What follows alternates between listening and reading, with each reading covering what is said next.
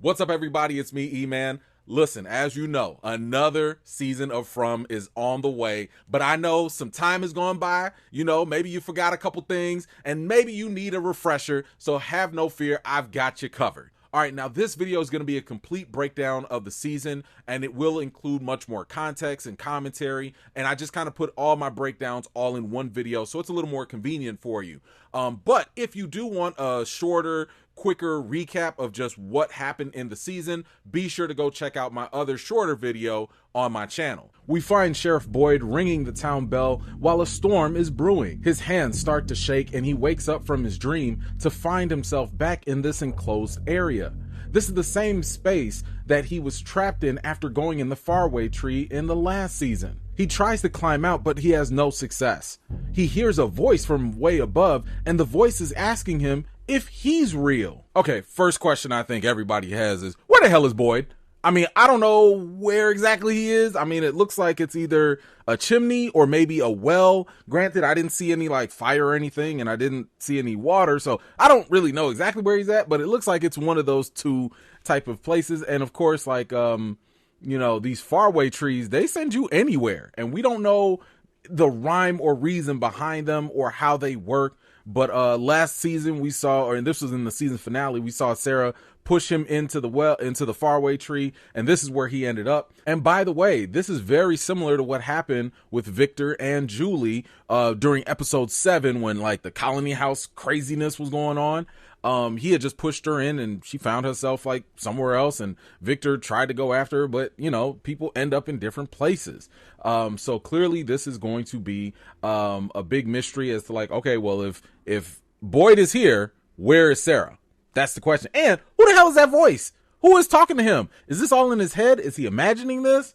Of course, we're going to find out a little later in this episode, so let's get back into it. At the colony house, the light bulbs explode and some shards fly into the residents' eyes. Jade races to get all the equipment he can back into the house. He yells at Donna to tell her that a bus has arrived in town. Julie races after Jim because he is rushing back to the house to find out what happened to Tabitha. So again, we're picking up after what happened in the season finale in season 1. And, you know, the whole radio signal experiment, I mean, it was kind of a success, maybe. I don't know if that's how we want to classify it. But, you know, the thing is, the more I started to listen to the voice that was on there, you know, on the last episode of season 1. Who is this? Your wife shouldn't be digging that hole, Jim. The more I really started to question and think, like, was that a evil voice? Like, was that person a bad person? Or like, first of all, I don't even know if it's a person. It could be another monster. It could be whatever the boy in white is. I don't know. Maybe it's one of the voices that Sarah's hearing in her head or whatever. I don't know. But I was wondering if they were actually bad, because the first time I saw this in the last season, I was like, oh man, this person's like, Jim? Is that you, Jim? Hey, Tabitha shouldn't be doing that. And at first I was like, oh man, these monsters are playing around. They joking. Nah, don't trust it. But then again, it wasn't wrong. The voice was not wrong, right? Like the voice was like, she shouldn't be digging down there. And that, well, you know, as we saw, she shouldn't be digging down there because there's a whole lot of mess under their house. So, I'm very curious as to, what do you guys think about the voice that was on the radio? Do you think that it was a bad voice, or could it be a good voice? Let me know your thoughts in the comments below. As we go underground, Tabitha is walking with Victor, and despite his constant warnings about the monster sleeping, Tabitha refuses to shut the hell up. Because of the warning from the boy in white, Victor went through the faraway tree and found himself down there with the monsters. As they continued on, Tabitha found items like a suitcase with some clothing. Listen, I cannot tell you how many times I screamed at Tabitha through my TV. I'm like, woman, shut up! Shut up! Are you crazy? You got all these monsters around? You see that? Look, they ain't even got their people face on, okay? These monsters are out there just naked with they out there raw dogging with their regular faces. And you over here, Victor, why? Victor, where are we? Victor, what? Shut up! Shut up! You don't see these monsters just laying there? Whoo, she got on my nerves. I'm sorry. I'm sorry. Tabitha got on my last nerves. Okay. I understand. Listen, I'm just saying this. Imagine you in that situation. Cause I know I was sitting there thinking like, oh, I'm scared. This whole scene had me itchy. Okay. Like I just didn't want to be down there at all. And then I'm looking around and there's monsters around there too. Oh, no. You better believe not only am I going to be quiet, I'm probably going to piss my pants too. And that's probably how I'm going to die because the monster's going to smell my piss and I'm just going to die that way. But one thing I'm not going to do is make a whole lot of noise when I see these monsters just sleeping there. But Tabitha, oh, no. Victor. Shut up. Ma'am, shut up, please. Where are we going? Shh, we can't talk. They're close now. You'll wake them. Anyway, it was actually kind of nice to see, or interesting, I should say, that the boy in white was the one that warned Victor. Now, if you recall in the season finale of season 1, we also saw the boy in white, I guess, telepathically warn Sarah as well. So it seems like the boy in white is not part of the monster crew or whatever. It seems like he's actually trying to help. Like he's I guess a good guy in this situation. So the fact that he told Victor to like show up here and go through the faraway tree, I'm assuming that he knew where the tree was going to take Victor, because Victor said like, you know, he was waiting there for Tabitha. So, you know, shout out to the boy in white, I guess. On the bus, Elgin wakes up and tells the bus driver to turn around. He's acting erratic and he then throws up and the bus has to stop in town. The people on the bus get off and they all stand right next to the diner. Mr. Chris Not Evans gets back on the bus being mad at Elgin for throwing up on him. The nurse tends to him while he gets his life together on the bus. You know, watching this scene, I felt some kind of way, especially when that old lady was dancing in the rain. Cause the whole time I was sitting there thinking like, oh man, you gonna die. Like you don't even know it. You don't, like they sitting here thinking it's just a regular pit stop. Like apparently, at least given what they've gone through and what they're saying, it doesn't sound like they have gone and done the loops yet. At least not from what I can tell. It doesn't sound like they went round and round and round in the circle yet. And that's going to matter. That will matter later on. But, you know, I feel kind of bad for them because like, we know that y'all messed up. We know y'all screwed, right? Like we know that as an audience, and they just sitting there like, la, la, la. Okay. Pit stop. Ooh, a diner, you know, like, so I do feel some kind of way about that. As for Elgin though, you know, the fact that he's, you know, getting sick and, you know, and having that dream or whatever, like at this time, like while he was on the bus, I'm starting to wonder, is he kind of special or more important, you know, compared to like someone like Ethan or Jade or Sarah for that matter? And more importantly, I'm really wondering, what exactly did Elgin see in his dream? I think that's going to be a very important thing that we need to kind of consider down the road because, you know, people in their dreams and stuff, like a lot of stuff ain't coincidence in this place. But anyway, let's get back to it. Julie finally gets back to the house. Jim finds the hole in their house completely filled in with debris. Both the bus and townspeople go over there to help. At the same time, Donna and Kenny arrive to try and relocate the bus people into the diner. Donna tries to give that straight talk to the bus driver, but she's not going. Back at the colony house, Jade rolls up, you know, some good old Mary Jane, and sees the symbol in blood once again. He also sees a ventriloquist dummy that screams at him. While outside, he tries to calm himself down, and he asks Ethan about the location of Victor's room. Jade rummages through all of Victor's things. Ethan said that this is a quest and everyone has a part to play, including Jade. Jade shows Ethan the symbol and the picture of Victor when he was young on the Polaroid. All right, so Jade is still able to see this symbol and he's still seeing these visions. Now, it's interesting, though. I'm wondering why it is that Jade is seeing a vision of something and that thing screams at him. Now, this happened before when he first went and into that cellar type of area, saw like the dead person with the boulder on top of him. And what happened? That dead person turned and looked and screamed at him. So I'm wondering what the connection is with the scream. But something else to consider, this is not the first time that we've seen some sort of connection with Jade's visions and people encountering stuff, you know, also like somewhere down the line. So this ventriloquist dummy, which again, we'll see a little bit later on, has got to have some sort of connection, maybe to the past or some sort of an event that Jade is able to like connect with. Like he's seeing it, he's experiencing it, but these are real things. Now, the last time we saw something like this with a connection and his vision was with the Union soldiers, the Black Union soldier from the Civil War that was attacking him.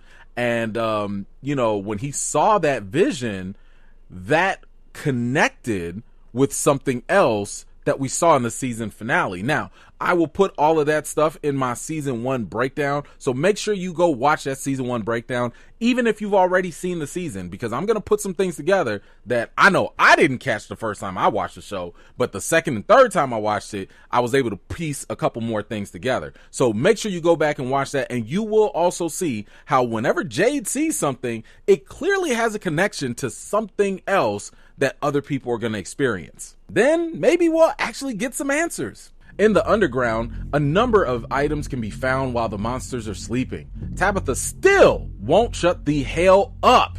The same dummy that Jade saw was found in the underground as well. It's traumatized Victor when he saw the dummy, and now he was too afraid to move. Tabitha grabs him by the hand and tries to find a way out. The deeper they travel, Tabitha finds a stone Jenga-like structure. A ball comes rolling out of nowhere and knocks it down. Tabitha saw a strange child caged up, but then the monsters started to wake up.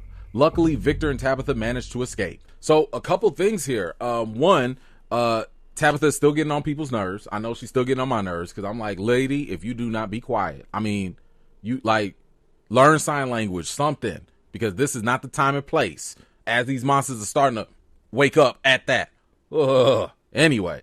Not only that, but we also saw the same dummy. Like I said before, the same dummy that Jade was able to see. That is what Tabitha and Victor saw. And here's the key.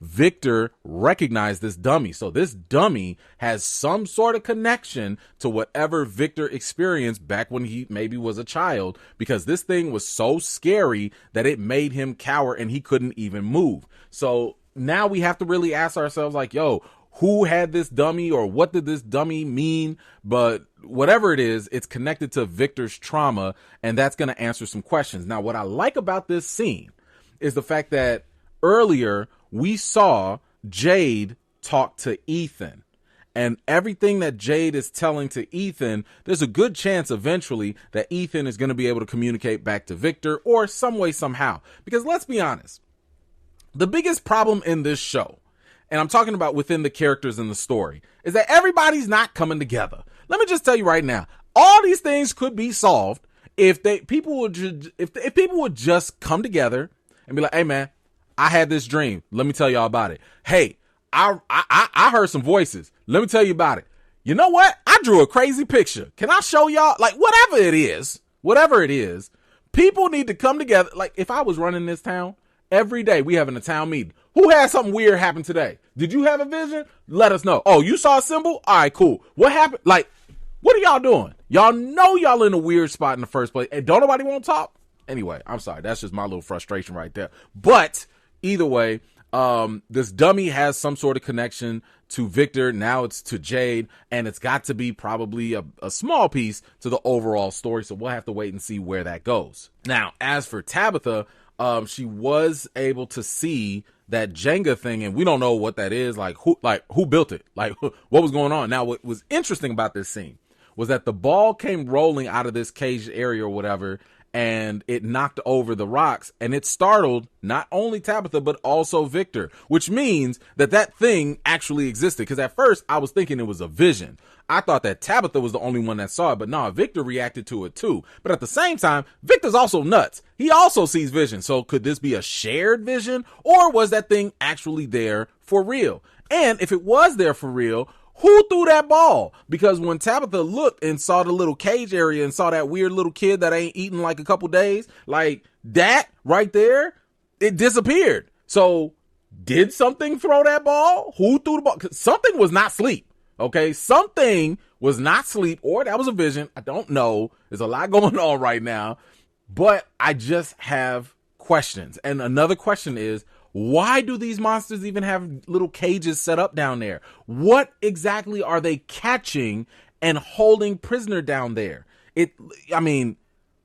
I don't like, yeah, I don't know, because I mean, you would think that they would just like eat people and that's all they do. But apparently these monsters, I'm assuming, first of all, that they're collecting these items, maybe because they like human beings, maybe because they're fascinated by humans, maybe because they used to be humans.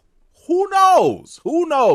But I am very curious as to like who or what exactly were they keeping in those jail cells? Are they kidnapping children? You know, are they doing something to kids? Like, what is this? So many questions, but let's continue. At the Matthews house, the more they dig, the more the house starts to come down. At the same time, Elgin starts to have a seizure. Jim refuses to leave as the house collapses on itself, trapping him and the others inside. When others came to the rescue, only Chris, not Evans, managed to get out of the rubble. With the house being unstable and with daylight running out, Jim told everyone to leave them in the rubble until morning. Nearby, Christy tends to some of the wounded people until she locks eyes with the nurse. They both start crying and embrace each other. The bus driver starts the bus up again. Donna warns them again that things are going to get real bad when the sun goes down. The driver still resists, so Donna takes a shotgun and blows them tires out. Kenny shoots in the air, and some of the bus people run away and scatter, but most of them go into the diner. All right, so a couple of things here. Jim was right. Jim was absolutely right to leave them under the rubble, because it kind of makes sense, right? Like, you don't know what you're going to touch, what you're going to pull, if it's going to collapse everything else in the house, and it could just kill them too. Like, you have no idea with such an unstable thing, and daylight is running out, and you don't have enough time to grab them, pull them out, and escape the monsters. Not to mention, like, you don't want to let the monsters know that they are there under the rubble and, you know, hiding. And that's actually a good thing too, because don't forget, and Donna mentioned this too, a lot of them used to survive by hiding from the monsters. It's not just having a talisman handy that protects people. You could just hide and wait, you know, until dawn and you'll be fine as well. So Jim definitely made the best choice here. I do have some problems with the bus driver. The bus driver is like sitting here like, she's like, y'all need to call 911. That ain't my problem. Get somebody else to do it. It's not my issue. But here's the thing. It's frustrating for us, right? Because we know Donna is right?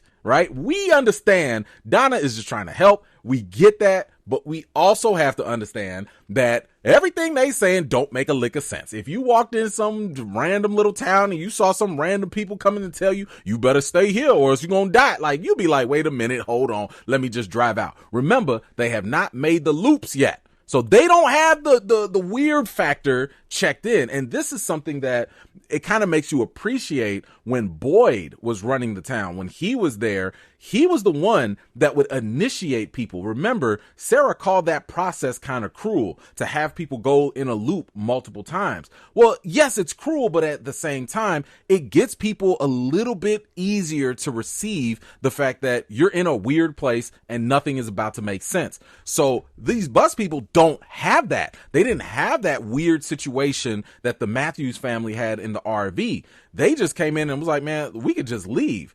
And y'all are crazy. You know, that's how they're thinking it right now. And also think about this. Donna is not like the leader of the town. That's not her role. She's been in the town longer than Boyd has. The town didn't even start to have structure until Boyd came through and he was like, all right, you know, we're going to get the resources here. We're going to have this here. And then that's when they separated, did Colony House, and then they had the town or whatever. So this is not Donna's lane. Now, I love Donna in terms of how she just keep it 100, tell you what's going down, and that's it. But she also doesn't realize that doesn't work for everybody. You know, it definitely doesn't work for a large group of people either.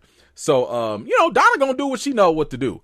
Pop, pop, you know, take that shotgun. Y'all not going nowhere. Get your butts in there. We just gonna have to hash this out. You know, again, she a straight shooter and that's how she gonna handle things. But again, it does kind of make you appreciate how Boyd also had a whole system, to make sure everyone is together. Now, with that said, whew, man, Christy meeting her fiance, good for them, right? Good for them. I was very happy. Like, yo, you know, you missed somebody. I forget how long Christy was gone. I think it was like 6 months or something like that. And she hadn't seen her fiance in all that time. So clearly, you know, it's always great when you're in a jacked up situation and then all of a sudden you see a friendly face, a loving face, right?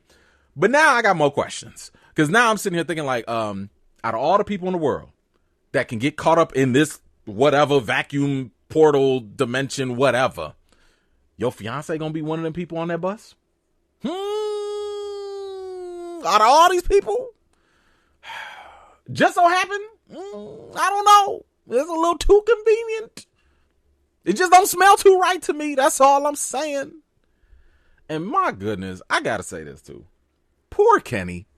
Poor Kenny. I mean, this is a guy, he had to deal with his daddy having dementia. That in itself is tough. Okay? That is tough. Then he had to deal with his daddy being killed by the monsters. That's tough. Then you had to shoot your shot with Christy. She kind of put you in the friend zone. Then she put you back. You know, she was like, yeah, I'll go to Iceland with you. And then all of a sudden, out of nowhere, out of all these random people, her fiance shows up. Now you really out of luck. Oh, Kenny. I don't know. Like, just, Kenny can't win. He just can't win. Anyway, let's wrap this up. Checking back in with Boyd, the voice says that it can help and tosses a rope down for him to climb. As he climbs up, he sees a vision of Ellis below. Boyd gets out and sees the man chained to the wall. He asks Boyd to kill him. I need you to kill me. Oh, man. Okay, so now Boyd is seeing visions too. Like, he about to lose his mind also. And I mean, like, who is this guy chained to the wall like this? Like, where is he? Now, judging from what we can see in this situation, obviously this guy, whoever's on the wall, is being held captive and possibly being tortured. I mean, if the first thing you say to someone who is like alive and possibly there to rescue you is to kill you, oh, you've been through some things, you know, like that's not normal. Like, you have found out that life is not worth living and you just want to go. So clearly now the question is, who or what has captured this guy and who or what has tortured him to that point? Oh, I don't know. This is how we are left with more questions than answers. Now, look, in the season finale, we heard voices talking to Sarah, right? And whatever was talking to her, or whoever was talking to her, they had mentioned that whatever was outside of the town was far worse than what was inside the town. So I'm really wondering if, like, whoever is holding this old guy captive, are they the things or people that are far worse? I don't know, but I guess we're going to have to find out. We're back with Boyd in some sort of strange room. He found out that Martin was the person who helped him with the rope. Boyd tells Martin that he's from the town, and Martin asks him if he came through the tree. He said that when you get trapped or stuck, that's when they get you. While being in this place for years, Martin pleads with Boyd to kill him. Okay, so before we start getting into who Martin is and all of that, let me just say, I saw all over the internet and everything, people have been wondering, how did Martin get, Boyd the rope? How did he do it if he was chained to the wall? Look, honestly, I don't really know. He maybe the rope was like laying next to him. Maybe he used his foot and kicked it over. At this point, right now, I don't think it matters. I don't think it's something that we really need to keep on trying to hash out, because it seems like we have way bigger fish to fry. Now, as for Martin, it seems like he used to be from the town too, at least from a long, long time ago. I wonder if he was around in the town when Victor came, or maybe even after that. Then the biggest thing that stood out to me was what Martin said about the trees. Yeah, we already knew that the trees will have you going anywhere. But this man said that's when they get you. They? Who's they? So, I mean, okay, clearly we already know that the monsters, when they catch people, they eat them or kill them or whatever they do to them. They mutilate them. That's not what's happening to Martin right now. So this gives the impression that this is a different they that he's talking about. And the question is, who is that? what is going on? So I do have a theory of who I think they are, but I'll save that for a little later in the video. So I also found it pretty interesting that Martin said that he was a Marine, right? He confirmed with the tattoo. And I thought that was interesting because we know Abby is also a Marine, Boyd's wife. And I'm wondering, obviously that's going to have maybe a connection somewhere down the line. But what kind of got to me was the fact that if this man was a Marine, I mean, Marines are built tough, right? And, the first thing he said to Boyd, not like, oh my gosh, save me. Oh my gosh, help me out. It was like, yo, kill me. I need you to kill me. That was it. Like the second Boyd got out, he was like, you remember our deal, right? You got to kill me. Oh, you got a gun? Great. Kill me. Like that's all Martin wanted. And that to me lets me know that's how bad, whatever they are, they got a Marine begging for death.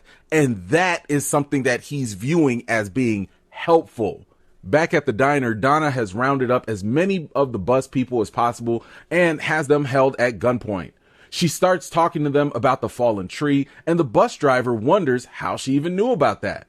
Christy and Mary are talking in the back room, and Mary is still distraught over Christy's long absence. Okay, so like I talked about last episode, the town has like this kind of ritual or whatever where they will allow people to kind of run around in this loop, and basically kind of helps them understand how weird this place is and makes them a little bit more, receiving to the craziness that's about to happen, right? But it doesn't sound like the bus people actually had that. They instead just saw the fallen tree, which is true for everyone in this town. Everyone has come across the fallen tree. So now that Donna brought this up, this is a good way to kind of like prove that what she's saying has some legitimacy and that, she's actually telling them the truth.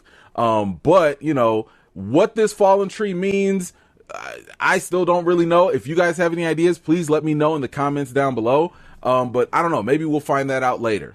The sun has gone down and Jim, Tom, and Brick are pinned under the house. Brick wakes up and won't shut the hell up.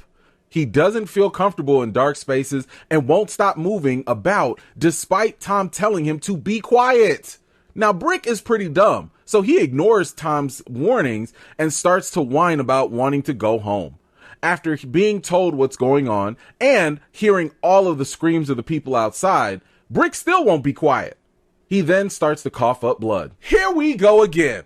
If it wasn't Tabitha at first, now it's Brick. If y'all don't shut up. Boyd desperately tries to help Martin and tells him that he has a talisman to keep them safe. Martin tells him that the monsters are just the tip of the spear. Just then, a music box starts to play with a tiny ballerina dancer inside. Martin warns Boyd that they're coming and to get out before the music stops. Boyd picks up the music box and looks into the mirror. Okay, so now we have confirmation that the monsters that are in the town, they are not the ones that captured Martin. And they're just small potatoes compared to whatever or whoever captured Martin as well.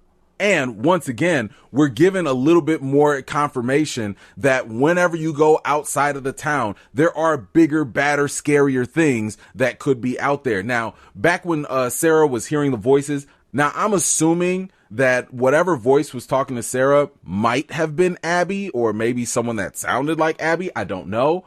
But they're confirming the same information. So I do think that it is pretty valid at this point. Now, we also found out that Martin is from a small town called Millbrook. Now, I don't know if that's important or not, but I do believe that it is some sort of clue that we need to maybe remember for at least the time being. Because, we're watching a show called From, and it probably won't hurt to actually know where some of these people are, you guessed it, from.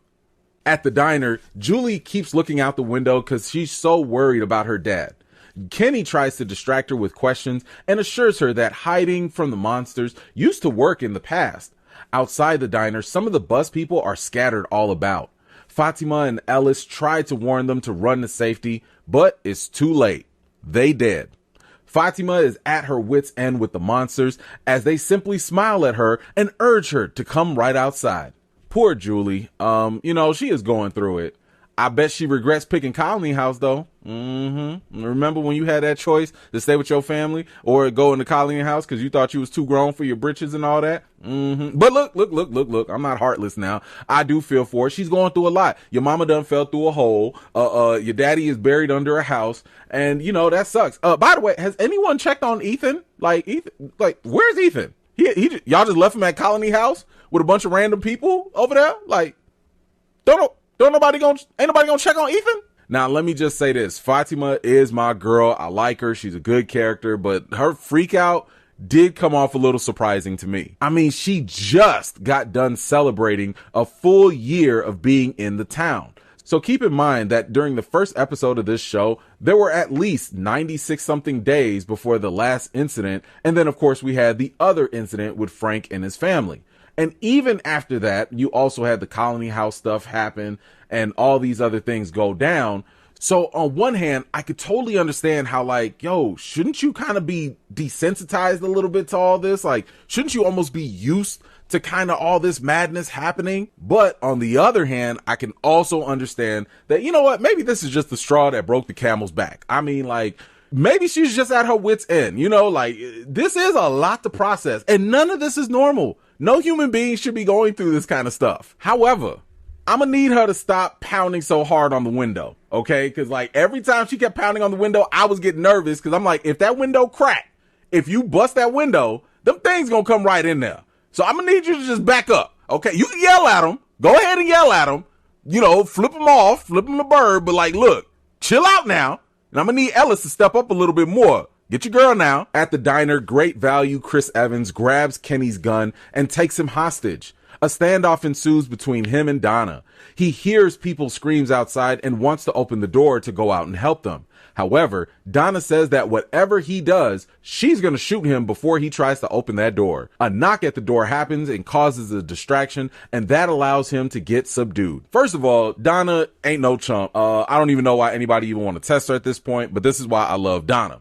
Second of all, poor Kenny. I mean, this guy, you just got your gun taken away from you, and you the deputy sheriff, right? Then you got taken hostage, and then Donna just straight up told you that your life is worth less than a door being opened. I mean, come on now. Y'all gonna have to stop giving my man Kenny so many L's. Now look, let's go back to Chris, not Evans, because he is clearly a hothead from this bus crew. I can already see him and Donna are going to be butting heads. I will say that even though he's got an attitude, he does seem like he tries to do the right thing. He only wanted to open the door to go out and help people outside. He was also one of the few people to volunteer to go help Jim look for Tabitha under the house. So I'm getting the impression that basically his attitude is a problem, but deep down, maybe he's a good guy. So in other words, it looks like he's kind of like a jerk with a heart.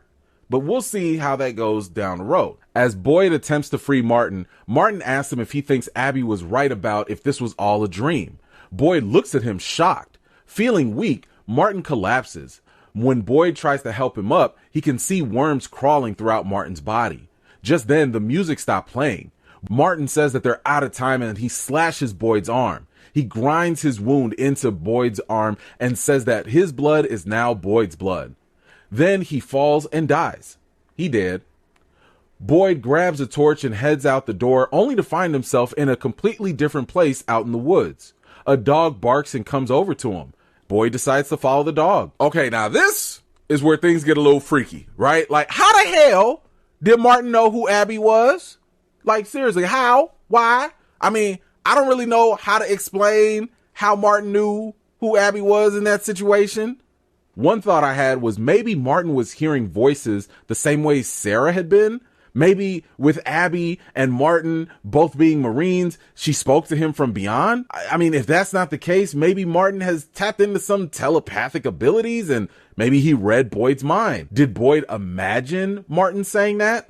I'm not really sure, but you guys tell me what you think in terms of how was it that Martin knew what Abby said. Now, the moment the music box stopped playing its music, recall that's when Martin said that's when they will come. Now, I guess the other question is, why would Martin want to put his blood in Boyd's body? We saw all them worms crawling about and everything, and that was very, very nasty. Very nasty. My blood is your blood now. But now Boyd has tainted blood. And it's kind of like, why would you do that when Boyd was actually trying to help you? You know, because it looks like he was attacking Boyd, but then he's giving him his blood, which clearly looks tainted.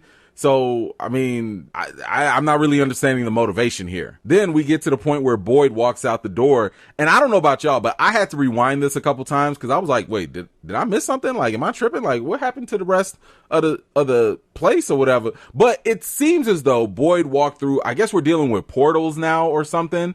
But the second he walked out the door, he was like, kind of like, maybe it was the same place or maybe it was a different place, but like kind of ruined. But he was back in the woods. So I'm guessing that wherever he stepped through, whatever door he walked through, kind of acted like a faraway tree, I guess. So I guess these portals exist in different areas or something.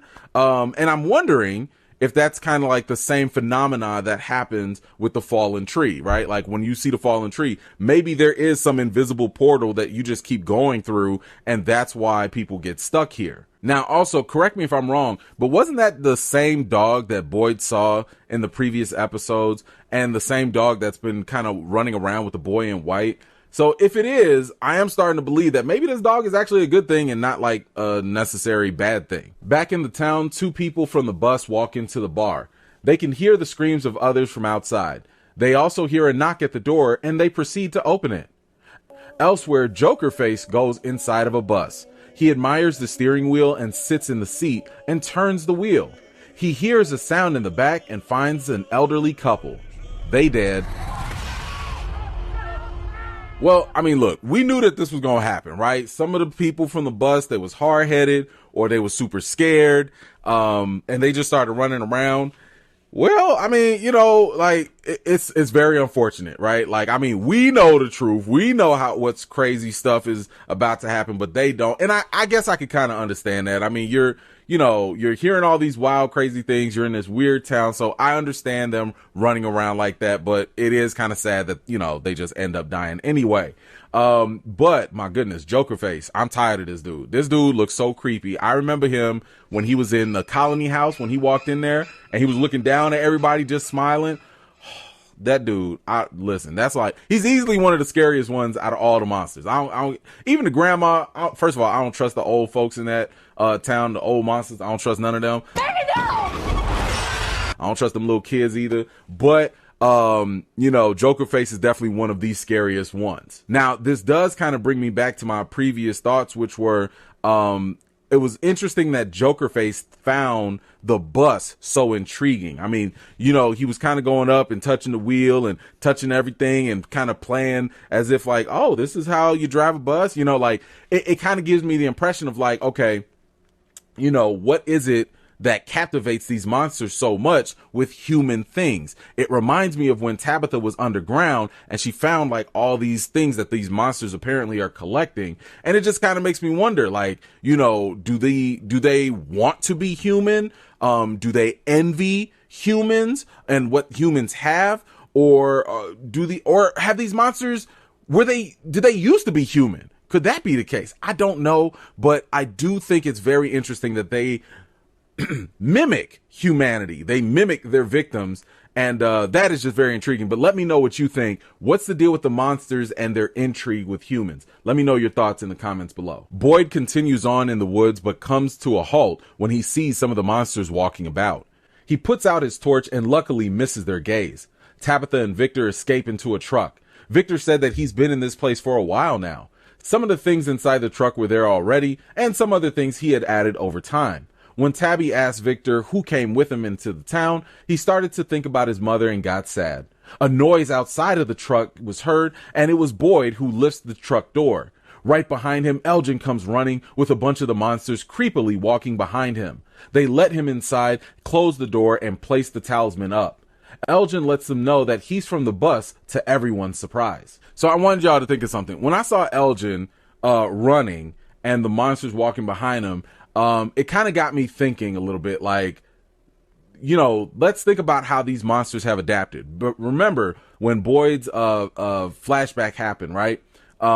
Before Boyd got the talisman, the monsters used to shriek all the time. So they would come out at night and they would just start screaming. And what would that do? That would scare people, right? And make them scatter. And the monsters would go have fun playing hide and go eat, basically.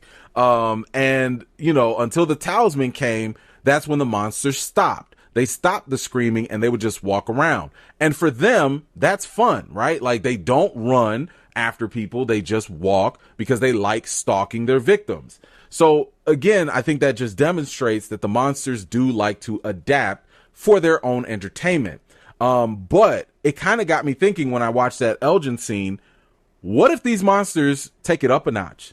What if these monsters, because they already can pretend to be human, what if they actually take one of themselves, start running, acting as though they're being chased, just to let someone inside, you know, just to get someone from the town to let them inside.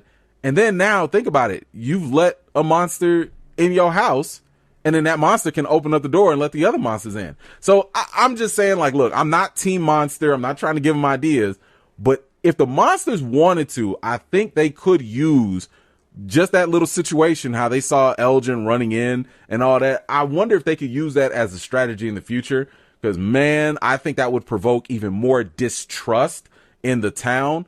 But anyway, I'll leave that there. Whether they do that or not, I don't know. But I think that would be interesting if the monsters adapted in a different way to really screw people up. Now, regarding this truck that they're in, my only question is, who was the person in the truck before? Could it have been Martin? Or just somebody else in the town? I don't know. But that is something I'm going to kind of keep in the back of my mind. Back in town, under the Matthews house, Brick starts freaking out. His dumb self starts yelling out in pain. Even though Tom tries to reach up to help him, Brick coughs one more time and bleeds out, dying. For all that trouble, Tom turns around only to find a monster sitting right there staring at him. He dead. Julie thinks her dad is the one dying and crying out in pain, and she starts to panic. Thanks a lot, Brick. Golly. Look, I know you in pain and all that. I get that, man. Look, they done told you the monsters were out there. You heard people screaming and dying. You know that making noise is not going to be helpful. Shut up. Shut up. I understand it hurts. Trust me, I get it. But crying out ain't gonna do nothing. Whining, wanting to go home ain't gonna do nothing. Shut up. Jeez. Oh, he just couldn't be quiet. And poor Tom. Why Tom gotta go like that? Oh, that hurt me. I mean, at first, you know, I thought Brick was going to be the one to die. I thought Brick was going to be the one to get attacked by a monster, and maybe Tom and Jim would have survived. But no, Brick gets to go out. He's just dead, you know, off of his wounds or whatever. Tom gets killed, you know, and I'm just sitting here like, look, who's going to make the liquor now? The sun comes up and Julie rushes to the demolished house. Tom's dead and mutilated body has been dragged out for all to see. Jim wakes up and calls out Julie's name. The bus driver goes into the bus and finds the bodies of the elderly couple who were eaten earlier by Jokerface. Well, I think this is the time when it's finally starting to click for the bus people. It's real out there in them from streets. Okay. You got to understand. You see them dead bodies. You heard them screams. The townspeople clearly weren't out here like trying to lie to you or whatever. So like you could have been one of them. And I'm glad to see that Jim survived. I mean, I didn't think he was going to die anyway. Jim is smart. Jim heard all that stuff and he was just quiet.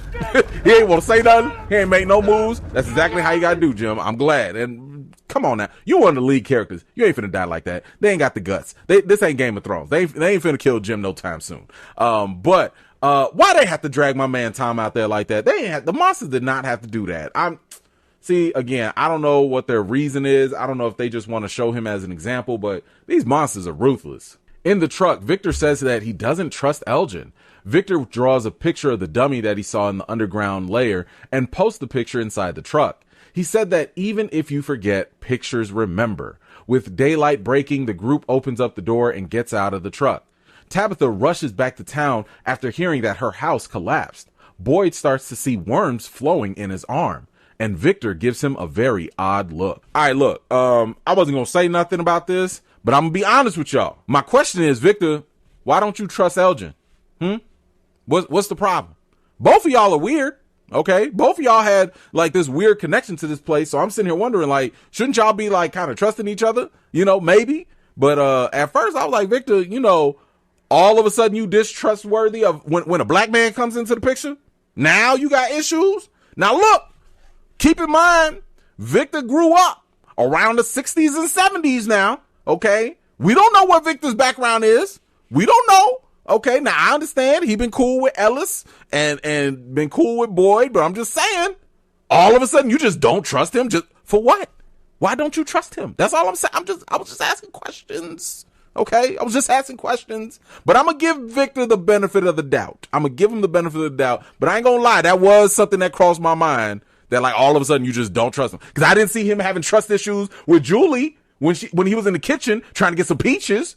You ain't asked 2 questions, but now you suspicious. But okay, Victor, I'm gonna let you off. But I got my eye on you. Now, as for Victor, we do get a little bit more insight about why he draws pictures. When he originally thought that he was dreaming of certain events, his pictures were reminders that those things actually did happen. Also, I do believe that with him mounting that picture of the dummy in the truck, some way, somehow, I do think that Jade is going to find a way to that picture and he's going to freak out, right? Because remember, Jade did see a vision of that dummy before back at Colony House. Now, I don't know how it's going to happen. I don't know when or whatever, but I do think one way or another, Jade is going to run across that picture. Now, as for Boyd and those worms, first of all, ill, you know, first of all, my man, can y'all stop attacking Boyd?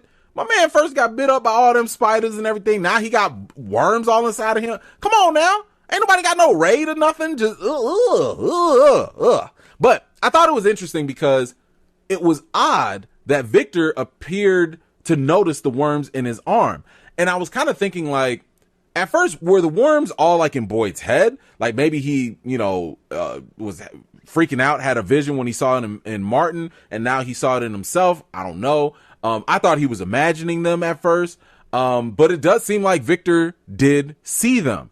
Then again, Victor also sees the boy in white, right? So this is why I'm like, okay, I don't know how real this is because Victor's already weird. He's already special and can see stuff. But the crazy thing to me is Victor did not seem curious or surprised at the worms at all.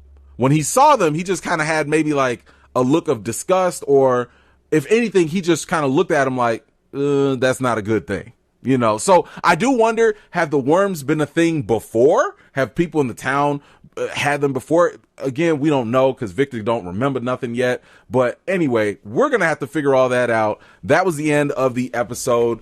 And this is the point where I'm going to rate it. I will say I definitely had a good time with this episode. With the suspense and all the stuff that was going on with Boyd and Martin. And then, of course, the town folk, the bus people dealing with the monsters and experiencing them for the first time. So this was a pretty solid episode, in my opinion. We start back with Boyd, who's still stressing about his newfound worm situation. Ellis presses him for more answers about what happened out there in the woods with him and Sarah. Boyd tells Ellis what happened, but he seems a little frustrated because Boyd didn't come back with answers. It turns out that Ellis is actually more upset with what's going on with Fatima. You know, at first I was kind of like, yo, Ellis, bro, I'm gonna need you to chill out, okay? Like, you sitting here tripping about what's going on with your dad and stuff. Like, bro, you got a lot of misplaced hostility going on, because remember, he used to trip on his dad going out in the woods and stuff before, you know, after the whole Abby situation or whatever. But it does turn out that you know, he was just kind of projecting, right? Like, he was just really frustrated with what was going on with Fatima, and that was kind of like why he was just kind of taking it out on his dad. And that just kind of lets me know that Ellis needs to find much better ways to process his emotions. But even with all that said, bro, like, what exactly did you think your dad was gonna come back with? Like, you are already in a place that don't make no sense. Everything is already jacked up around here. Like, what's he gonna come back with? Like, well, actually, son, you know what? I went out in the woods and I found out we're in hell. Like, we don't know all of that. Like, bro, chill out. Come on now. You would think he would know that by now. After being saved from the collapsed house, Jim gets stitched up by Christy. Tabitha tells him that the wires at the bottom of their house were not connected to anything. Jim says there's so much to talk about. Excuse me? Talk. Then talk. What you waiting on? Ain't no time like the present, bro. What is this? Like, oh, there's so much we need to talk about. Talk now. I mean, if not now, then when? Now, once again, Ethan is the key to all of this. Notice what he said. He said that Tabitha was on a quest with Victor, back when they were like, underground or whatever. And this kind of prompts the question of like, okay, if Tabitha was on a quest, then what was the purpose of the quest? You don't just go on a quest for nothing. So I think that's just something we're going to have to kind of think about in the back of our minds. Here comes evil Chris Evans as he is butting heads with Donna because he wants to keep his firearm. Boyd comes in and tells him that the residents of the town do not carry firearms. He tells him that he can keep his gun if he wants to, but he's going to have to go and live out in the woods and fend for himself, or just listen to the lady. Donna told Boyd that the storm wiped out half of their crops. Oh my goodness. I'm so happy that Boyd is back. I'm glad he was able to check evil Chris Evans right in his place. You know what I'm saying? But at the same time, this also kind of gives you that reassurance that, this is what Boyd does. He brings in order. He brings in structure. And this is how they've been able to survive. Well, most of them anyway, have been able to survive for so long. And it's just another reminder that like, this is not what Donna does. This is not her role in this town. She runs Colony House. But Donna brought up something very interesting, and that was the storm wiped out half of their crops. And that's clearly going to be a major issue for the town people moving forward because obviously they live off of this food, right? Ain't no Walmart down the street here now. But here's what I'm thinking. Was this like a punishment for them? Because the storm wiped out all the crops. But let's remember what the boy in white said in the last season. They confirmed that basically you could make this place angry, meaning that this place or whoever or whatever runs it, they can push back, right? If you're doing something that it does not like, it can do things like, destroy your house or wipe out your crops. So maybe this was kind of a way to kind of like show the townspeople not to get out of line, know your role, stay in your lane. Don't go making radios to try and escape. Here's something else Donna said that was kind of interesting. She mentioned that there were about 25 people that were reported to be on the bus, 26 if you include the bus driver. After those deaths, though, like after the massacres and stuff, there were about maybe 22 people that survived. And that's just what they know of. I think obviously it was more than the number's probably a little lower than 22. Now, I'm hearing about like this interesting theory, and I'm wondering, do you think that this place that they're in, do you think that they have to manage a quota of some sort? Because if you kind of think about it, after the Colony House massacre and stuff like that, and ever since Jim and the Matthews family came in, if I'm not mistaken, there have been just about maybe 20 something odd deaths that happened. And maybe that's why the bus people came with about 20 some odd people, in the count. So I'm just wondering, is it possible that this place needs to have a certain amount of people? I don't know. Y'all let me know what you think about that. Ethan said he wanted to see Victor because he thinks he's going to be mad at him for letting Jade go through his things. Tabby speaks with Mrs. Liu to ask for supplies given the fact that their house just collapsed. Mrs. Liu told her that Tabitha's family can stay in her house. Elsewhere, Kenny and Ellis are looking for traps, but Ellis is focused on getting flowers for Fatima. Kenny is looking for one of the rods that props up the traps until he hears a sound from a phone. When they locate the sound, they find one of the bus crew with a rod pinning her head to the tree. To their surprise, she's still alive. She begs them for help. Whoa, yo. Now this is some sick stuff. I did not see this coming whatsoever. I mean, the last time we saw this girl, she was in the bar with that other guy, and they opened up the door. I didn't think they was gonna make it, but the fact that they were still out here in the woods and she was the only one there, that was definitely something I didn't see coming. But to have that rod sticking and poking out your head like that and you still alive, anyway, I guess we're gonna have to keep watching because I do have a theory about this and I'd like to share it with you, but oh my gosh, that thing was nasty. Victor makes it back to his room and is upset that someone has gone through his stuff. The Colony House girl snitched on Jade and Ethan, and Victor rushes over to confront Jade. He hears him playing his violin and demand for its return. Jade shows Victor the symbol in the book and the Polaroid picture of the man who also owned the book. Victor tells Jade to leave his stuff alone and walks off. Now, this is one of those things that kind of frustrates me when it comes to Victor. Like, it's so hard to read his face sometimes, Like, I want to say that he does recognize the guy in the picture, or maybe he legit doesn't know what Jade is talking about. But I'm also guessing that he does recognize the guy too. I mean, that could be a possibility. Maybe it was a bad guy. Maybe it was somebody Victor didn't like. And maybe Victor might have also recognized the symbol, right? But maybe he just doesn't remember. I wish he'd be a little more clear with his face. But then again, something else to consider here when it comes to the symbol. And I want you to think back to episode 1 of this season. When Ethan was talking to Jade when they were in Victor's room, he said that it's important to determine whether symbols are good or bad. When Jade showed Ethan the symbol, it didn't appear to be something that Ethan recognized. Same could be said with Victor. And we know that Victor and Ethan, they both have been able to see the boy in white. The boy in white, I think we can safely say, is probably considered to be good, right? So if Ethan and Victor and Sarah can all see the boy in white, then maybe they're able to see the good signs of this place. But this blood symbol that Jade and the other guy in the photo were able to see, maybe this is confirmation that the symbol is actually bad. So my thinking here is that when we find out what happened with the guy in this Polaroid picture or the story behind him, that could possibly give us a better clue as to what might be going on with Jade or what will happen to Jade somewhere in the future. Now, right now, I don't think it's going to be something good at all. But y'all let me know what you think. Do you think that, maybe Victor and Ethan, maybe they can't see the symbol because it's not a good thing? Do you think what Jade is looking at, the blood symbol, is that just all bad? You let me know what you think in the comments below. Marielle and Christy talk things out, but Marielle says she needs more time to herself. Kenny rushes back in and asks for Christy to come help the girl in the woods. Back in the woods, Kelly reminisces about what happened in the bar the night before. She said that those monsters dragged them outside and made her watch. They said they wanted to play with her. Christy evaluates the situation and she says that there isn't very much that she can do. Kelly is going to die.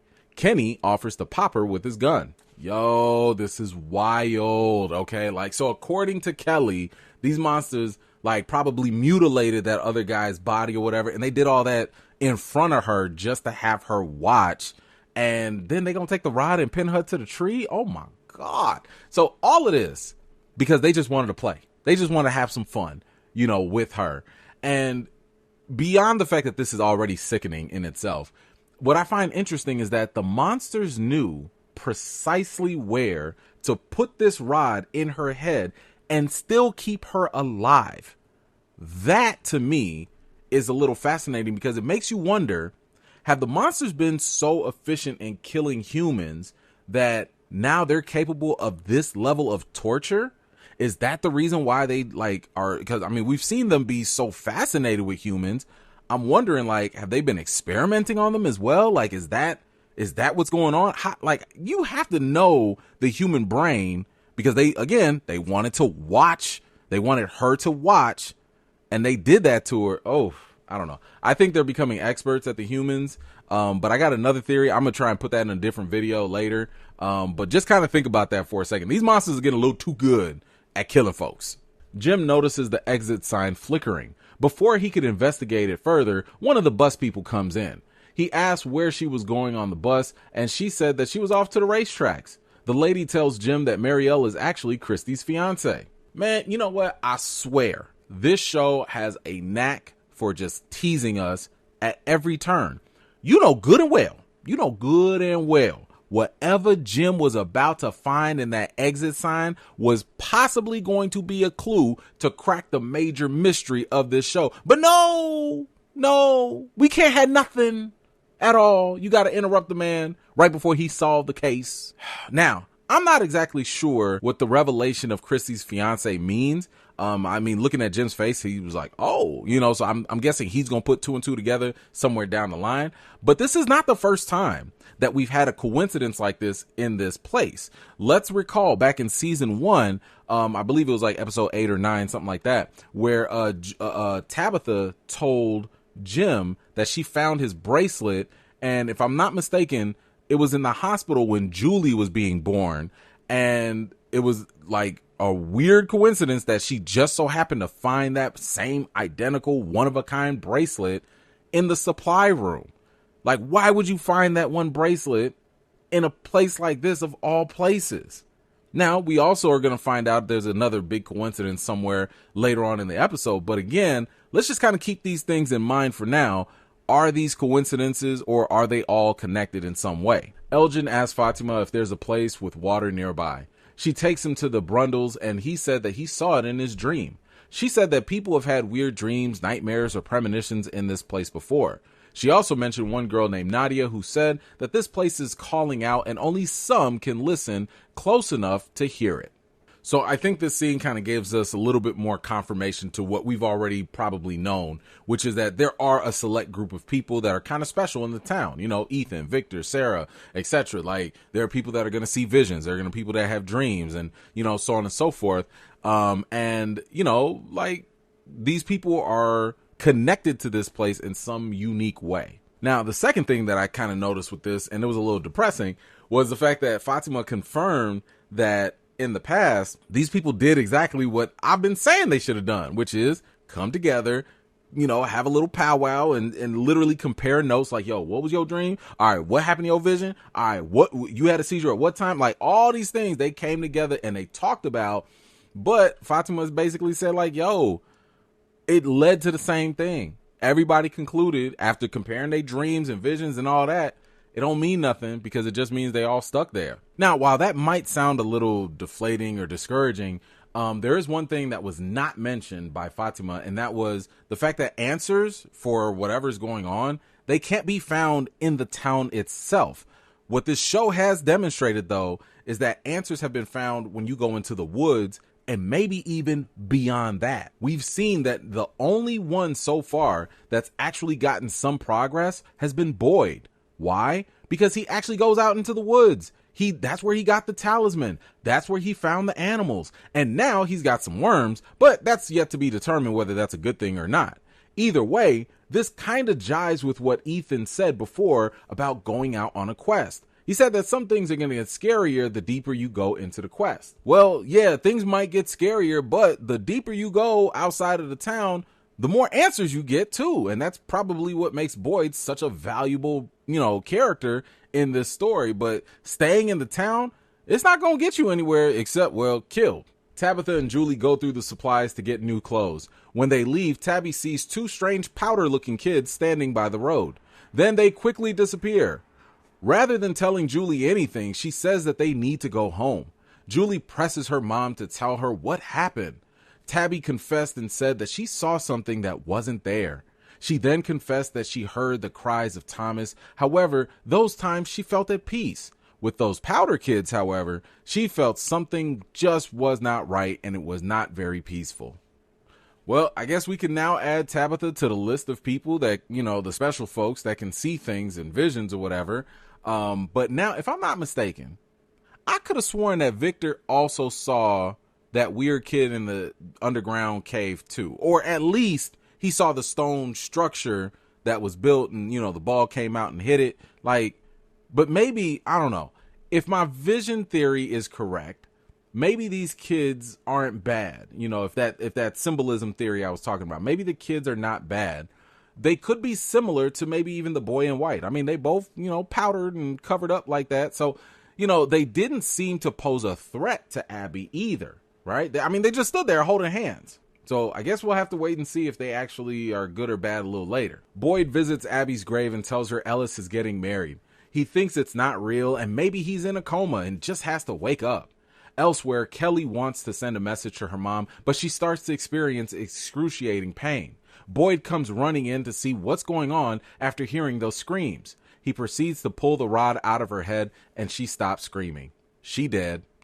Christy goes back to Marielle for comfort. You know, I actually kind of like that scene where like Boyd was talking to Abby and, you know, kind of putting it out there that like, yo, you know, maybe I'm in a coma and stuff.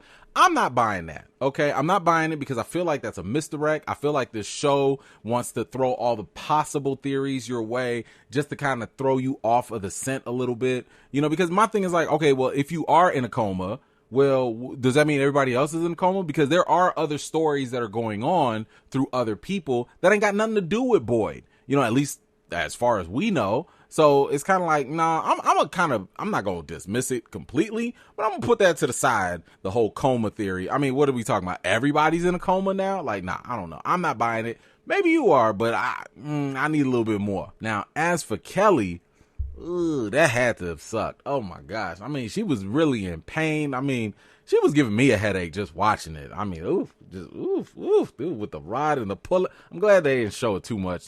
Don't get too graphic with it.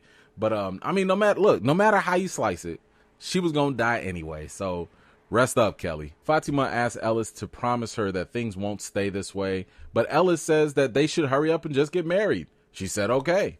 Ethan is outside playing with the blocks he received from Mrs. Liu in the storage closet. Tabitha comes out and immediately recognizes that what he built looked just like the same construction that she found underground with the monsters.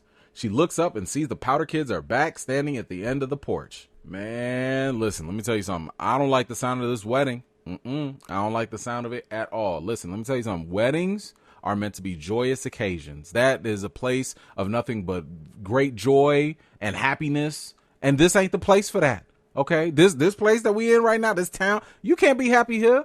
So yeah. And by the way, I've seen Game of Thrones. Okay. I don't know about y'all. I've seen Game of Thrones. I don't want to see no red weddings in this town. Nope. I don't like it. Now, as for Ethan, you mean to tell me that this boy just so happens to find this Jenga set? Really? Okay. All right. Whatever. Anyway, he did say that that these were a puzzle, right? So the question now is a puzzle to solve what? Could this puzzle have a connection to the place where Boyd was with Martin? Like maybe that was what the actual stone place looked like. I don't know.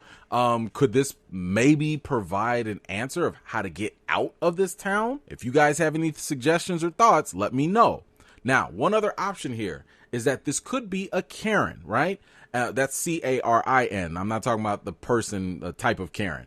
But a Karen, from my understanding, is like a marking or for a burial site or a burial mound, right? And this was used back in like the New Stone Age era. I mean, you know, just to kind of mark a place where people have died or a person has died. So given the fact that these Powder Kids, they don't seem to be alive, right? They do seem to be dead. And maybe they're ghosts. I don't know. But maybe they are part of a puzzle. Maybe these stones are part of a puzzle or a clue as to where they are buried. And maybe Tabitha needs to go find this place or something. Again, I'm just guessing, but y'all let me know. What do you think that this stone, Karen, mound, Jenga set thing, what do you think it means? Boyd talked to Donna and told her about Kelly out in the woods. He recalled a story back in the army where he drove over an IED and some of his comrades ended up dying on impact. However, one kid had a lot of shrapnel in his body and died in Boyd's arms. It was the first time he watched someone die. The kid's name was Corporal Brian Kelly. Boyd wondered if there was some sort of coincidence because he just had someone named Kelly die in his arms.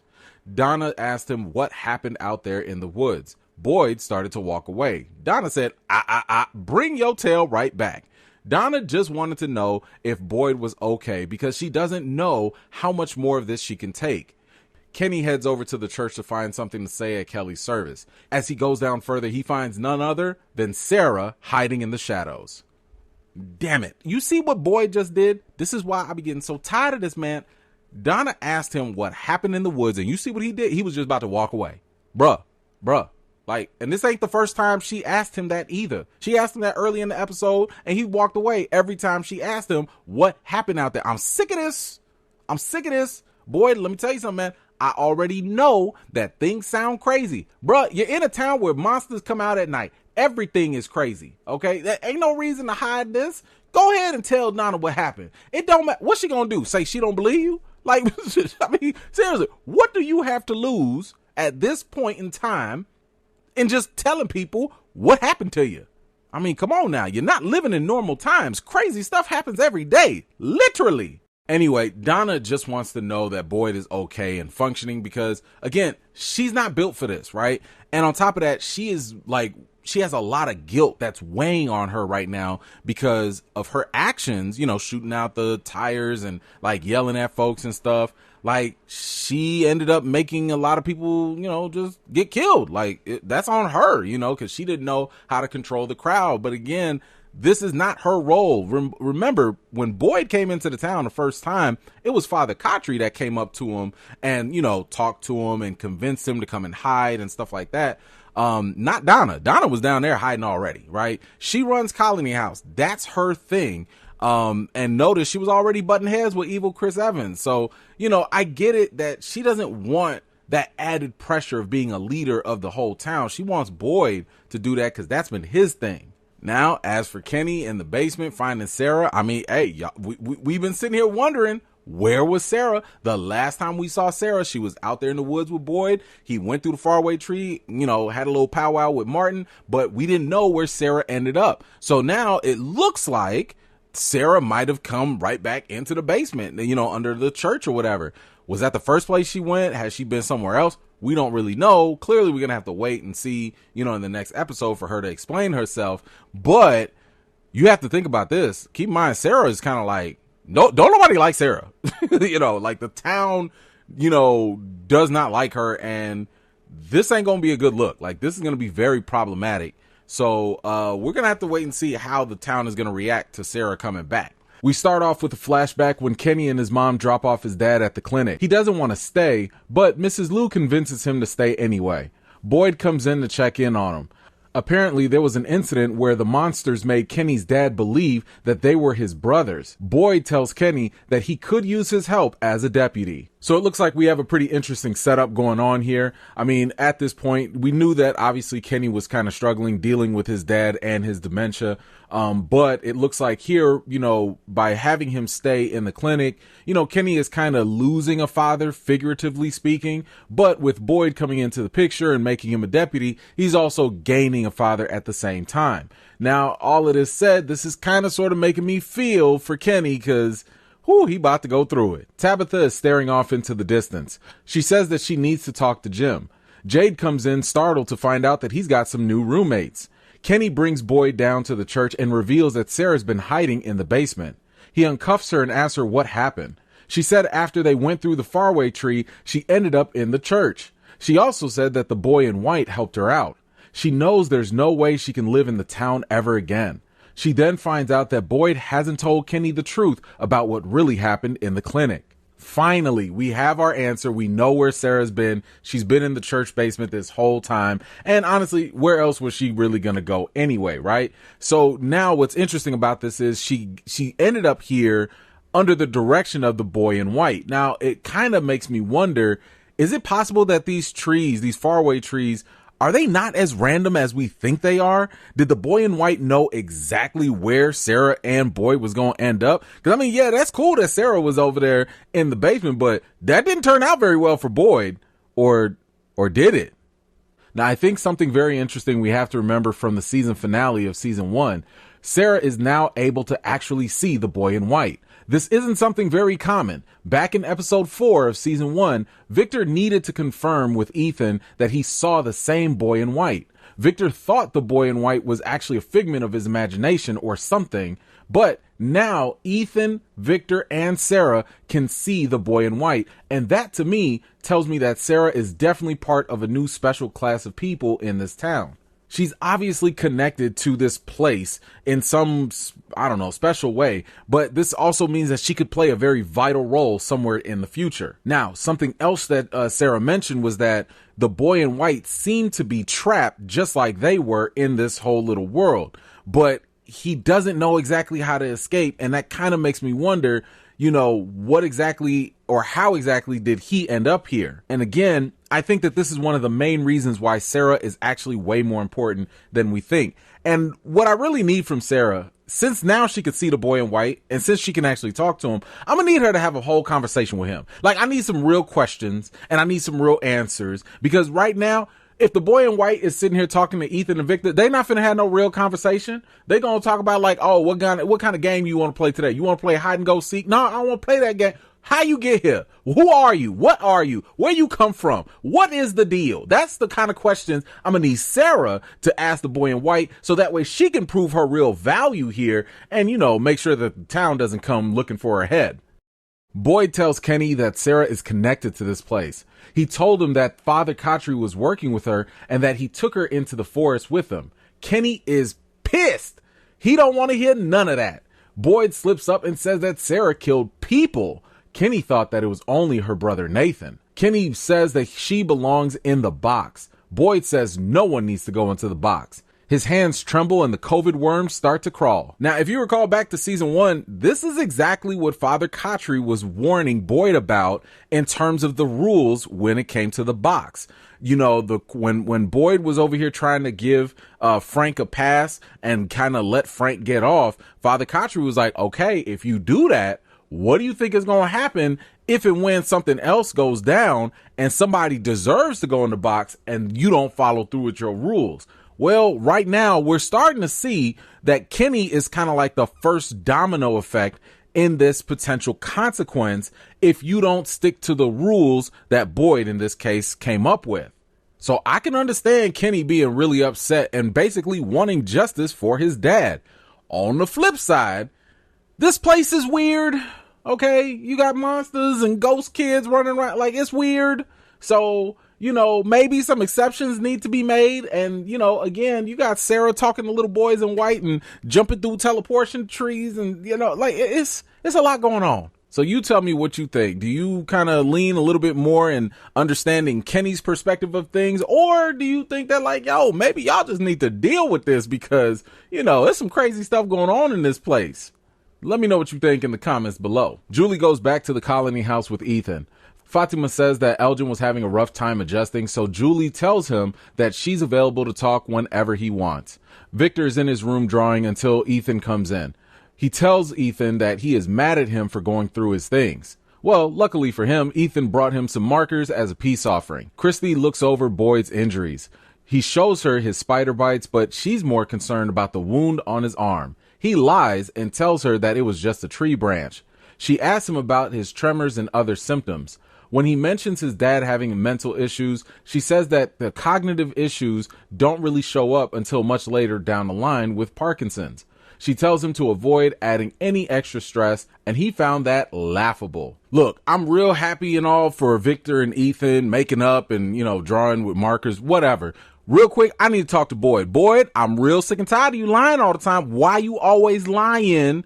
Okay, you just got done telling Kenny how weird this place is and how all this stuff with Sarah just don't make any sense. But you mean to tell me you can't even sit here and tell Christy how some weird old guy threw you a magical rope and then put some COVID worms in your arms? You can't tell her that? Jade goes back to the bar and runs into the bus driver. She mentioned how Elgin begged her to turn the bus around, but Jade confirmed that this all occurred after they saw the fallen tree.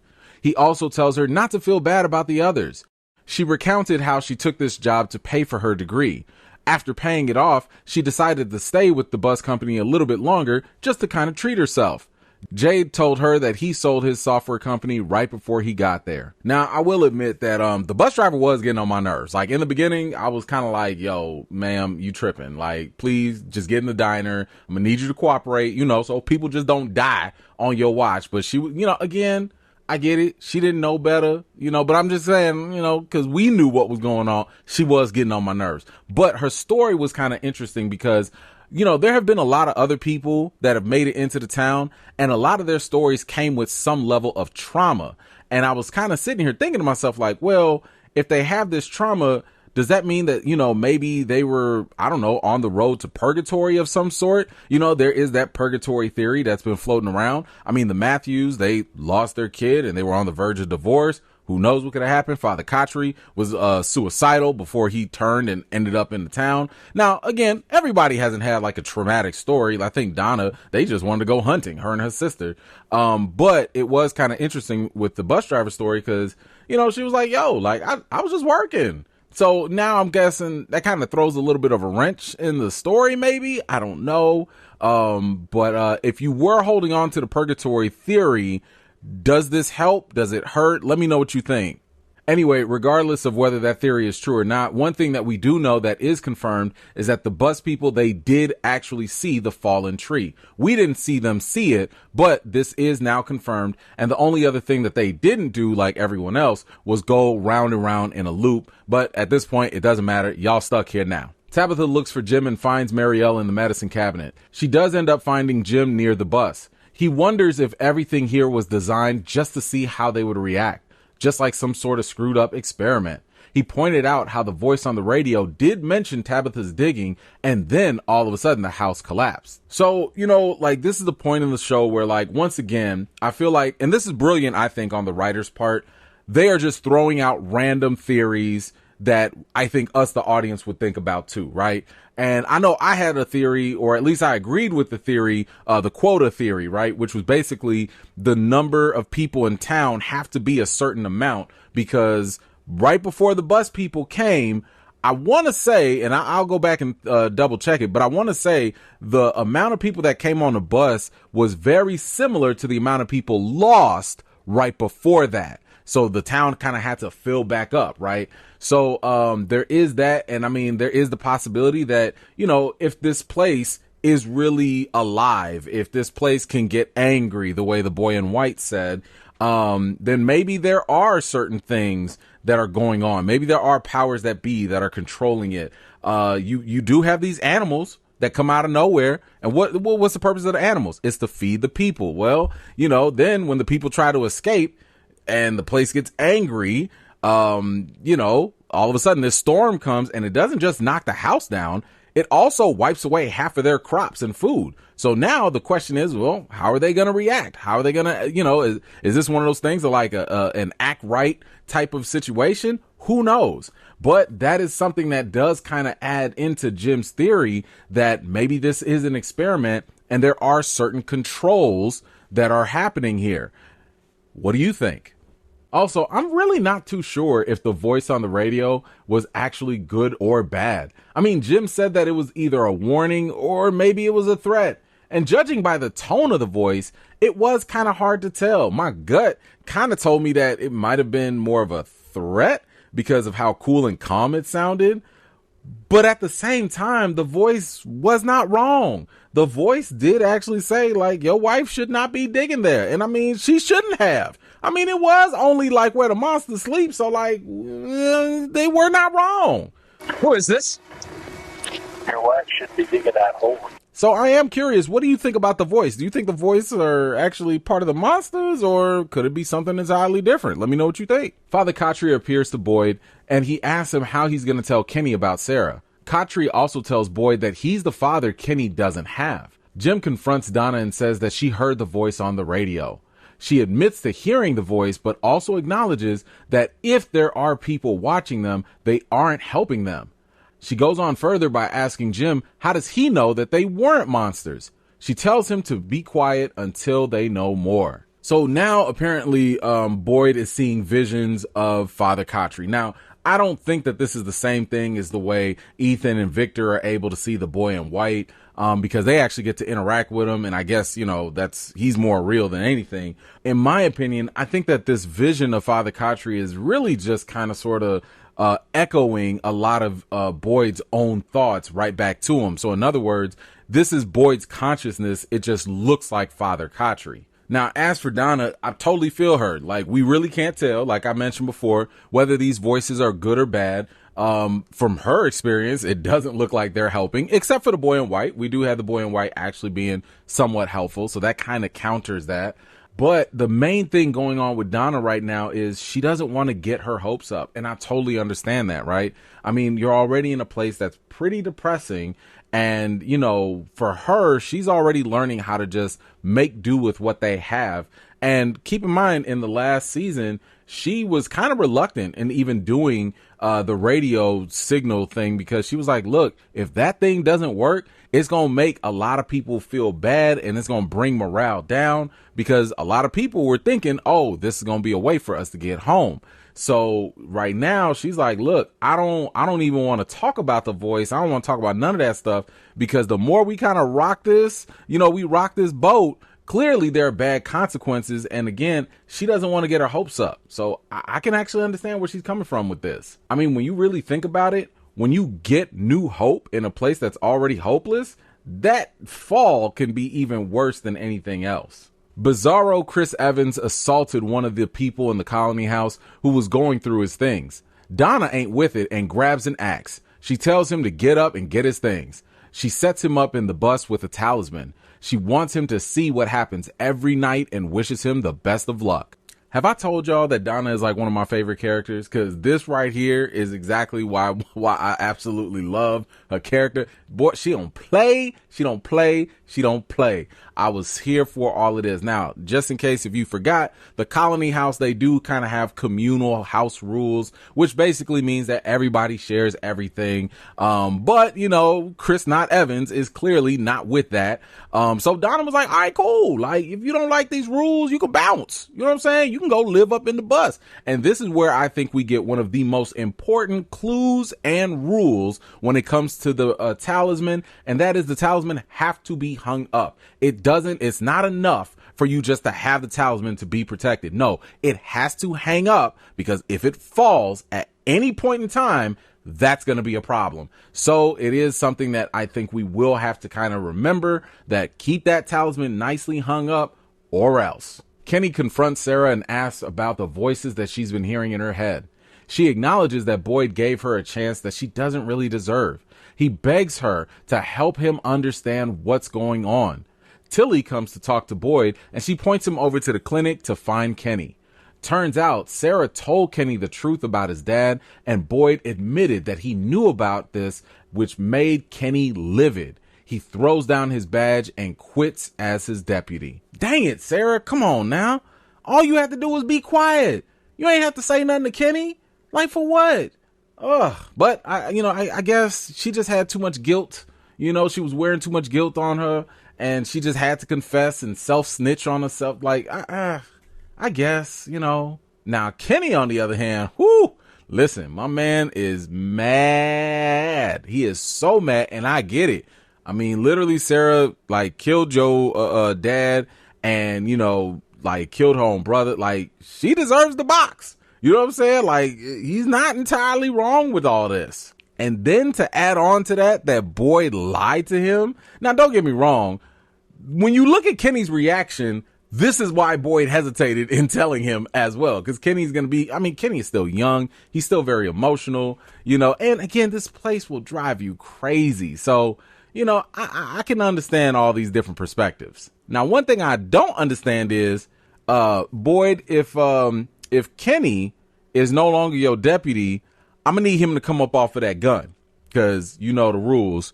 Residents are not allowed to carry guns. So, yeah, that's cool. You don't be deputy no more, but come on, run that gun right back. Run me that piece right back.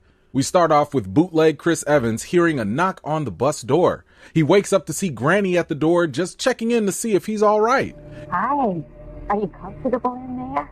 He yells at her and the other monsters, and they just simply walk away. Jade is in the bed, and all of a sudden he sees a vision of the man from the image, along with the symbol, which starts to bleed. Now, I don't know about you guys, but bootleg Chris Evans, I was getting a little worried about him when he started pounding on that window. Now, you have to remember what Donna said in the last episode. She was like, look, you gotta hang up that talisman, because if that thing falls, you're done for. It's no good. It's no different than just another rock. And to me, I kept thinking that, if he kept hitting on that window, and let's just say that talisman fell or whatever, I kept thinking that the monsters that were walking away, they would have turned around and be like, oh, word? We dropping talismans now? And I thought they was going to beeline right back to the bus, and he was going to pick it up, put it back up there, and just be there just in the nick of time. But that's not what happened. But in my imagination was thinking that that's what was going to happen. And actually, I'm kind of mad because I kind of wish it did happen. Either way, He better stop playing with the monsters now. Also, did y'all notice that the monsters started screeching again? Like, keep in mind, they stopped doing this after Boyd found the talisman and gave them all to the town people. But now apparently they out here just screaming and yelling and all this stuff, like, as they walk through. So I guess the question is, like, are they adapting again? Now, as for Jade, he's clearly losing his mind at this point. And now he's seeing the guy from the actual photo, like, just up close, you know, and it's just as real as his other visions. And I'm really starting to think that clearly Jade and this guy in the image are connected in some way. I mean, they both have been walking around with this book. They both have been, you know, I guess obsessing over these symbols. So, you know, this connection that they have is something that we're going to have to keep an eye on Jade to maybe get a clue as to what's going to happen to him in the future. Boyd is awakened in the church by some knocking. Sarah comes in to see what's going on, but Boyd tells her to go back downstairs. The Matthews come in enraged that Sarah is back in town. Being hard-headed, Sarah comes out anyway, and Tabitha cusses her clean out. Boyd heads out for the colony house. Now, keep in mind, the Matthews family, they're really just looking for justice here, given the fact that, you know, Sarah almost killed their son. Going back to the first couple of episodes, we know that the town has one primary rule, and that is if you cause someone else's death or lead up to it, then you have to go in the box. Now, Boyd decided not to put Sarah in the box, so now he's got to deal with all these ramifications of that decision. And again, this is exactly what Father Khatri warned him about when it came to Frank. Now, Sarah, you know good and well you could have stayed your little tail back there in the basement. Nobody told you to come back up here and start all this commotion. But I will say that I said that, you know, Sarah was nuts before, and for good reason, right? But I do believe that we're starting to see a little bit more and more that she's just trying to do what's right, you know? And I felt bad for her when she was saying that she wasn't strong enough for this, because the whole town probably hates her guts right now, and she's already admitted that she doesn't belong here. I shouldn't be here. But when she said that she didn't have the strength or she wasn't strong enough, I really thought that Sarah was going to off herself. And to be honest, I still kind of do. Do you? Sarah travels back to her old home in the town where she finds new people living there. She sees her brother's old clothing, but the new residents ask her to put it down and to get the steppin'. She was trying to find an ornament, but they said that they gave everything to Kenny's mom for storage. At the Matthews residence, Ethan is hiding in his room after hearing his parents talk about Sarah. He comes out of his room and says that he wants to go see her. Jim says that he's going to take Ethan along with him to go and confront Sarah. Meanwhile, Sarah actually goes back to the diner, and before she could even speak to Kenny, Ethan pops up. He compared her to a monster and said that he wasn't afraid of her. And I'm not afraid of you. So I get the impression at this point that Sarah, you know, because at first I was like, Sarah, why are you doing this? Like, again, stay your tail at home. Don't nobody want to see you. But I do believe that she is doing maybe like a walk of atonement. Like maybe this is one of those things where she's walking around and she's just like, yo, I just need to do this to kind of make herself feel like she's being punished, because she does believe that she deserves to be punished. And it was also interesting to have Ethan confront her like that. As Jim mentioned, I guess the whole approach of having Ethan face one of his fears or whatever, I think that probably came from therapy. More than likely, Ethan and probably the rest of the Matthews all had to go through some type of therapy after baby Thomas passed away. By the way, I hope you were paying attention to what Ethan was saying. I told y'all, always listen to what Ethan says, but we'll talk about that at the end of this video. Donna gets on Boyd for not following his own rules. She said that Sarah should have gone in the box, but he told her that she knew things that she couldn't have known. Donna doesn't care about none of that because she felt really disappointed by Boyd. She even goes so far as to bringing up his dead wife as the reason behind his current decision making. Damn, Donna. Why does Abby gotta catch some strays in this? Like, come on, man. You ain't have to hit him like that. Now, I can't say whether Donna was right or wrong here. I mean, I'm sure part of Boyd does actually wish that he could fix things with Abby. I mean, why wouldn't he, right? Like, you literally saw your wife being just fine, and all of a sudden she's like killing people, you know, and shooting them point blank, and almost, by the way, tries to kill your own son. But at the same time, while Donna is saying that, you know, maybe Boyd is doing this out of, you know, trying to fix things with Abby, don't nobody want to stay here. Nobody wants to stay here. Like, what, Donna, come on now. Everybody wants to leave too. But once again, Donna is coming from a place where she doesn't like getting her hopes up. And that also includes putting her trust in certain people. And she's put a lot of faith into Boyd, and he came back with no answers, you know, but then again, it's kind of like, yes, that's a disappointment in her eyes, but I mean, you're in a weird place. Like, what did you think he was going to come back with? Like, this is very similar to with the situation with Ellis, where he was like, Dad, you went into the woods and didn't get any answers. I mean, so like, nothing in this place makes sense. But either way, y'all let me know. Do you think Donna has a point here, or is she being unreasonable? Jade is in the bar, and he's recreated the symbol using empty bottles. Victor comes in and says he'll tell Jade all about the man in the photo if he plays the violin for him. Victor takes him to a spot with a lot of cars laying around. Turns out he moved all those cars there after he was alone for so long and just not wanting to see them. He gives Jade the violin and asks him to play Twinkle Twinkle Little Star. Victor said that his mother would play this for him to help him stop being afraid. Okay, now hold on. Let's back up for a minute, because Victor, you ain't slick, bruh. You not slick. Just before they started playing their little violin jam session, Victor said something very important where he was like, the trees, they're changing. He's not talking about the trees moving this time. He's saying that the trees are changing.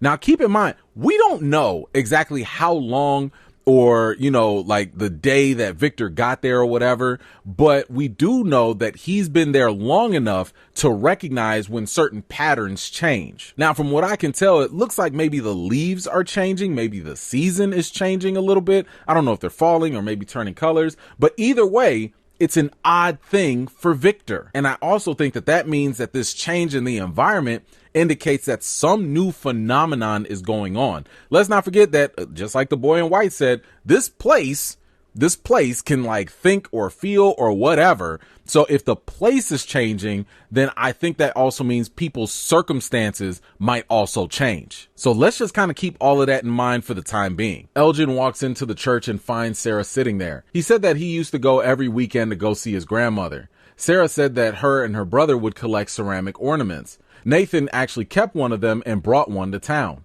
Elgin asked why she doesn't go stay in Colony House, and she said, well, you know, she only killed her brother. And that was Elgin's cue to leave. Sarah goes to the diner and meets Kenny's mom. She said that Sarah put hate in her heart and took her husband away. She gives Sarah back all of her things in a box and tells her never to come back. As she leaves, Kenny confronts her outside the diner. He grabbed her stuff and breaks the ornament. He threatens to take her into the box himself if she ever comes near his mother again. Ooh, now this was very tense. This was probably one of the most traumatic, tense moments like in the whole show so far, at least dealing with the humans and stuff. But, just kind of thinking about this again, I do think that this is more of the atonement thing for Sarah, because if you think about it, she really could have just been like, hey, Boyd, can you go get my box of stuff from Mrs. Lou and just bring it over? You know what I'm saying? So like I want to say like invited and kind of welcomed all this backlash, again, because she does feel like she deserves it. But that's got to take a certain amount of guts to go and confront the person who, I mean, you let this woman's husband just get mutilated. My goodness. But I definitely also feel for Mrs. Lou here as well. I mean, my goodness, like she trusted Sarah. She worked with her, and then all of a sudden just to see her pop up like that, I mean, that's gotta hurt. Then here comes Kenny. Woo! Look, I'm not gonna lie. I thought Kenny was gonna pull out his gun and just pop her. I mean, my man was so mad that she was just walking around like that. And I really think it was more so because he just didn't want to see his mom get hurt. And Sarah merely being alive was only gonna hurt his mom even more. By the way, bruh, I thought you stopped being the deputy. When you gonna give up your gun, man? I will say this though, it was a little tough watching Sarah kind of go through that with Kenny. And it's really only because we know that this place has a weird effect on people. And she thought that she was doing something right to kind of help everyone go back home. Yeah, Sarah's a little slow, but she's not evil. So what were you thinking about Sarah in this moment when she was confronting Kenny, or when Kenny basically broke her ornament? Like, were you kind of feeling a little something for her? Did you not care maybe at all? I mean, all she wanted was that little ornament to remember her brother by. But then again, I mean, having that ornament be broken is probably still better than going into the box. And I don't know. You guys let me know how you feel. Marielle gives Christy a questionable haircut. Tilly comes in and gives Christy a bottle of morphine since she doesn't believe she's going to need it anymore moving forward. She also tells Christy that Sarah is back in town. So I think it's probably safe to say that, Tilly, this old lady, she's probably got cancer or something like that. And she no longer needs the morphine. But as for Christy, I mean, she's freaking out about Sarah being back in town because keep in mind, she still holds this guilt of this belief that Sarah got the green light to go ahead and, kill all these people based off of that philosophical question. Remember, we talked about this before where, Sarah came and basically asked her like, yo, if I do this one bad thing, but it helps everybody else, is that okay? And Christy was like, yup, go ahead, do it. I do it too. So Christy is definitely weighing that, she's bearing that cross right now in terms of the level of guilt. I mean, I totally get feeling bad and potentially giving Sarah the green light and all that, but her reaction kind of feels a little extreme. Almost like, she's acting like she put the knife in Sarah's hand and go out and like kill everybody or something like that. Now, I don't know, maybe I'm tripping, but if you feel otherwise, let me know. But I just don't think that the way Christy is reacting to this feels warranted. Victor brings Jade to a car. He said that it belonged to Christopher, and he also mentioned how the man used to be really nice and made people laugh. Then, all of a sudden, he changed. When Jade presses Victor for more answers, Victor starts to shut down.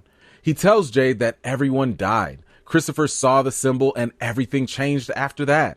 He can't tell Jade anymore and he just walks off. So this seems like a major clue for us, right? I mean, whatever is going on with Christopher clearly is happening with Jade in some way, shape, or form.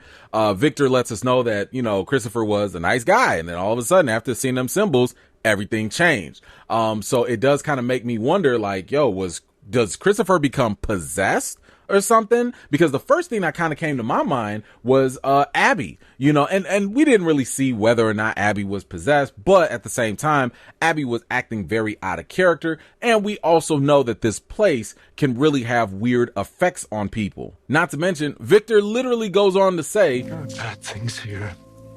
They make people do bad things. Now, something else to consider is that Ethan did say you have to determine whether or not symbols are good or if they're bad. So with Victor's mom telling him to hide from Christopher, I think it's very safe for us to assume that the blood symbol is more than likely gonna make Jade do some very bad things. What do you think? Tabitha returns back to the opening of the tunnels by constructing the blocks again. She calls out to the ashy kids and tells them that she's there. The kids come out of the forest saying, "Akoi, akoi,"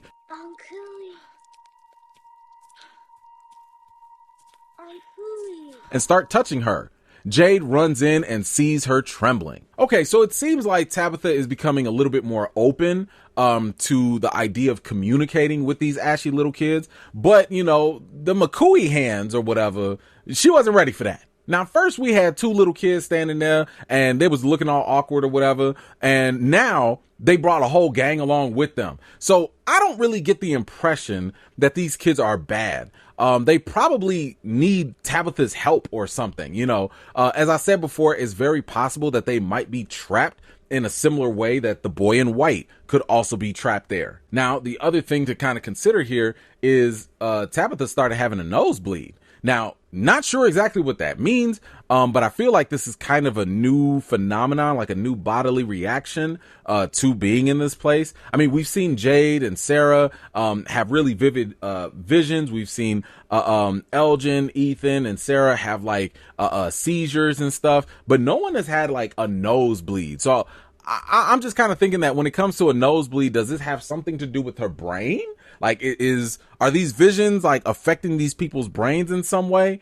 If you have any other ideas or a better idea as to why her nose was bleeding, please let me know. Jim meets up with Boyd and says that after his meeting with Sarah, he thinks that she's just a broken person.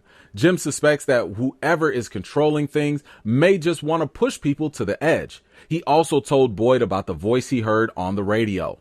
Evil Chris Evans has ripped out some of the chairs from the bus and propped himself on top of the roof. Marielle breaks into the medicine cabinet and takes a shot of the meds. Ethan goes back to putting up the structure as he sees Sarah walking down the street, but not without giving her a long, mean mug. Boyd walks into the diner and immediately the radio starts to play. At that moment, his COVID worms start to move about his arm and Kenny's mom comes out. Boyd says that they have to talk. All right, so a lot to unpack there. It looks like Jim is actually sticking to his big crazy experiment theory. And at this point, I really can't rule that out. I mean, he mentioned things like stuff like this has been going on since World War II. And, sad to say, but that is kind of true. Like, look, the Nazis, and yes, even the United States, they used to do terrible experiments on human beings.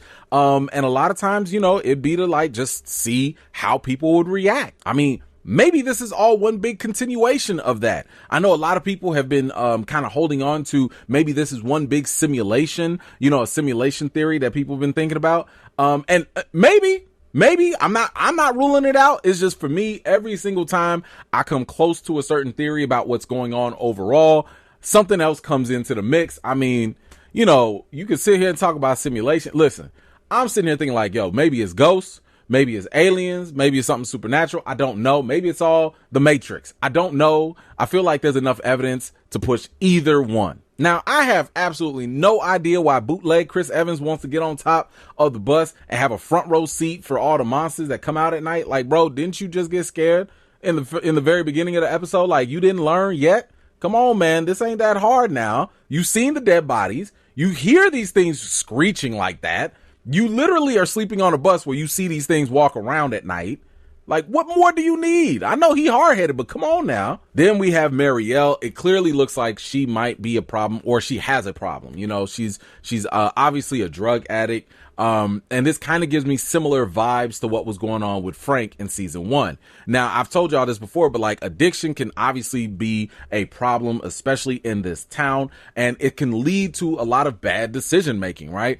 But given the fact that this medicine is already a scarce thing, there ain't no pharmacy, ain't no CVS in this place. You know what I'm saying? They were lucky that an ambulance just so happened to get in there, because I'm pretty sure that's where all their medicine has come from at this point.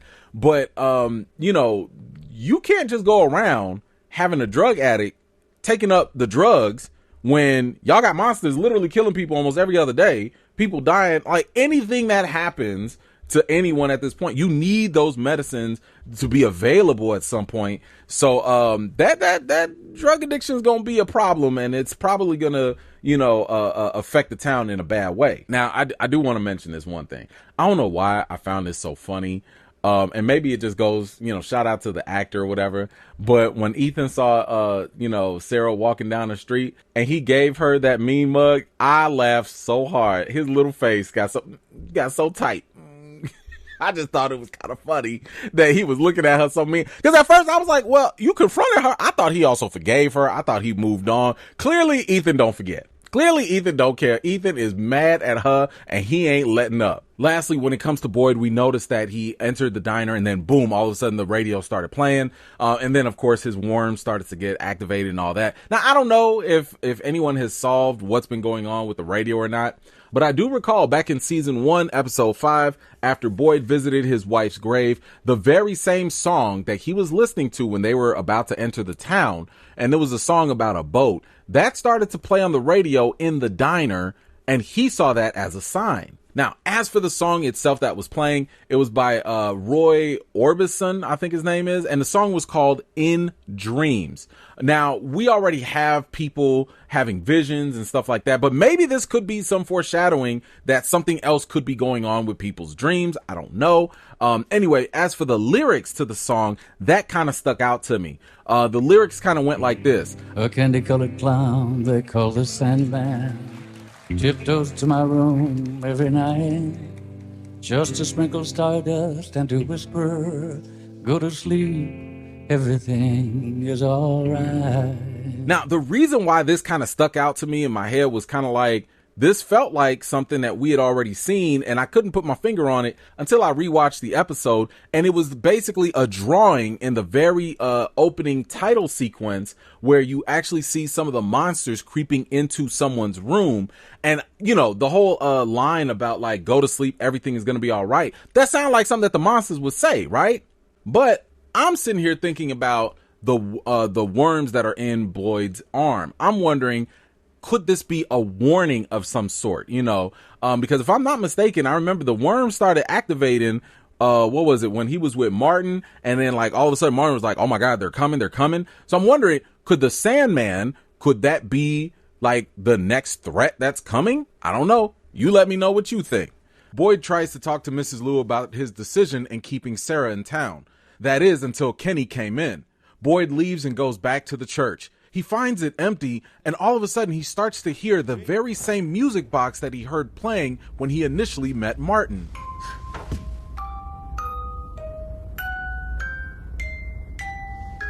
A ballerina starts dancing around, and Boyd decides to dance with her. That is, until she started to burp out a bunch of worms. Boyd wakes up, apparently passing out before ever leaving the diner. Kenny takes him over to the clinic to see Christy. So we kick off this episode with Boyd trying to talk with Mrs. Liu, and it seemed like he was trying to rationalize, his decision for keeping Sarah, but honestly, it sounded like he was trying to convince himself more so than actually trying to convince her, because I don't really think she really cared about anything he was trying to say.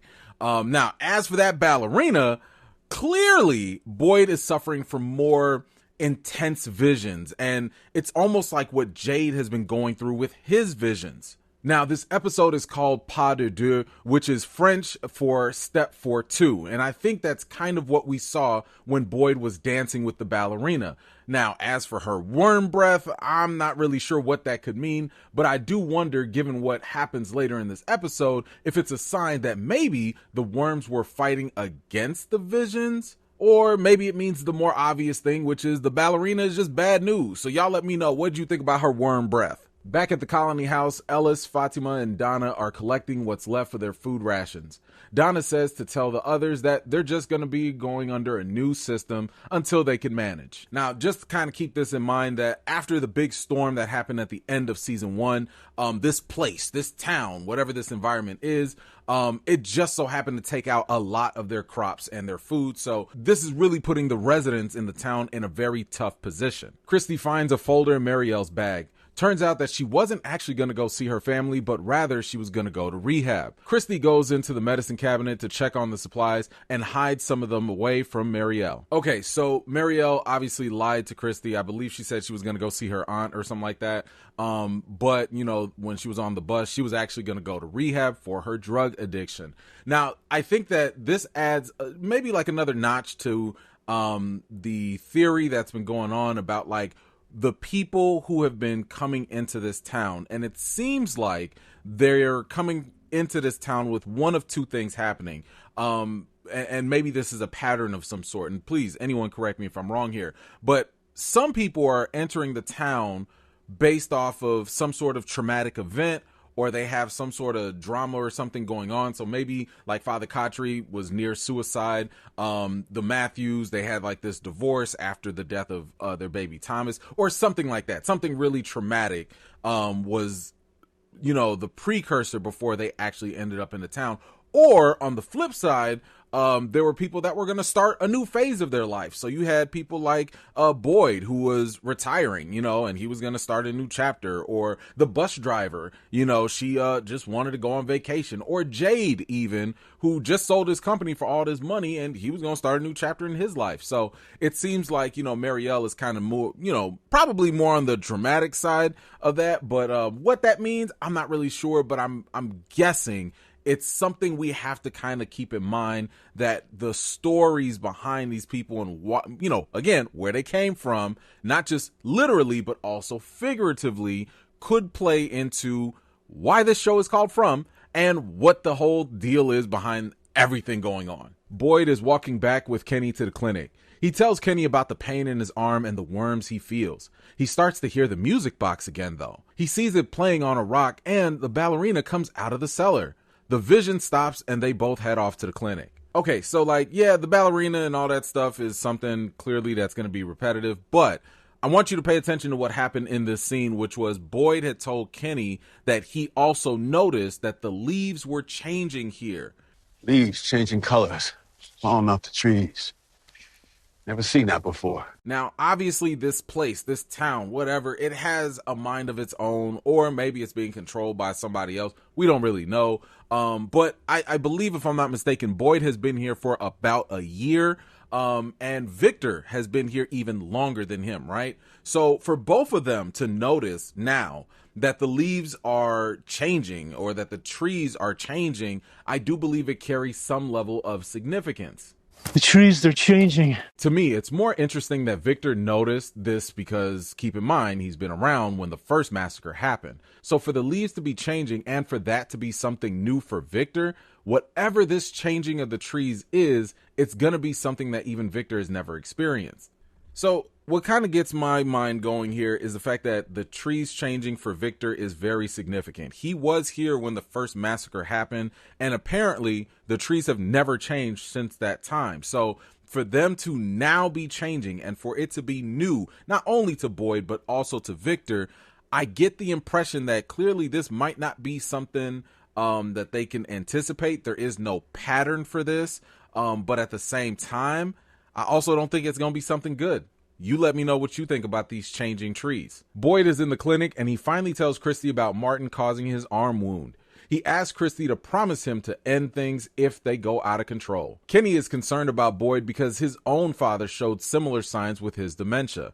Christy tells him it's way too early to worry about any of that. In no time, Boyd starts to hear the music box and he sees the ballerina again. Suddenly, she jumps on him and tries to strangle him. Boyd wakes up from his vision and accidentally pulls a gun on Marielle. He quickly puts it away. You know what? I'm getting a little tired of this ballerina Karen. I mean, why is she bothering his brother like this? My man was literally minding his own business, trying to sleep, and she out here jumping on him and trying to kill him? Look, she is starting to become a menace. As for Boyd, oh my God, it is about damn time you told Christy about your COVID worms. Brother, last time my man was out here dancing around, lying to her, talking about like, oh, it was just a tree branch or whatever. Man, listen, in a place like this, we ain't got time for all that. Look. Where is Will Smith from Concussion? Tell the truth. Tell the truth. Tell the truth. Now, Boyd had said that the worms were not only feeding on Martin, but that they also wouldn't let him die. So now I'm wondering, these worms must have been put inside Martin by whoever or whatever captured him to torture him, which also means that they can be weaponized. But we'll get to that later. Now, something else to pay attention to is between Christy and Kenny and what they were talking about with Kenny's dad and dementia, right? So yet again, this was either like the second or third time that Christy has kind of brushed off the whole idea of Boyd having dementia or losing his mind, because that was something like as an advanced stage of Parkinson's, right? But this kind of adds a little bit more fuel to my theory that this place might have an odd effect on people's bodies when it comes to like time in some way, shape, or form. Now, we've seen people get wounded, kind of like Ethan, and have those wounds heal up real fast. Well, my thinking is, if wounds can heal up real fast, doesn't that mean that maybe diseases can also accelerate? If the body heals quickly, then if the body also corrupts through disease, maybe that happens quickly too. Or maybe all of this is because of the worms in his body and that's causing his issues. I don't know, but you guys let me know what you think. Donna says that if they can keep their rations going, it would last them about a year. Jim notices that there's barely enough food for the month. He also believes that the powers that be are trying to increase the stress levels. Boyd talks with his vision of Father Khatri. Kenny comes in and confronts him about who he's talking to. Boyd tells him that he was just talking to his imaginary friend Khatri.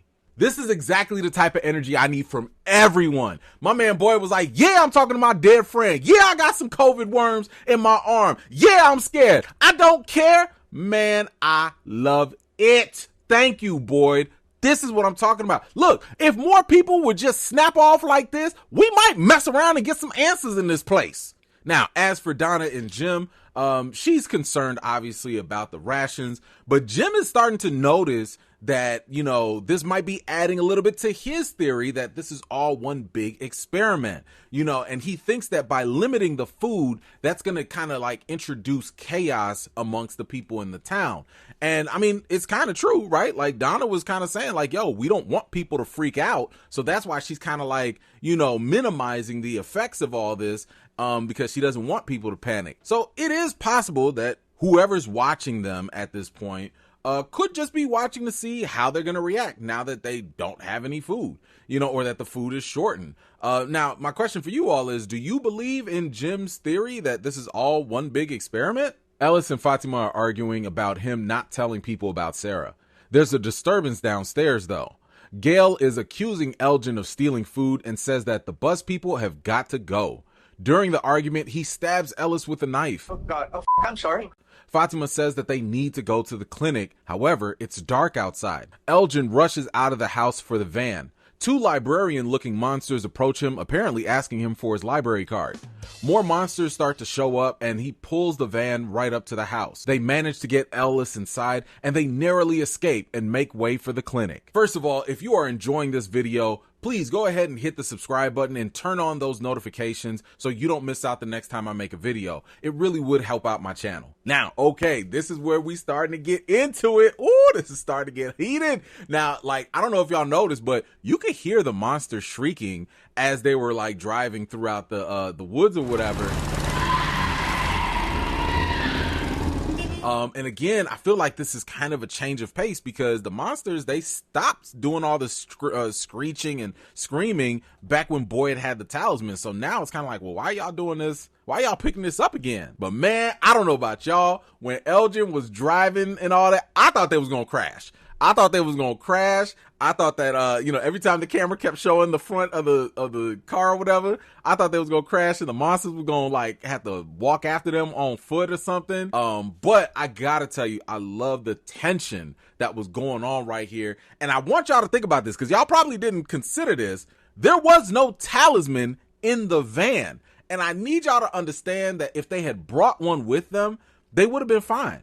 Because if they were like, you know, we saw earlier that if you put a talisman inside of a vehicle like the bus or the RV, you'll be all right. As long as you're in an enclosed space and you have it hanging up, you will be fine. I'm actually kind of surprised they don't just have one hanging in the rearview mirror. You know, like y'all could actually get around places at night, but I guess they not thinking about all that. But anyway, hey, actually, nah, screw that. Y'all could literally go through the woods in the van and go exploring and stuff.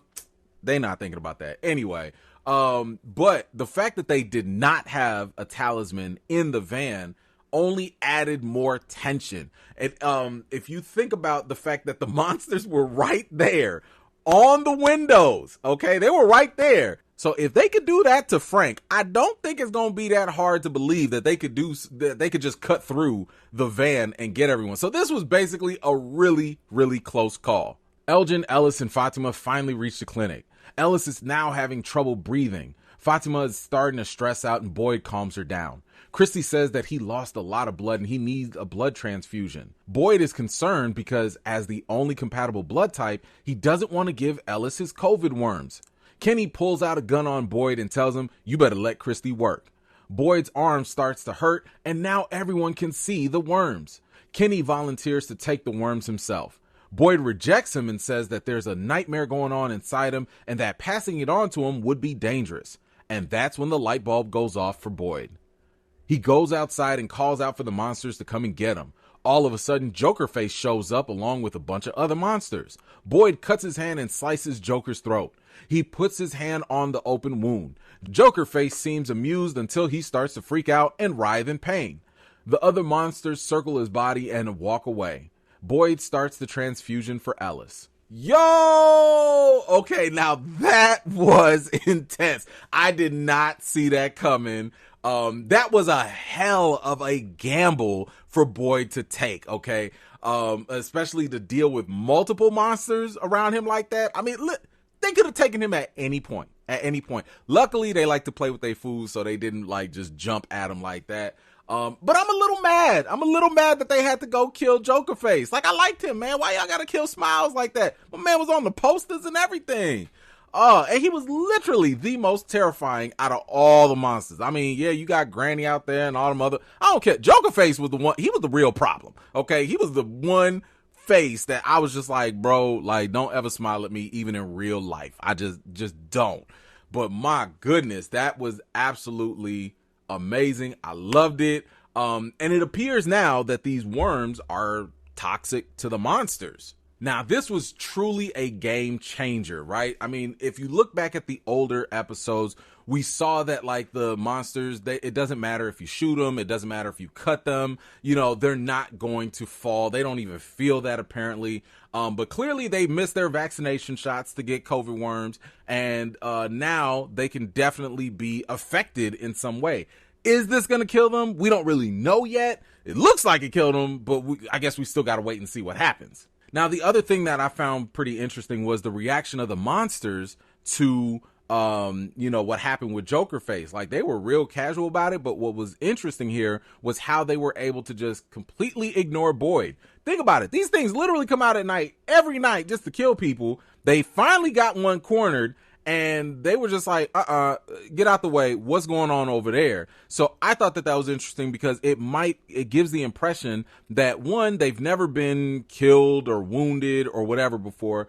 And two, they've probably never encountered these worms or whatever either. So all of these things are fascinating to them. And I think that's pretty intriguing. But one way or another, like I said, it's a game changer. Now, I'm not going to forget about my man Kenny. Now, Kenny was out here acting real buck. Okay, because I'm saying my man pulled out a whole gun on Boyd or whatever, talking about like, bro, first of all, I need you to calm down, okay? You already said you ain't want to be the deputy, okay? I need you to put the guns down.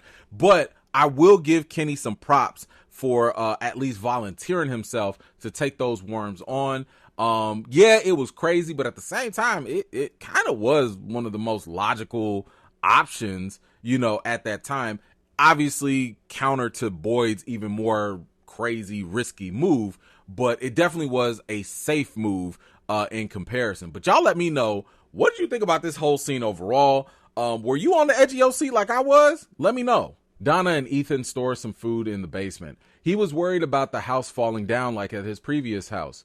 He confesses that he's scared and just wants to go home. Donna says that she's scared too, but without fear, they can't be brave.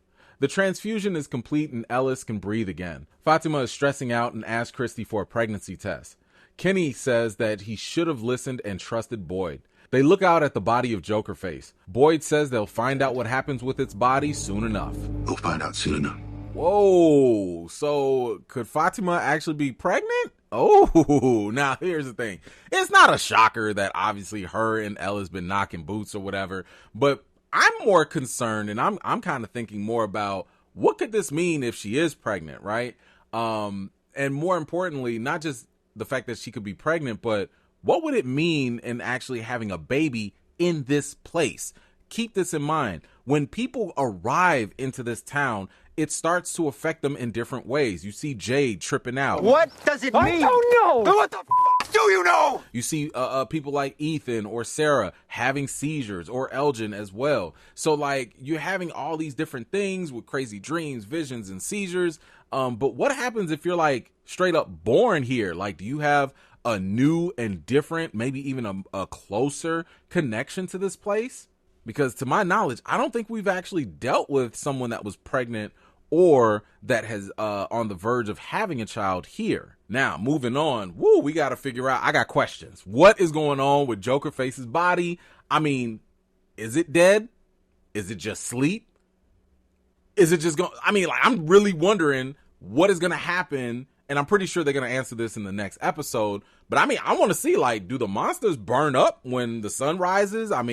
Is it just going to get up and run away or something? Like, my mind is racing right now, but you all tell me, what do you think is going on with the body laying on the ground? Fatima sits down with Christy and finds out that she's got a positive pregnancy test. The sun has come up and Joker Face is still on the ground. Everyone comes out to examine the body and realizes that Smiley was in desperate need of both a manicure and lotion. Boyd wants to take the body inside and Christy agrees that they should study it. Boyd sends Ellis back to Colony House so people wouldn't come out there and worry. Kenny is scared that they're bringing something evil into their home. Everyone ignores him because he sounded dumb. Okay, real quick, I've got nothing but love for my man Kenny, but bruh, shut up! Okay, shut up. You got these monsters out here terrorizing folks each and every night, and the one time y'all could actually get some answers, you over here being irrational? Bruh, go sit down somewhere. If you're scared, go to church. Now, going back to Joker Face's body, I don't know about y'all, but I was really thinking that it was gonna burn up in the sunlight or something. That doesn't appear to be the case though, so I guess we can maybe rule that notion out, that these monsters are harmed by sunlight. Now, judging from the beginning of season 2 in the tunnels, they just so happen to sleep during the day, and that's about it. Now, why they come out only at night is still just a bit of a mystery, because remember when Victor and Tabitha escaped the tunnels, no monsters came chasing after them.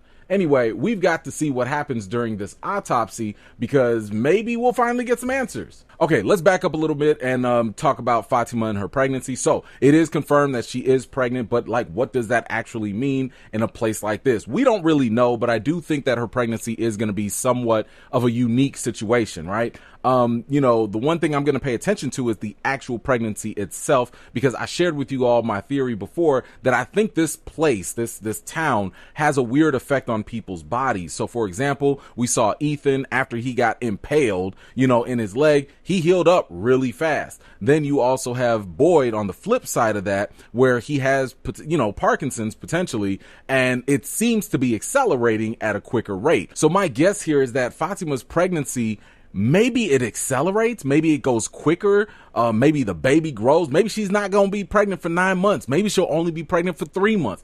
I don't know, but it is something I want to pay attention to. And by the way, when it comes to Fatima, I want you to stay tuned, because I do actually have an interview with Pegah herself, the actress that plays her, and you don't want to miss it. She was saying some wild things, okay, some wild stuff, and again, I'm telling you, you don't want to miss it. So make sure you stay tuned and watch that. Matter of fact, I might even throw in a little something for you guys at the end of the video, just because it's you. Dale is wondering what will happen to him after stabbing Ellis. He is still pushing his belief that there are too many people with the addition of the folks from the bus, and that there's just not enough food for everyone. The bus driver wants to know what will happen to Stabby McStabby. Before Donna could even give an answer, Ellis and Fatima return to the Colony House. Hey, fun fact, did you know that Dale and Donna, the actors, did you know that they were actually married in real life? I mean, kudos to both of them, because they were doing a great job in this scene. Now, just something to kind of keep in mind. I know a lot of people were saying like, yo, we got to throw Dale in the box. He got to go. But I want to remind people that, like, just like Dale was kind of saying in the beginning of the scene, you know, what are you going to do? Throw me in the box? That's what the town does. Keep in mind that the town and the Colony House, yeah, they're in the same place, but they operate by two different set of rules. We already saw how the Colony House gets down with like a more communal type of situation where they share everything and sometimes even people, you know, but like they don't operate the same way that the town does. The town is the one that came up. Keep in mind, Boyd runs the town. They're the ones that came up with the whole box situation. So it doesn't necessarily mean that Dale will go into the box, but at the same time, I don't think it's completely off the table either. But my question for you is this: what do you think they should do with Dale? You know, given the Colony House and their rules, do you think he should go in the box, you know, for stabbing Ellis? It didn't seem like he did it on purpose. I mean, it sounds like he actually likes Ellis and he's cool with him. And it was a mistake. But at the same time, you know, he was kind of reckless. So y'all let me know, what do you think should happen to Dale? Back at Mrs. Lou's house, Ethan says that he wants to go visit Victor at Colony House. Jim tells the kids that nobody is going anywhere and they are not going back to Colony House. But then Tabitha said it might not be a bad idea to let them go. Jim said, hold up, wait a minute, let me holler at you outside for a quick second. Tabitha doesn't want the kids to be all cooped up, but he believes that this place is being controlled by the powers that be. After their argument, Jim sees a drone fly by him that was being controlled by discount Chris Evans. Now, just real quick, I do want to kind of comment on the whole situation between Jim and Tabitha, you know, with this whole argument or whatever. And I'm gonna just say, as a parent, you know, I could tell you that it's never a good thing for you or your partner not to be on the same page especially in front of your kids. I mean, first of all, they should have had better communication before dictating anything to the kids. So I do put that on Jim for not talking to Tabitha first. Then Tabitha was definitely wrong for contradicting Jim right in front of the kids like that. That's not a good way to build integrity as the heads of a family. However, when they did talk outside, Tabitha had a very good point about not trying to keep the kids all cooped up. Let's be real. You in a weird town, people dying, monsters coming out, people having weird dreams and hallucinations and all that stuff. The last thing you want to do in this place is keep to yourself, because you never know what information could help people or to help you escape or whatever. So I do kind of side with Tabitha on that end. Matter of fact, haven't I been saying that y'all need more town meetings in this place anyway? Now, let me just say, I'm not entirely mad at Jim right here because, he is right. Victor is weird. He's a grown looking man who is emotionally stunted, and he is walking around with a whole gun in his lunchbox. Which one of y'all finna let y'all kids walk around with somebody like that? So I'm not mad at that. Now, I will say though, Jim is being also very stuck to his theory about this whole experiment thing, right? That the powers that be are just trying to see what happens and how they react to all the chaos and stuff. I like his theory. I do think it's very plausible, especially since stuff like this has happened in the past. My only issue with Jim, and he is a smart guy, the issue I have with him is that he's being a little too narrow with this. And he is being so narrow that when you stick to a theory, and by the way, this goes for some of y'all out there too. When you stick to a theory so tightly, it is easier for you to miss other possibilities along the way. And Jim is starting to get that tunnel vision that it's gotta be this one thing. And what he failed to recognize is that maybe certain things also come into account. And Tabitha brought that point up when she said, like, yo, how do you even know that the voice you heard was even human? And you saw how Jim was just kind of like, because it does not compute if you're going to sit there and just, stay confined to your one theory. And she was right. You don't know if the voice on there was human. That voice could have been a ghost. That voice could have been a hallucination of some sort. I don't know. Maybe the ghost, maybe it was one of the monsters. We literally see monsters walking around that look and talk like humans. You have no idea. But Jim was just so hard set that it's gotta be this thing. He just didn't even calculate that. So once again, I like where he's going, but I do hope that he doesn't, rule out other possibilities along the way. Boyd and everyone else lay out Joker Face's body.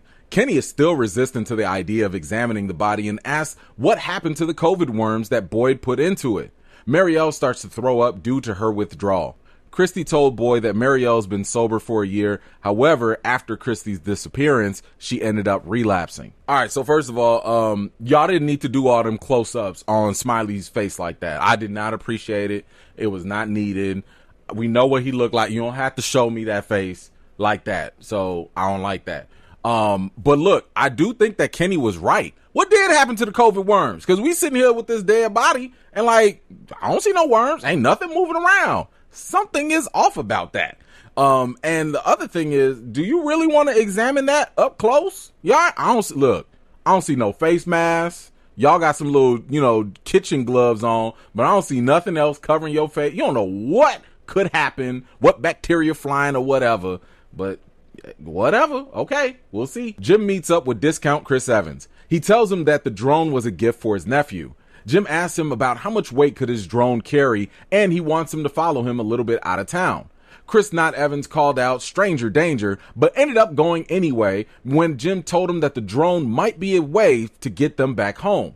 They head back to Jim's RV to grab the antenna. He wants to use the drone and the antenna to try and get a better signal. Chris On-Sale Evans plants the idea that there might be an insider keeping the experiment going. Man, this dude is a real piece of work. I didn't like that little shot that he threw at Jim trying to imply that he was the cause for the two guys that died as they were trying to save Tabitha or whatever. But I will say, evil Chris Evans got a point. He did make a good point.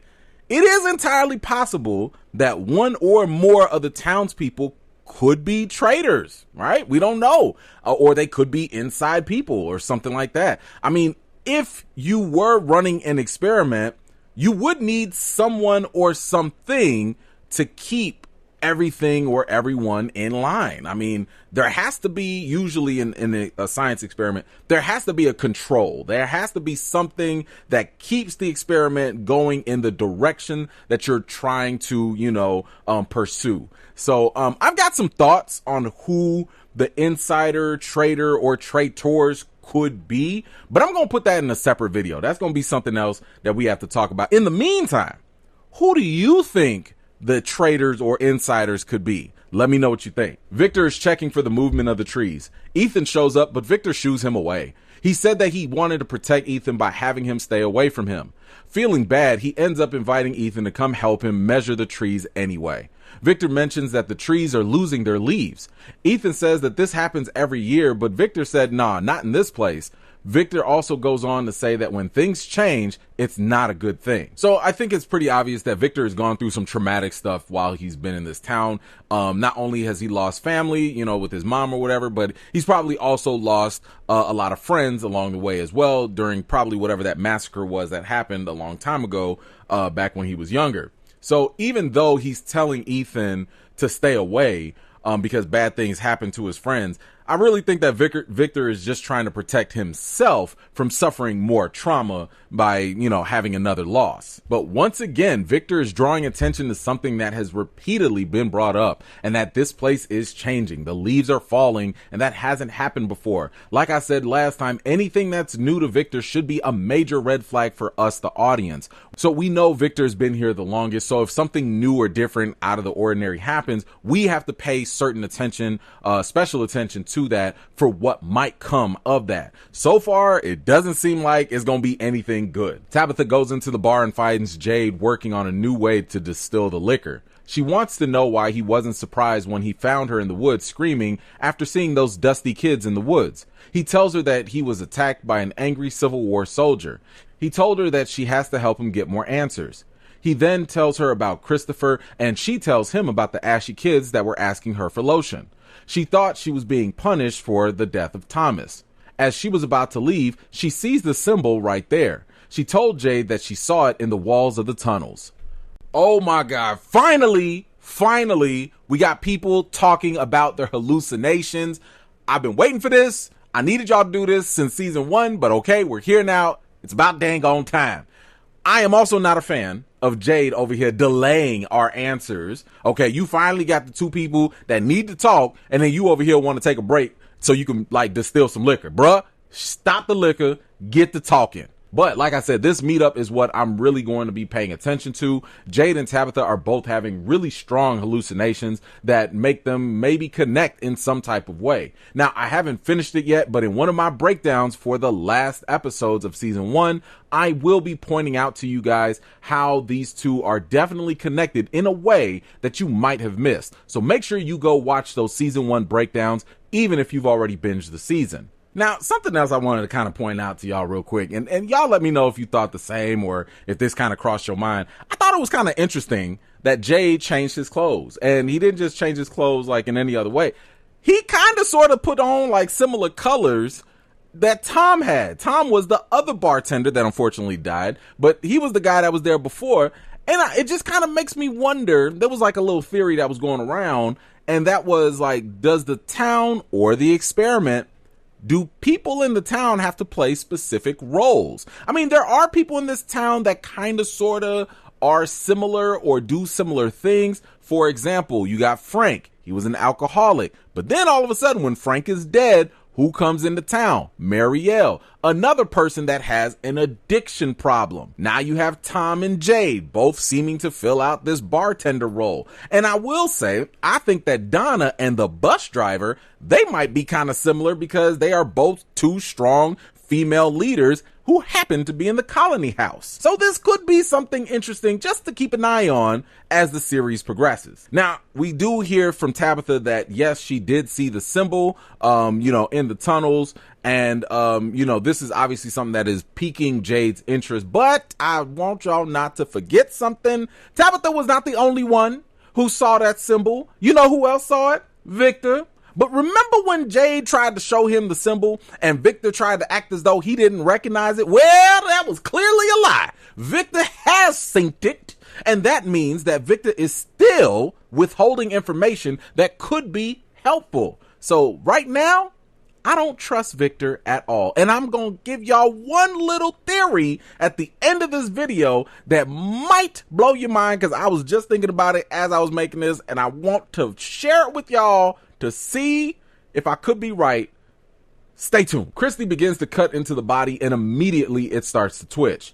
Kenny starts to just freak out. He's not worried about the monster, but rather the COVID worms that killed it. Christy sees them as more of a poison for the monsters. She admits that yes, she is scared, but she also wants Kenny right there by her side. He told her that he loved her, but he just can't take watching her potentially get killed. Once again, if y'all don't stop with all these dang on close-ups on Joker Face's face like that, I don't like it. I don't need to see all of that, okay?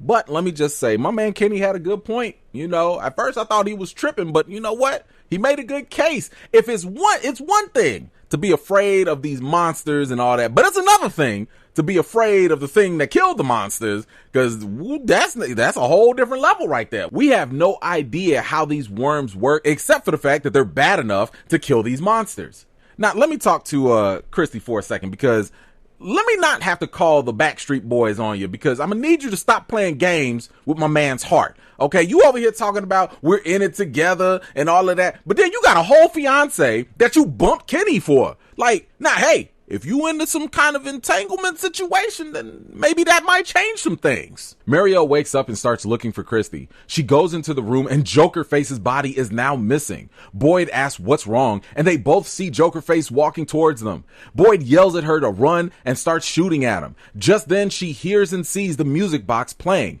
Joker Face gets closer and Marielle wakes up. Oh my God, I'm so sick of this show. I'm sick of them. Okay, y'all got me the last time in the beginning of the season when Christy was having her dream in the RV. That wasn't cool. That wasn't cool. Now this got me too. I'm sitting here yelling at Boyd like, bruh, what are you shooting for? You know them bullets don't work. What are you doing? But now that Marielle is seeing this music box, this is clearly not a good sign. This is making me wonder a couple of things. One, why is Marielle seeing the music box all of a sudden? Also, why is it happening in her dreams? We know that the music box is not a good sign at all. According to Martin, once that music stops, that's when they, whoever or whatever they are, will come. So you all tell me, why do you think this music box just so happened to appear? Fatima heads out to go meet up with Donna.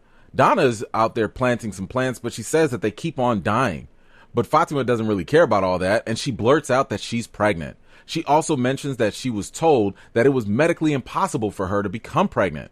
Fatima wonders if this place is just trying to torture her, but Donna reminds her that having a kid could be a good thing, especially after meeting the love of her life in Ellis. Now, Donna's comment here shouldn't just fly right by us. I mean, she mentioned how it seemed like the soil was poisoned and that things just won't grow anymore. Now, this could be more of like, I guess, the punishment or the after effects of this place being angry. Recall, at the end of the last season, the boy in white did confirm Nathan's theory that this place can become upset and push back if basically you act up. So it's possible that not only can this place tear down and bring down houses, but, you know, and bring on storms to ruin crops, but maybe it can also corrupt the soil too. And I think this would actually back up what Victor mentioned when he said that the leaves were falling and that this place was changing. He said that the changes aren't a good thing, and this could be further proof of that. But this makes me want to pay even more attention to her pregnancy. However, now that we have this added wrinkle of her not being able to get pregnant, it makes me wonder, will this be some sort of immaculate conception? I mean, I told y'all last time that I did think that, you know, a baby being born in this place potentially could have a stronger connection. You know, maybe this baby will grow up and just, I don't know, like just know how this place feels or connect to it or whatever. Because remember, when people enter this town, they have weird reactions and they start to adapt in a way, you know, kind of like Ethan or Elgin or whatever, right? But my question for this is, if this is some sort of, you know, immaculate conception, if it is a miracle, right, or something like that, does that mean that this child could be a Christ-like savior type of figure? Or could it just be the Antichrist of some sort? Could it be, you know, the devil incarnate or whatever? I mean, this kid could bring on a full-on disaster. Let me know what you think. Boyd and Christy continue on with the autopsy. Kenny returns back to help. They crack open the sternum, and it appears as though the monster has a human anatomy. However, the main difference here is that the organs are all shriveled up. There's no fluid or blood in the body. Christy gets frustrated and shanks the monster multiple times. That is, until she finds some bile in the gallbladder. Boyd tells Kenny to go find a container for them to put the fluid in. He also wants to test whether or not that bile can kill the monsters, but Boyd says that they're going to delay that for another day.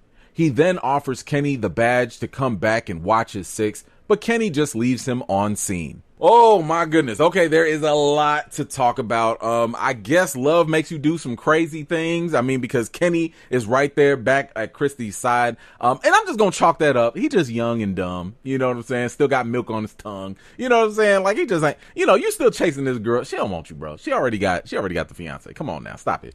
But let's talk about the monster's body for a second. The organs looked like they were human.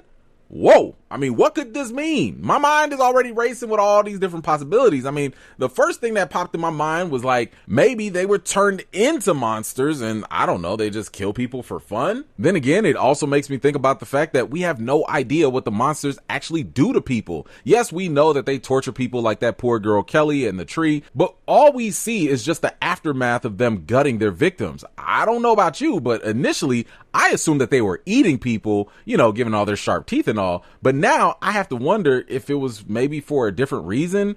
Could it be that they've been stealing people's organs? I don't know, to do experiments on them, or maybe even to study the human body. We've seen these monsters be fascinated, I guess, with looking human, especially when we saw that girl in Colony House staring at herself in the mirror. Maybe the monsters give themselves organ transplants and BBLs to stay alive. I don't know. Now, we should also keep in mind that this body that they're examining is also somewhat compromised. It had those worms in it, and we don't know what effect those worms have on the bodies of the monsters besides, well, from what it looks like, killing them.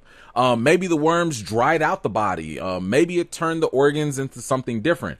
Although, I do think that maybe the bodies were kind of dry in the first place, because keep in mind, when they get shot or when they get cut, no liquids come out either. So I don't know. Also, it would appear that maybe the worms shriveled up the organs. I mean, Christy did say that it almost looked like the organs had been desiccated. I mean, it's kind of like something that you would see in a museum. And this makes me think about Martin. He looked like he was really old. However, it could be the case that the worms not only feed off of you the way that Boyd said, but maybe they also age you up and dry you out. Maybe that's the torture Martin was subjected to, meaning he probably wasn't as old as he actually look. Then of course we have to talk about like this bile that they found in the gallbladder. I mean, could the worms still be in that in some way? I didn't see no worms floating around, in the container, but maybe this could be something that they can study, to fight against the monsters in some way. I mean, I know some people were thinking that the worms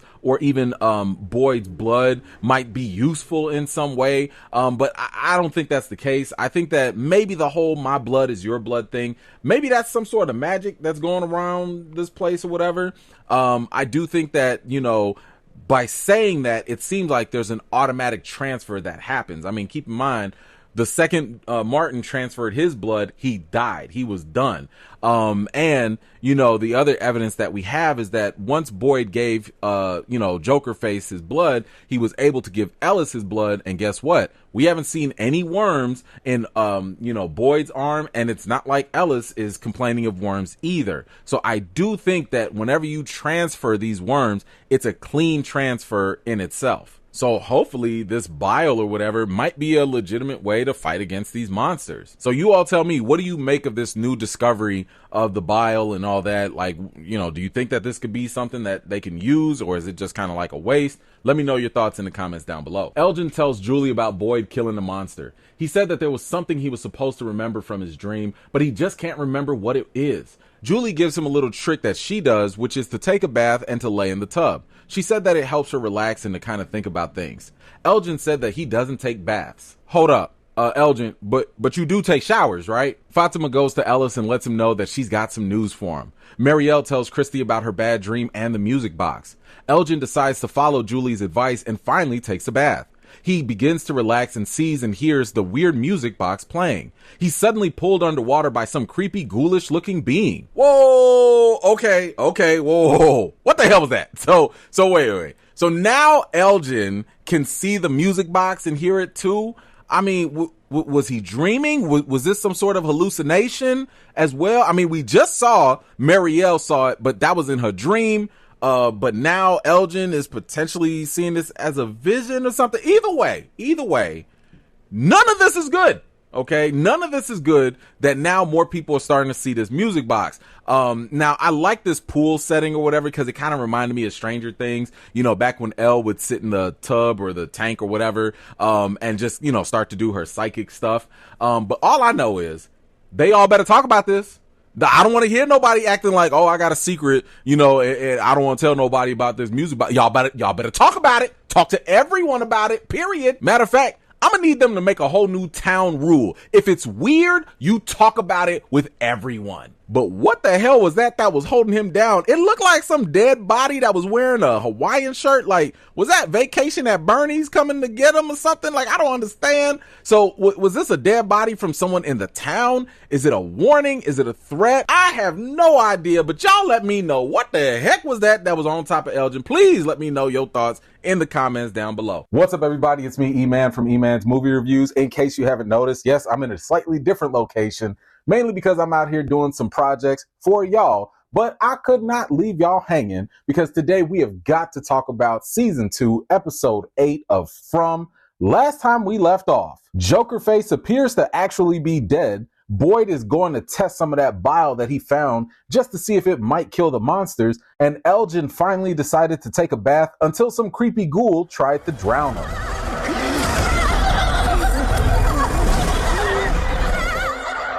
Okay, we have a lot to cover, so let's jump right into it. Now, before we get started, let me get this off my chest first, because I want to start off by saying that I do not subscribe to the whole theory that monster ghoul thing that was drowning Elgin was actually Fatima from the future or whatever people are saying. I'm not saying it's impossible, I'm not saying that.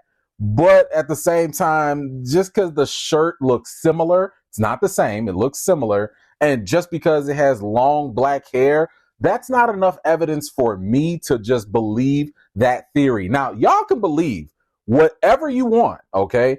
But I would just caution you, okay, to be careful with the theories that you subscribe to and the ones that you run wild with. Because sometimes the theories that we come up with are so much more fantastical than what we actually get from the shows or movies or whatever. And if you put all your hopes and faith into that theory, and if it doesn't pan out, that's going to be on y'all, okay? That's going to be on you and not the show. So like I've always said, when it comes to theory making and stuff, it's cool, it's fun to speculate. Just do it with no weight. Don't put no weight in hopes and dreams that things have to turn out a specific way, because again, if it doesn't, you're going to be sitting here disappointed, and don't go pointing the finger at the show if that is the case. So with that said, now let's jump into it.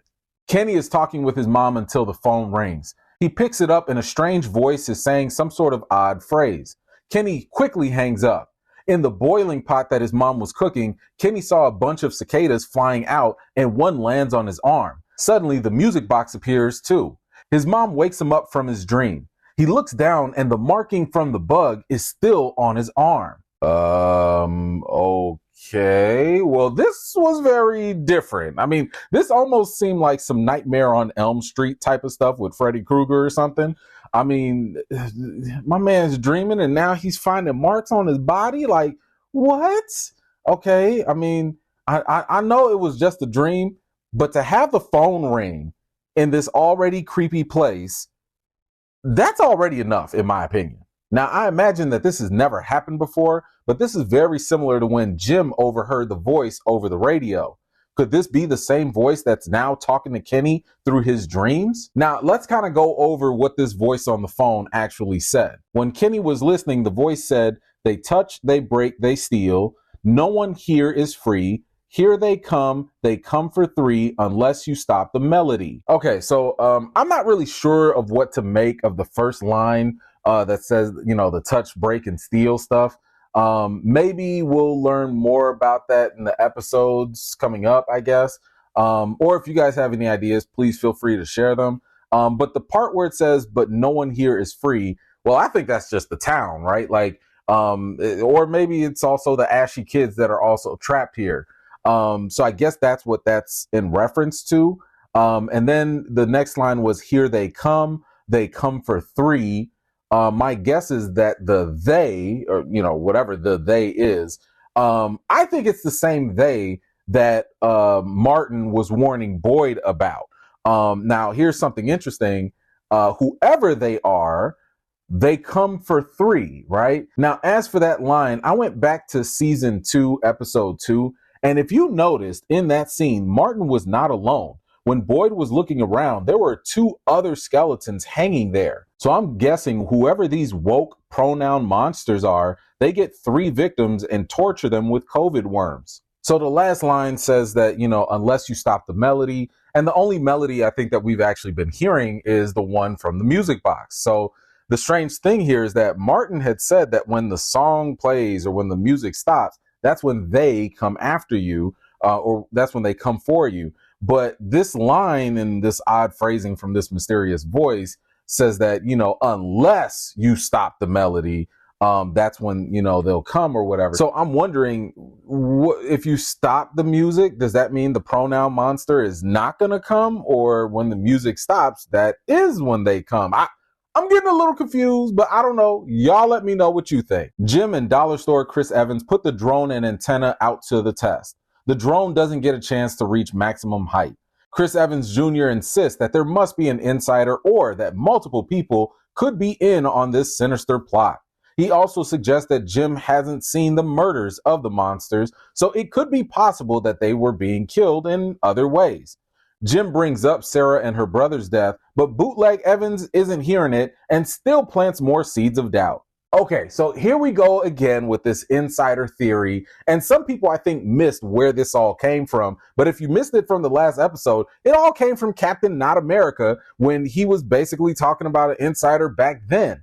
And he's not letting this theory go, you know, like, now, even though, bro, like, you're right there in the bus that you sleep in, you don't have any blinds or anything like that. So just keep looking out, and I'm pretty sure you'll see what these monsters do all night. Because you remember last time the monsters came, he was sleeping on the floor. He ain't want to come out there like that. They called him. Okay, he had a chance, but he didn't want to go out there. He ain't want them problems. Now, then again, you know, to kind of give him a little credit here, no one has died for a while now, so I could kind of see where his skepticism is coming from. Now, I'm not an expert on drones or anything, but it was kind of odd to me that it couldn't go any higher. Now, I don't know if that antenna was that heavy or if the drone was that weak or whatever. But for those of you that have owned drones or, are familiar with them, do you think that, maybe the space, the town, because y'all know the town is like an entity or, it can feel things, I guess.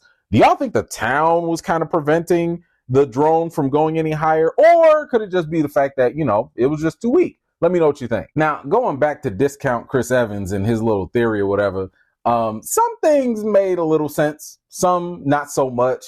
It actually, was kind of like the same thing that Donna said to Jim before. Like, if all these voices that he's hearing, if they actually wanted to help, then they would actually do something a little bit more, or at least show greater effort in actually being helpful. Now, I think the only weird entity so far that has actually been helpful has been the boy in white. However, Bootleg Evans had a little flaw in his logic because he implied that if there are insiders, then they would have to kill those moles to add to the body count. Now, as the audience, we know that's BS because we saw Father Khatri die and there was nothing suspicious about his death. But you all tell me, do you agree with discount Chris Evans? Let me know if he's making a good point about having a possible mole around. By the way, in case you missed it, I made a whole theory video going over the top suspects on who could possibly be the insider. Make sure you go check that out after watching this video. Tabitha shows Jay the entrance to the tunnels of the monsters. He mentions how they need more information to make sense of what's going on. until it dawns on him that Victor withheld the fact that he too saw the symbol. You see, I said this before.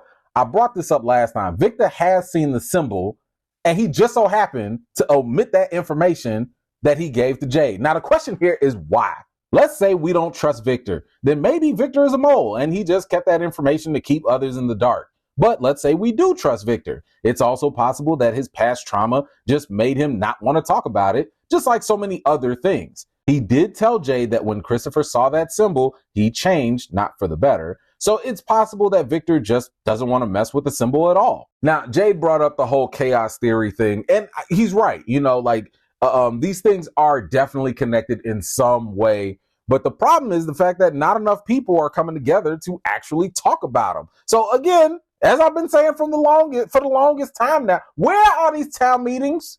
When are they going to start having these collaborative sessions and figure these things out? All they got to do is talk. Victor comes over to meet Ethan. He brought him one of his old jackets to wear with the weather getting colder. In return, Ethan gives Victor a picture of himself. He wanted Victor to keep it to remember him by, but Victor doesn't want to take the picture. Ethan pulls the famous "then I won't be your friend" card, and that was all Victor needed to hear. Okay, so there's one thing about this scene that kind of stands out to me. And previously, I told you guys about how there was that theory that's been going around that says that like everyone in the town has some sort of role that they have to play. And, I've told y'all this before, like Jade in the last episode, it looks like Jade is trying to look like Tom, almost wearing a similar, shirt. And now he's becoming the new bartender. I've told y'all that Donna and the bus driver, they share similarities in being two strong female leaders. And they're both at the colony house too. Well, now it seems like Ethan could become the new Victor. Do you subscribe to the role theory? Let me know what you think down below. Sarah comes back to Boyd and tells him that she wants to go back into the woods to try and help. She knows she doesn't belong. Boyd goes to check in on Ellis. He's surprised at his speedy recovery. Donna comes in to speak with him. He begs her to let Sarah stay in Colony House and to give her some things to do. Donna gives Boyd the rundown about what's been going on and mentions how Elgin almost drowned in his sleep. He tells Boyd that he was dreaming in the bathtub when something pushed him underwater. Thankfully, someone shook him awake before he drowned. Boyd tells Elgin about the bile that he pulled from Jokerface, and Elgin suggests that he should probably make some silver bullets. Okay, look, I'd be lying if I said that I wasn't a little concerned about Sarah. I mean, she's right though. Like, no one in town likes her. They don't want her to be there, and it's hard. I get it. Like, it's kind of hard to trust someone who claims to hear voices and was the reason why multiple people died and killed her own brother. I mean, she's giving me the impression that she's ready to just run out into the woods and end it all or something, but I do like the fact that she's very adamant about trying to at least help. Moving on to Boyd, do y'all see what I've been saying about this place and how it affects human bodies? I've told y'all that this place has some sort of strange effect on people in this town. Ethan's leg healed up real fast. Boyd's Parkinson's seems to be progressing quickly. Now Ellis's stab wound just so happens to heal up quickly. I mean, so much that the resident doctor is even surprised. Yeah, something is up here. And like I said before, this is making me believe that Fatima's pregnancy is probably going to be something that happens really quickly. Now, as for Elgin, this seems to be more of a pattern that we're seeing. The music box is showing up in people's dreams. I mean, we just had Marielle the last episode, now Elgin, and now Kenny. However, both Elgin and Kenny are actually being physically impacted or injured in some way. And like I said, I do not believe that was Fatima that was drowning him. Yo, shout out to Elgin for coming up with the whole silver bullet thing. I was a little unsure as to how exactly they could use the bile, on the bullets. Like, do you just dip them? Do you put some in there? Like, I don't really know.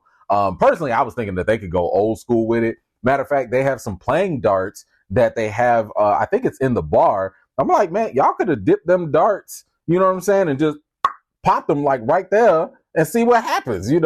Why not? Or listen, you can go super old school. And I'm talking about back to the motherland. Look, get you a bamboo stick, get some some darts or something, some sticks, dip them in that bile, stick it in that bamboo stick, do a little quick drive-by, and poof. Ethan told Victor about the internet, but he didn't believe him. He looks inside of one of the pockets of the musty jacket and finds a toy. Victor has a flashback about his mother. Jade comes in berating Victor about not telling him about the symbol and the tunnels. He implores that all of the information Victor knows matters and it's all important to getting them all home. Victor, however, doesn't care about none of that because he believes he is home. This is my home. Oh, hell no. What? This is your home? This? Victor, hold on. Come here. You don't want to live somewhere monster free? Bro, they don't even have no more peaches. This your home?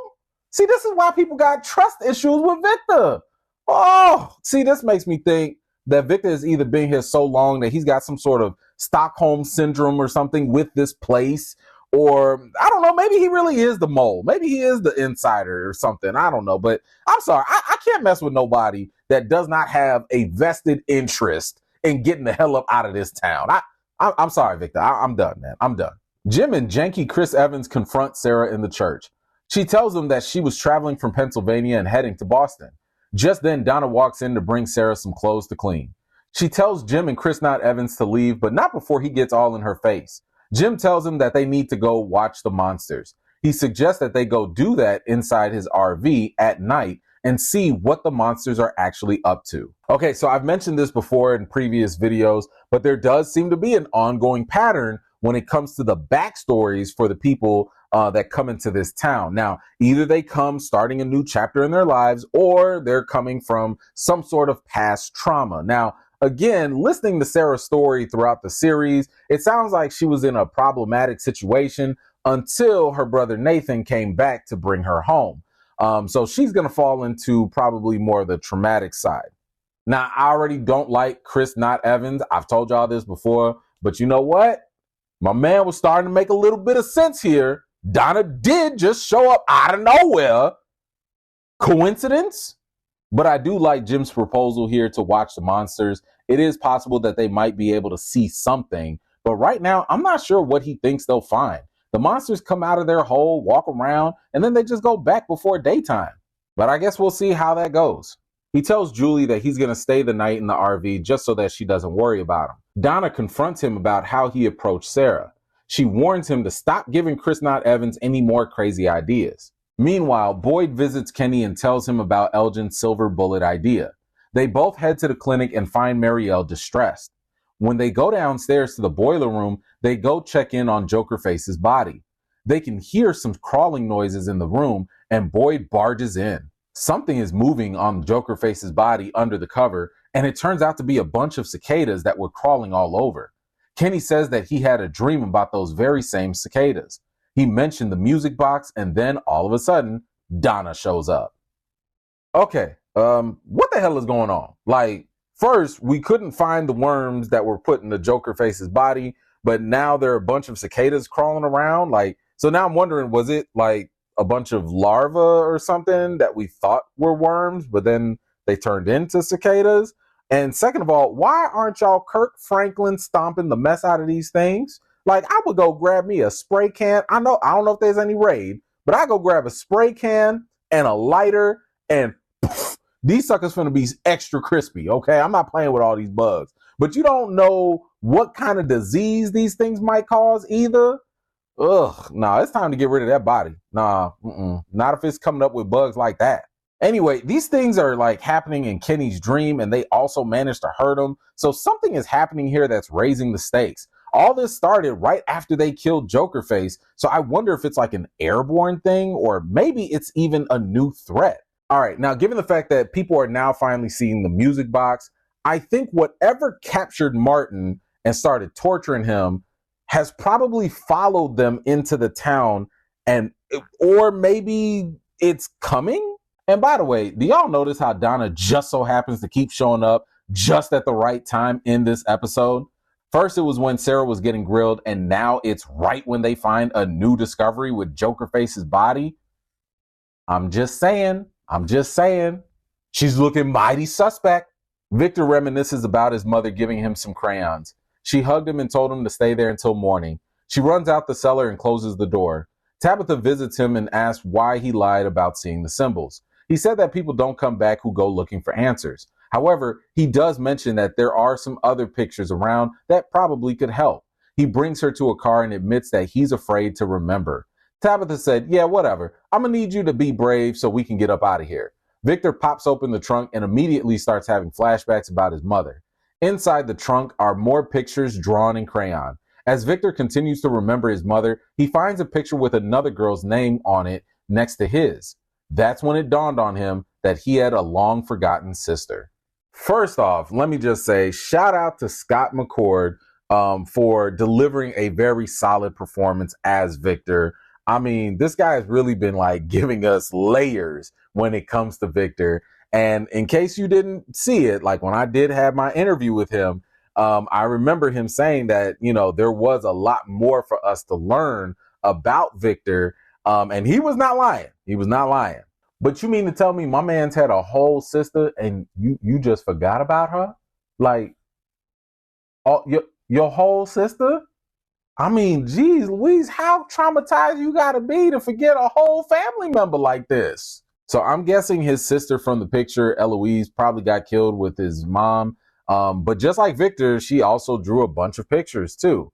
Now, when it comes to the pictures, I think there are a few things that we should look at. One of the pictures showed a guy drawn in brown crayon over on the bottom right-hand corner with what looks like a gun. He was shooting a bunch of people. And this is very similar to what we saw with Abby when she started shooting a lot of people in town. Then in the same shot, there's what looks like a tree with things hanging from it. It looks like it's upside down. I think this may be the same tree that Boyd and Sarah ran into when they were out in the woods and found all those bottles hanging in the tree. Another image that was interesting was the picture of the Black Union soldiers. Last time we saw one of them was in season 1 when Jade had his vision. The soldier there seemed a lot more aggressive, but what's interesting here is that the picture drawn by Victor's sister, these soldiers seem a lot more friendly. So I don't know what, stop. So maybe she's had a better experience with these soldiers, who knows?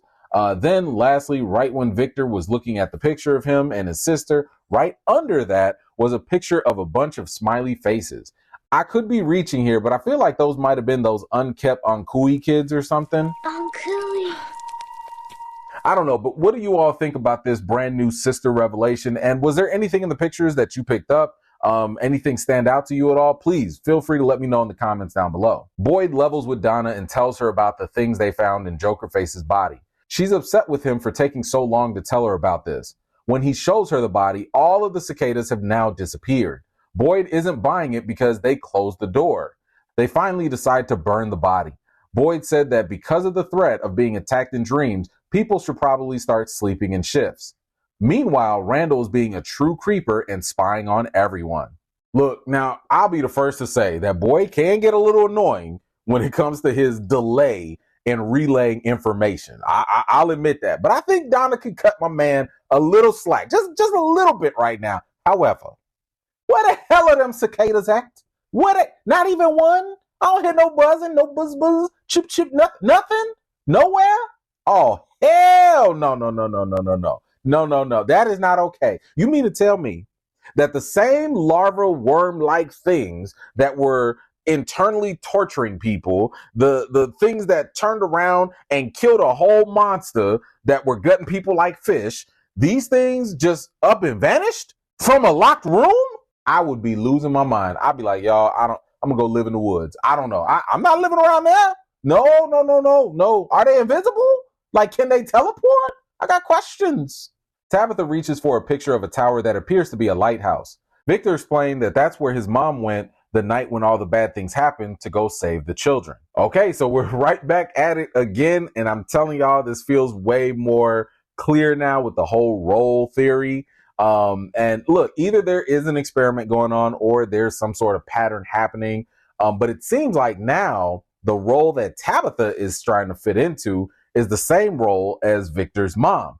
I mean, his mom probably, heard those ashy kids calling her. And so she went to the lighthouse to go save them. Maybe she died along the way. Obviously, she ain't come back. But also, not too long ago, Ethan did say that they're all on a quest. And I told y'all to always listen to what Ethan said. And when you go, he also said, when you go on a quest, you usually have to save someone, right?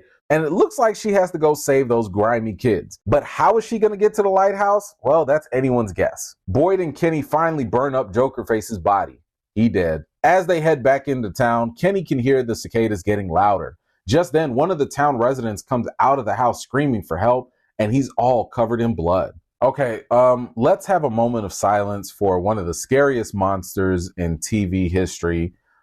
Here's to Smiley, aka Jokerface. Okay, so about them cicadas. They are back. I don't like it, and they seem like they're going to be a real problem. I mean, look, the guy that was covered all in blood, we heard like all the noise that these things were making.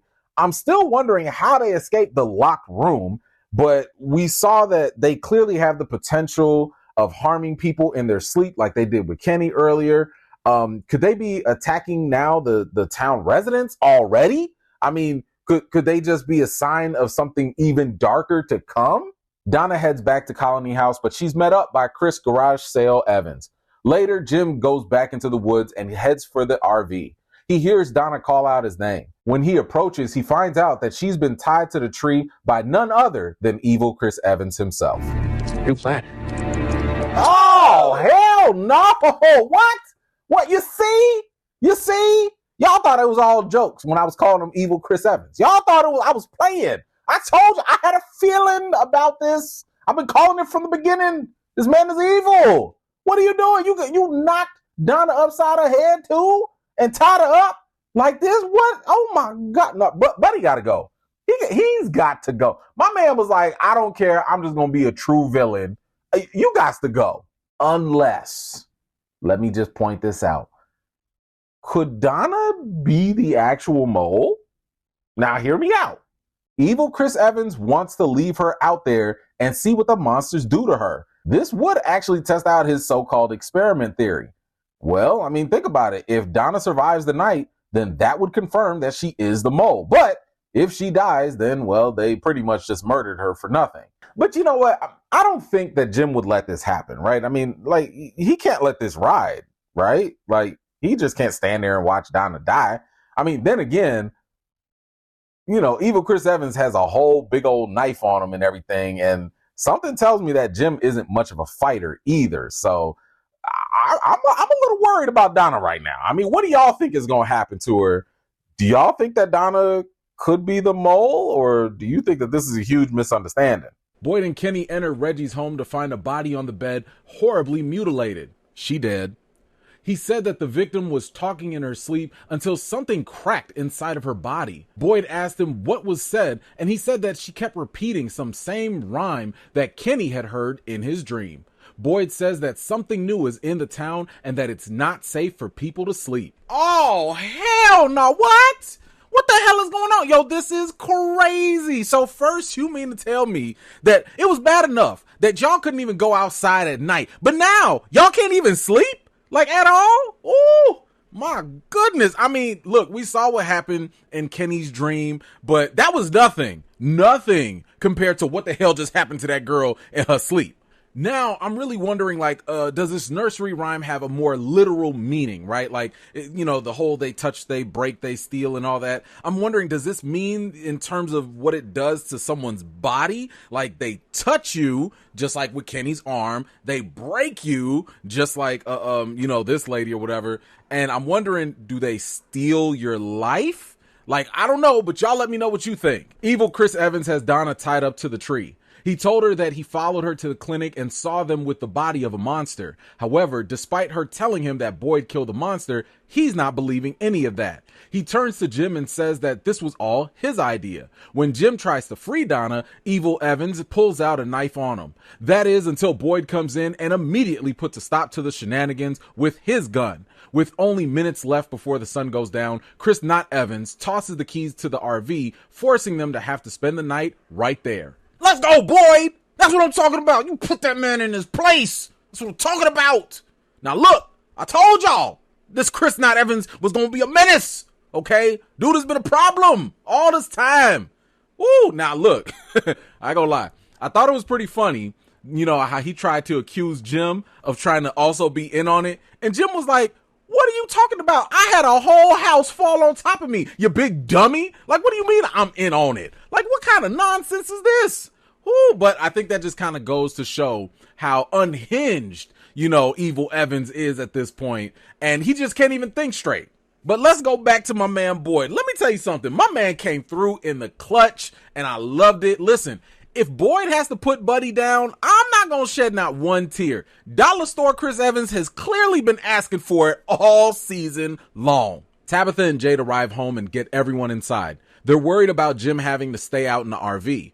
Kenny and Sarah lock themselves inside the sheriff's office. Sarah says that things feel different and wrong, just like when she and Boyd were out in the forest. She mentioned how Boyd said it seemed like this place fed on their fears, and she also recalled how her brother, Nathan, used to be afraid of cicadas. She suggests that it could be possible that the people who die here might have their fears become real in the forest. Whoa, okay, so Sarah is kind of throwing out a pretty interesting theory here, right? I mean, I do think that it's possible because anything is possible in this weird place at this point. I mean, if you were to tell me that something is taking your fears and making them real, okay.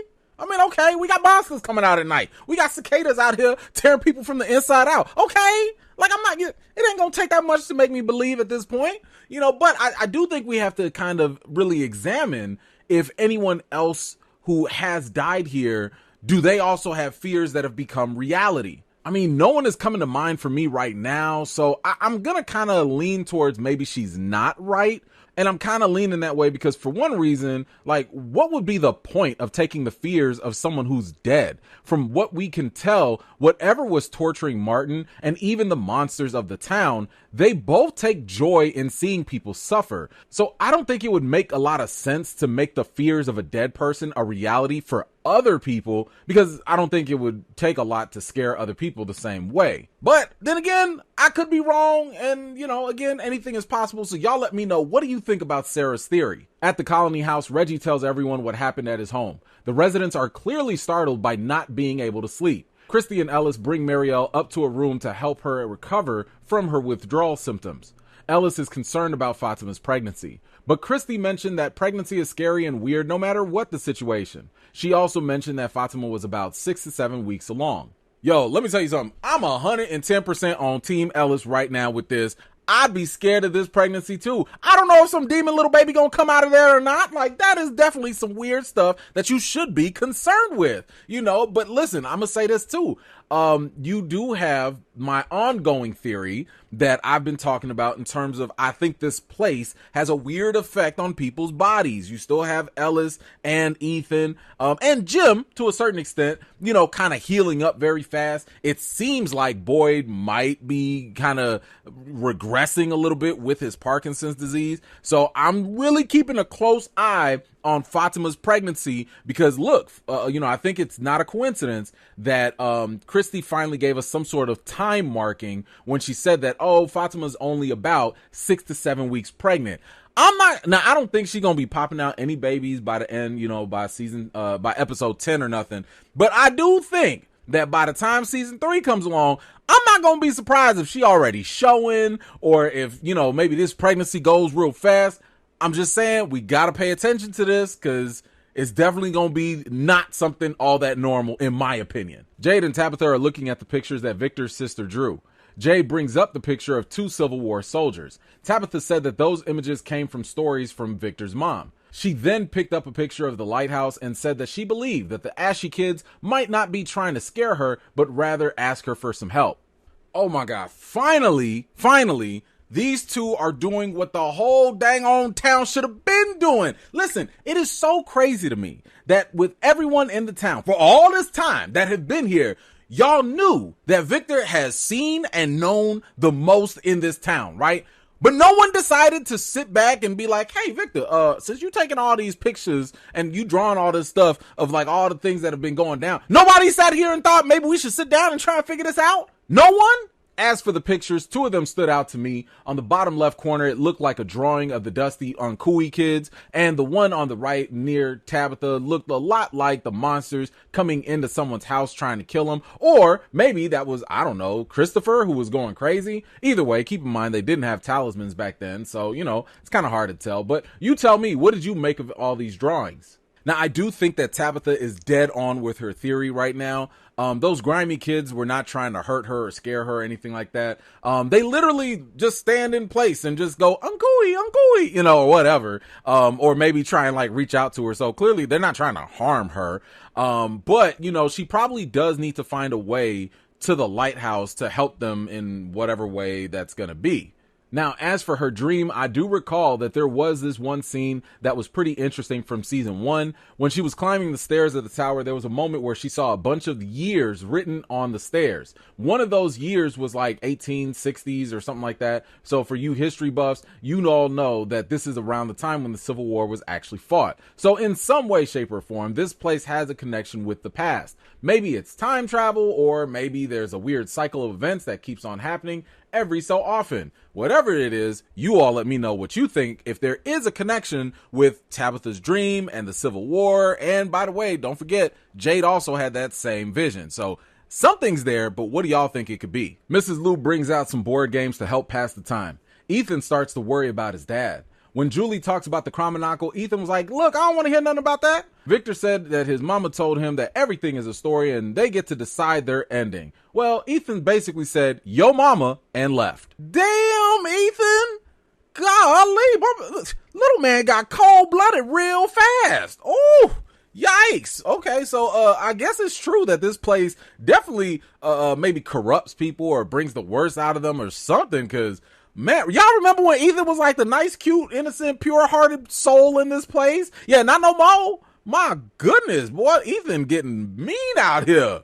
Woo-wee. But it is kind of interesting also that, Victor seems to maybe have a change of heart. Because remember, Victor used to be like, oh, I don't want to do nothing. No, everybody's going to die. Like Victor was out here digging graves. Y'all remember that? Victor was digging graves because he knew what was finna happen. But now, maybe, I don't know, maybe he was just trying to help Ethan feel better by saying that like, oh, it's not going to be that bad. You get to change, your ending or whatever. But I do think that it is also possible that it could just be foreshadowing for us, the audience, in terms of what Victor said. And that, there is probably the possibility that if there is a cycle that happens, if this does keep repeating itself, maybe this is going to be the time where they get to change their story or their ending and have a different outcome. Back at the RV, Chris Flea Market Evans keeps rattling his mouth about his conspiracy theories. Boyd puts him in cuffs and tells him to shut the hell up. Jim wants to hotwire the RV, and Chris Evans Jr. wants to test Boyd one more good time. Boyd is sick of him and his crap and checks him one last time. He starts to put the bile from the monster on the bullets to test out the silver bullet theory. Donna comes up with the great idea to offer up evil Chris Evans to go shoot the monsters himself. That way, if he kills the monsters, great, but if he dies, he dies. The monsters start to come out and surround the RV, but just then, they stop coming closer. All of a sudden, they all start to hear the music from the music box coming out of the transmitter. Listen, let me tell you something. I told y'all once, I'll tell y'all again, I am always going to be here for Boyd checking Chris Evans Jr. I love it. I love it. I love it. I cannot get enough of it. Now, by the way, hold on. I don't know what the hell's wrong with Jim. Like, Jim is out here, like, buddy, calm down. Okay, he out here talking about like, man, I got to get to my family. Let me hotwire this RV. Bruh. Like, the monsters are literally out there. Like, this ain't the time to be sitting here trying to, do things. Like, just sit down, relax. Y'all got the talisman in the RV. You've done this before, where you spent the night. Your family is safe in another house with the talisman. Like, I don't really understand because, again, Jim is like one of the most rational people. So the fact that he's now starting to freak out like this does feel like it's not making a lot of sense. But either way, bro, chill out. But, here we are. It's finally showtime. Okay, Boyd is coating up them bullets with that bile from Smiley Joker Face. And now we're gonna see if it finally works or not on actually killing these monsters. I loved the fact that Donna was offering up Bootleg Evans to go test that out as well. Woo, man, that right there was definitely a wonderful suggestion. But besides, I mean, my man's been all gung-ho about this stuff anyway. He's not afraid of the monsters, even though we all know he is. But, I do question.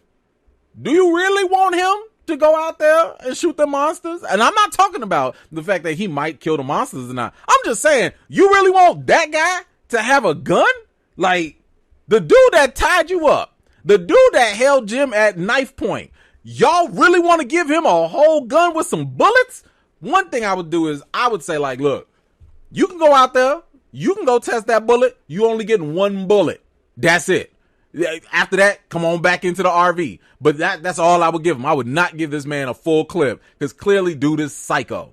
But we do have to talk about these monsters and the fact that they're like standing at bay outside of the RV like that. Yeah, I don't like that at all. But I do think that this might put some people's theories to rest who had this belief that it was Boyd's blood that was keeping the monsters away and stuff. No, it's not. Like, Boyd's blood, once he gave off those worms or whatever, that was it. Like, I think that was the only thing. And I don't even think the worms itself, you know, in his blood kept the monsters away. Like I said, I thought that Boyd basically just intrigued the monsters to the point where they didn't attack him, and they were more fascinated with the fact that when he put his blood into Smiley, that basically they were like, yo, this is way more interesting, that like this is hurting him versus let's just go get another victim. They can get victims any day, but seeing Jokerface die like that was something new for them. But anyway, I do think that right now we're getting a better indication that whatever, I don't know, evil, whatever thing that is connected with the music from the music box or whatever, that is what is keeping the monsters at bay. That thing, whether it's worms or whatever, like, again, these were the things that were strong enough to kill the monsters in the first place. And I'm getting the sense that this, I don't know, evil being or presence or whatever, whether it be worms, cicadas, or something else, I'm getting the feeling that this thing is a true apex predator or something like that. And that's why these monsters are like, nah, we're good. We'll wait.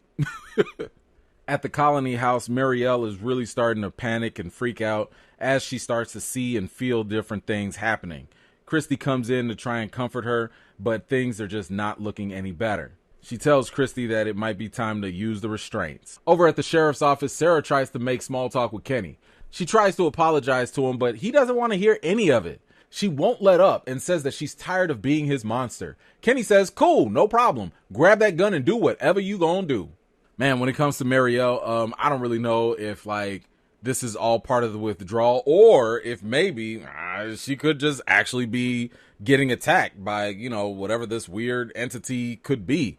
I'm starting to think that it's still the withdrawal at this point in the story, but at the same time, who knows?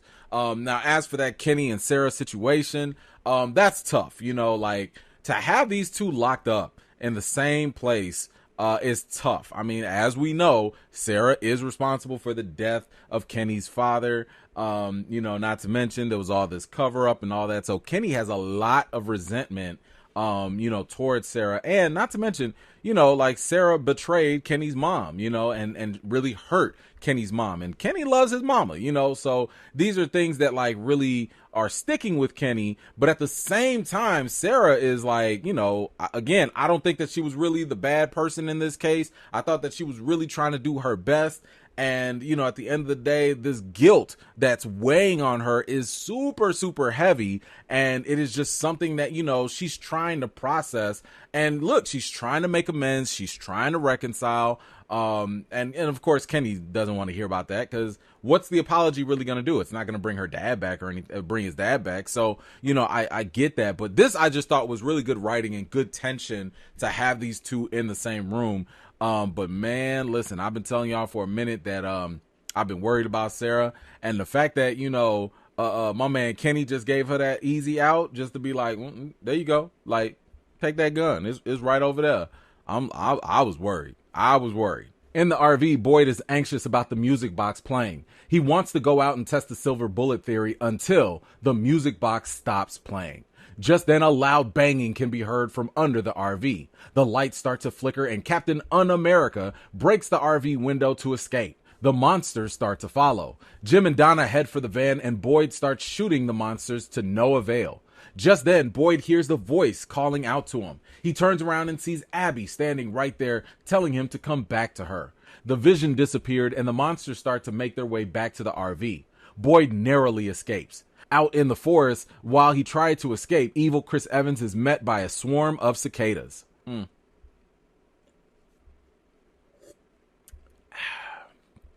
Man, that's gotta suck. Yep.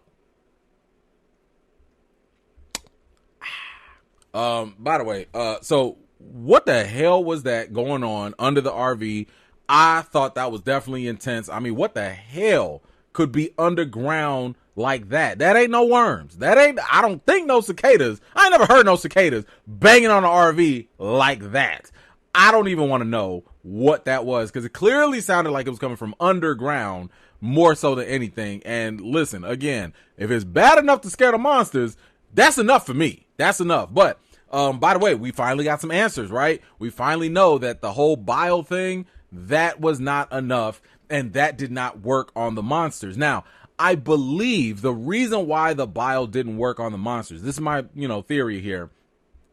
I think that the worms that we saw were probably the pre-larva state of the cicadas or whatever.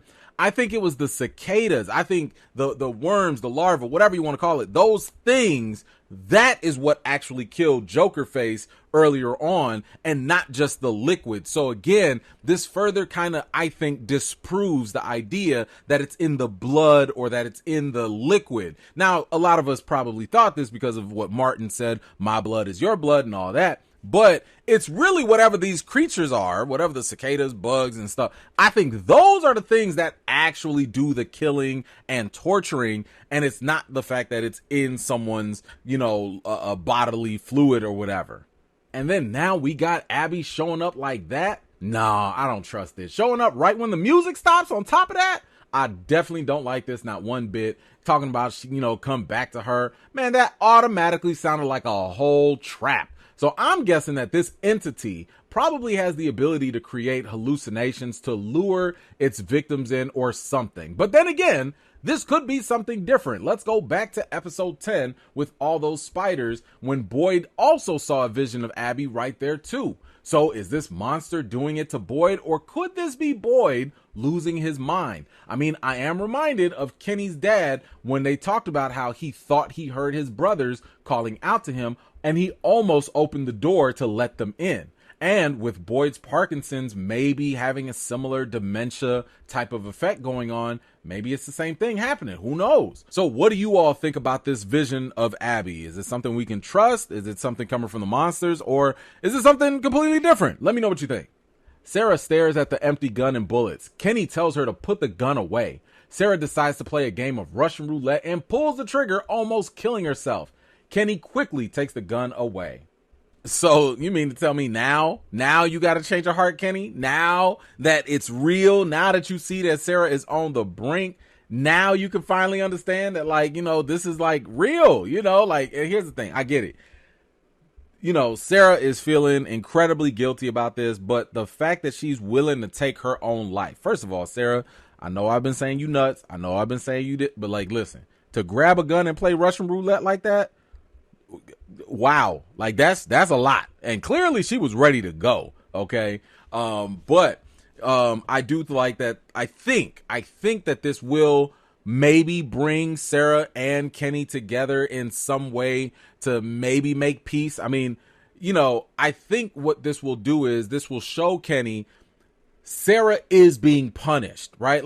Keep in mind, Kenny had all that put her in the box, lock her up, energy.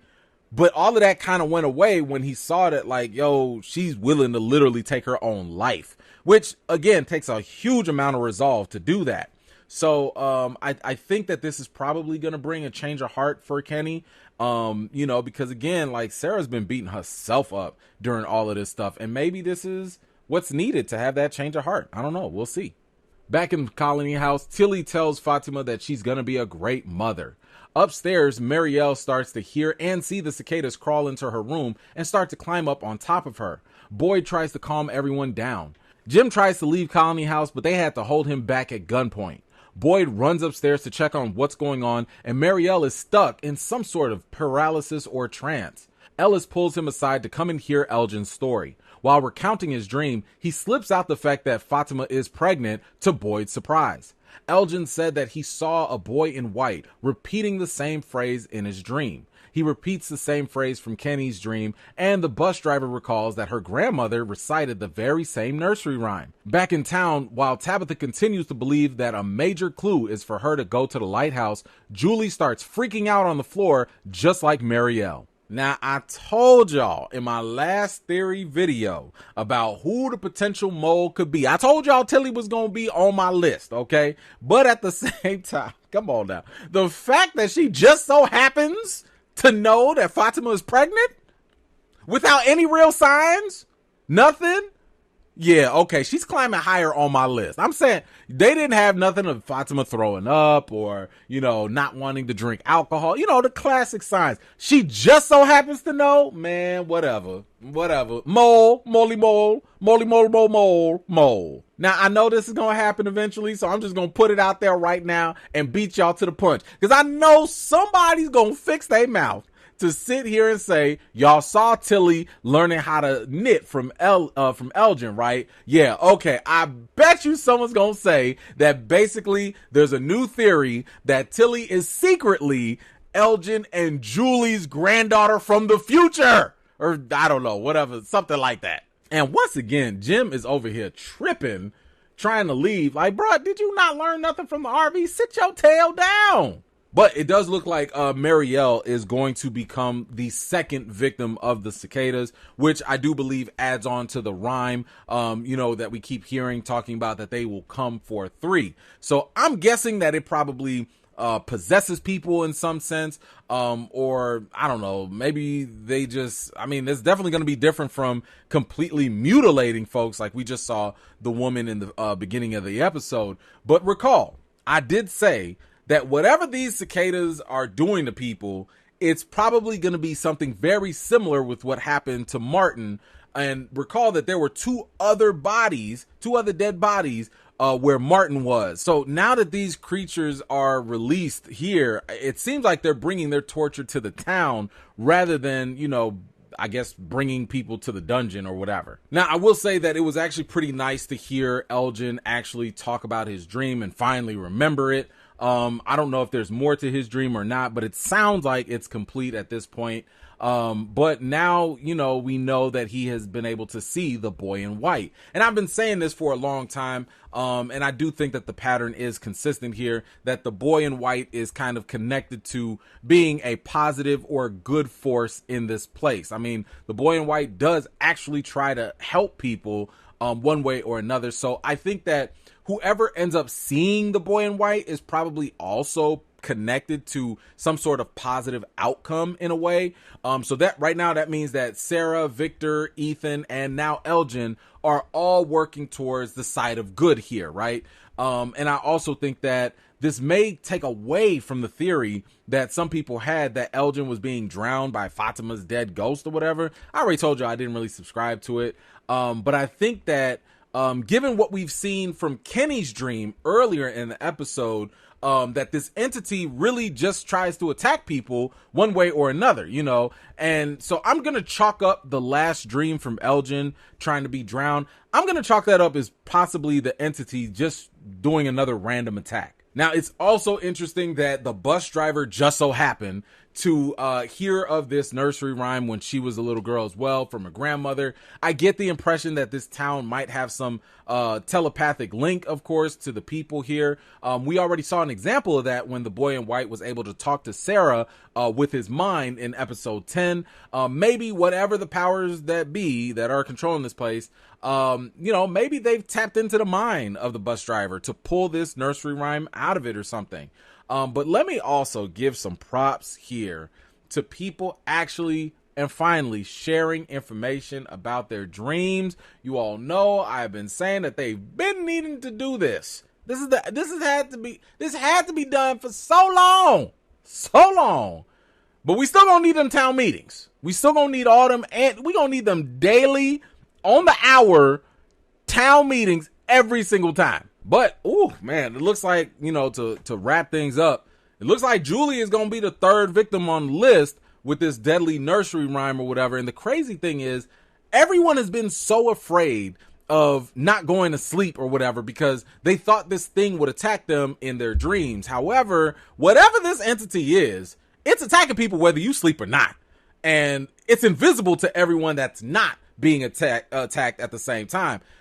Let me just say, that is a mess. This is a huge mess, but let's not forget the end of the nursery rhyme, which says, unless you stop the melody, which I believe implies that they've got to find some sort of way to stop the rhyme or the music from the box. Now, again, I don't exactly know how that's going to happen because the music box music has already stopped. And then, we heard the bumping in the RV and all that.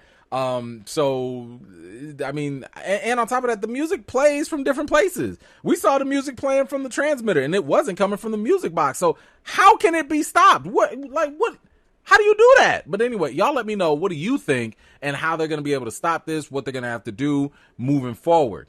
Christy and Kenny arrive at the house to check on Julie. They find Boyd already there. Outside, Jade states the obvious and how much they just don't know. However, he does make the observation that they need 2 pieces to connect just to start figuring things out. Boyd leaves and says that he has to go talk to Sarah. For some reason, Dale avoided getting the box, but he ended up joining Elgin and Donna on their search party near the RV. They search the woods for Chris Not Evans until they find his body. When they try to move him, he starts to scream out with his eyes whited out. At the same time, back in the town, Julie also starts to scream out in pain, and at the colony house, Marielle does the very same. Now, I didn't catch this the first time, that I watched this, but it was kind of interesting, and I wanted to point this out just, so that you guys can catch on this too. But it's kind of a slight change in Jade's character. When Boyd came outside the house, Jade said that Julie should be out there picking a prom dress rather than, laying in bed in pain like the way she is. And as we are going to see later on in this episode, I think that this is the beginning of Jade feeling some sort of sense of not only empathy, but a moral obligation to actually take action. I also really liked how he mentioned this was all like opening a book from the middle or putting together a jigsaw puzzle with only a few pieces. This could be kind of maybe the writers poking fun at us, the audience, but at the end of the day, Jade is right. This is the second time someone in this show has pointed out how to figure out the big mystery of this series. The last time we got it was with Ethan when he said that everyone should use Victor's pictures, put them together, and figure out the big story that's going on. Once you figure out the story, then you can know how it all ends. But I really like Jade's reasoning here because all you need is 2 pieces to connect, and this show has primarily been giving us a bunch of random pieces. We just don't know exactly how they connect yet. Now, when it comes to Dale and Donna and Elgin, I really liked how Donna seems to be a little bit more receptive now to the idea of Elgin's dream, possibly giving people more answers. She's not as dismissive as she might have been in the past. But we got even more confirmation now. We got answers now from the last episode that the silver bullets, they just don't work. There were no dead monsters laying around, as Dale had pointed out. And if you recall, Boyd did shoot at these monsters with the silver bullets dipped in that bile from Joker Face. And I think that this actually definitively debunks any of the theories that the blood or the bile was toxic in some way or that it could actually kill the monsters. Now, as I mentioned before, whatever the worm cicada entity thing is, that thing is what actually killed the monsters and not the blood or anything else.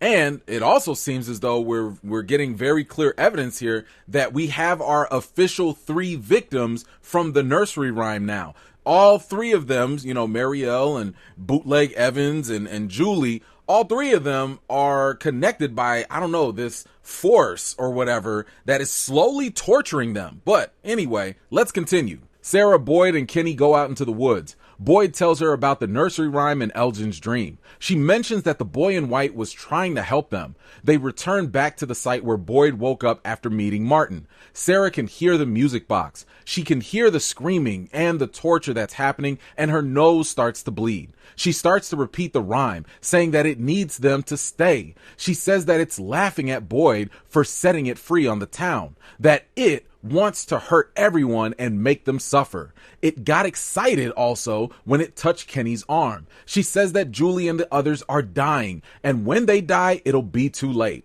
She says that Boyd has to make the music stop.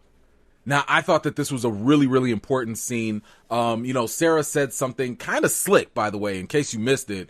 And she said that she doesn't think that the boy in white is actually a little boy. Now, I'm not sure exactly what she means by that, but it could be something we got to keep in mind somewhere in the future. Maybe there's time travel involved. Maybe there's some sort of indication that he's a ghost, or maybe he's a really old person. I don't know, but I thought it was interesting that she kind of slipped that in. Now, Sarah coming to this site, I think, reinforces the fact about how this place does have an effect on people. She is now one of those individuals who has some sort of psychic link to this place. So it does make sense that once she gets to this place, she would start hearing the music box and it would start affecting her. Now, the fact that she can hear the music box playing, but Boyd and Kenny can't, further demonstrates that there is something psychological going on here. Now, I found it also interesting that Sarah had mentioned that it is laughing at Boyd for setting it free into the town. So I think this kind of gives us more indication about what's actually happening here. Those worms and the cicadas,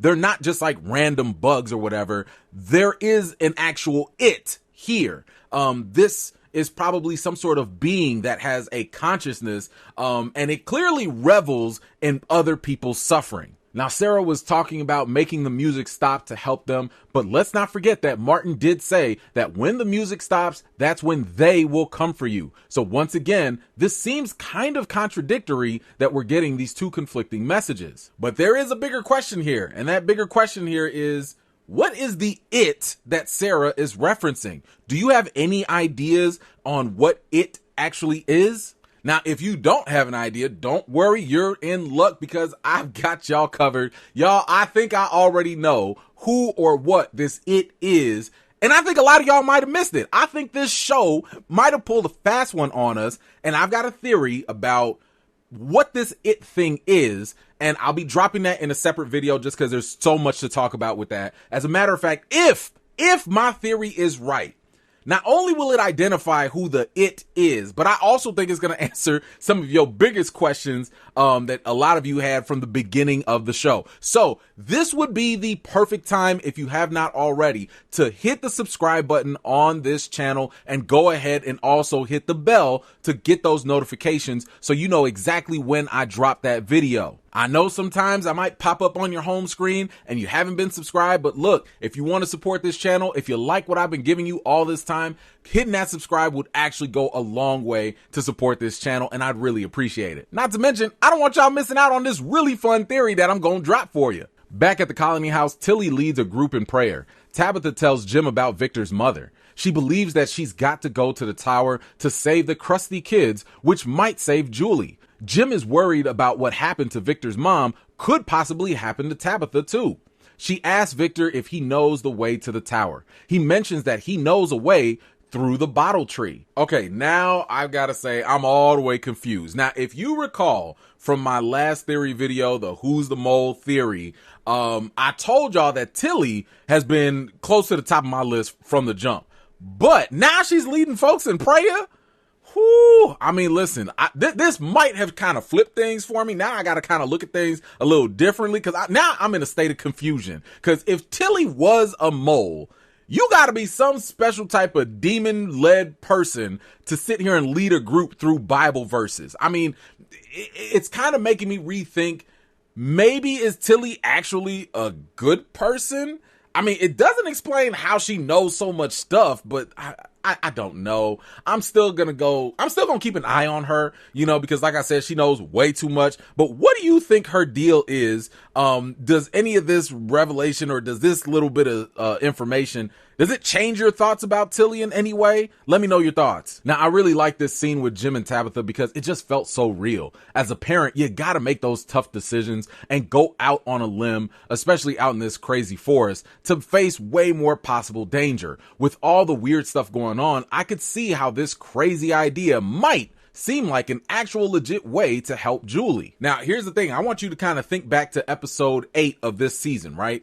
Ethan had mentioned how being on a quest is kind of like, it's going to get more scary the further you go. But he also mentioned, and I told y'all to pay attention to what Ethan says. He also mentioned that on a quest, usually you're going to have to save someone. Well, per usual, Ethan is right, I think. And, Tabitha is doing exactly that. She is going out on a quest to this tower to go save these crusty little kids. And, that is kind of probably how this is all going to turn out. I mean, we've seen the same thing play out when it comes to Boyd. I mean, the only time in this place we've ever gotten any type of answers is when people go outside of the town. Boyd went outside. He found the animals for livestock.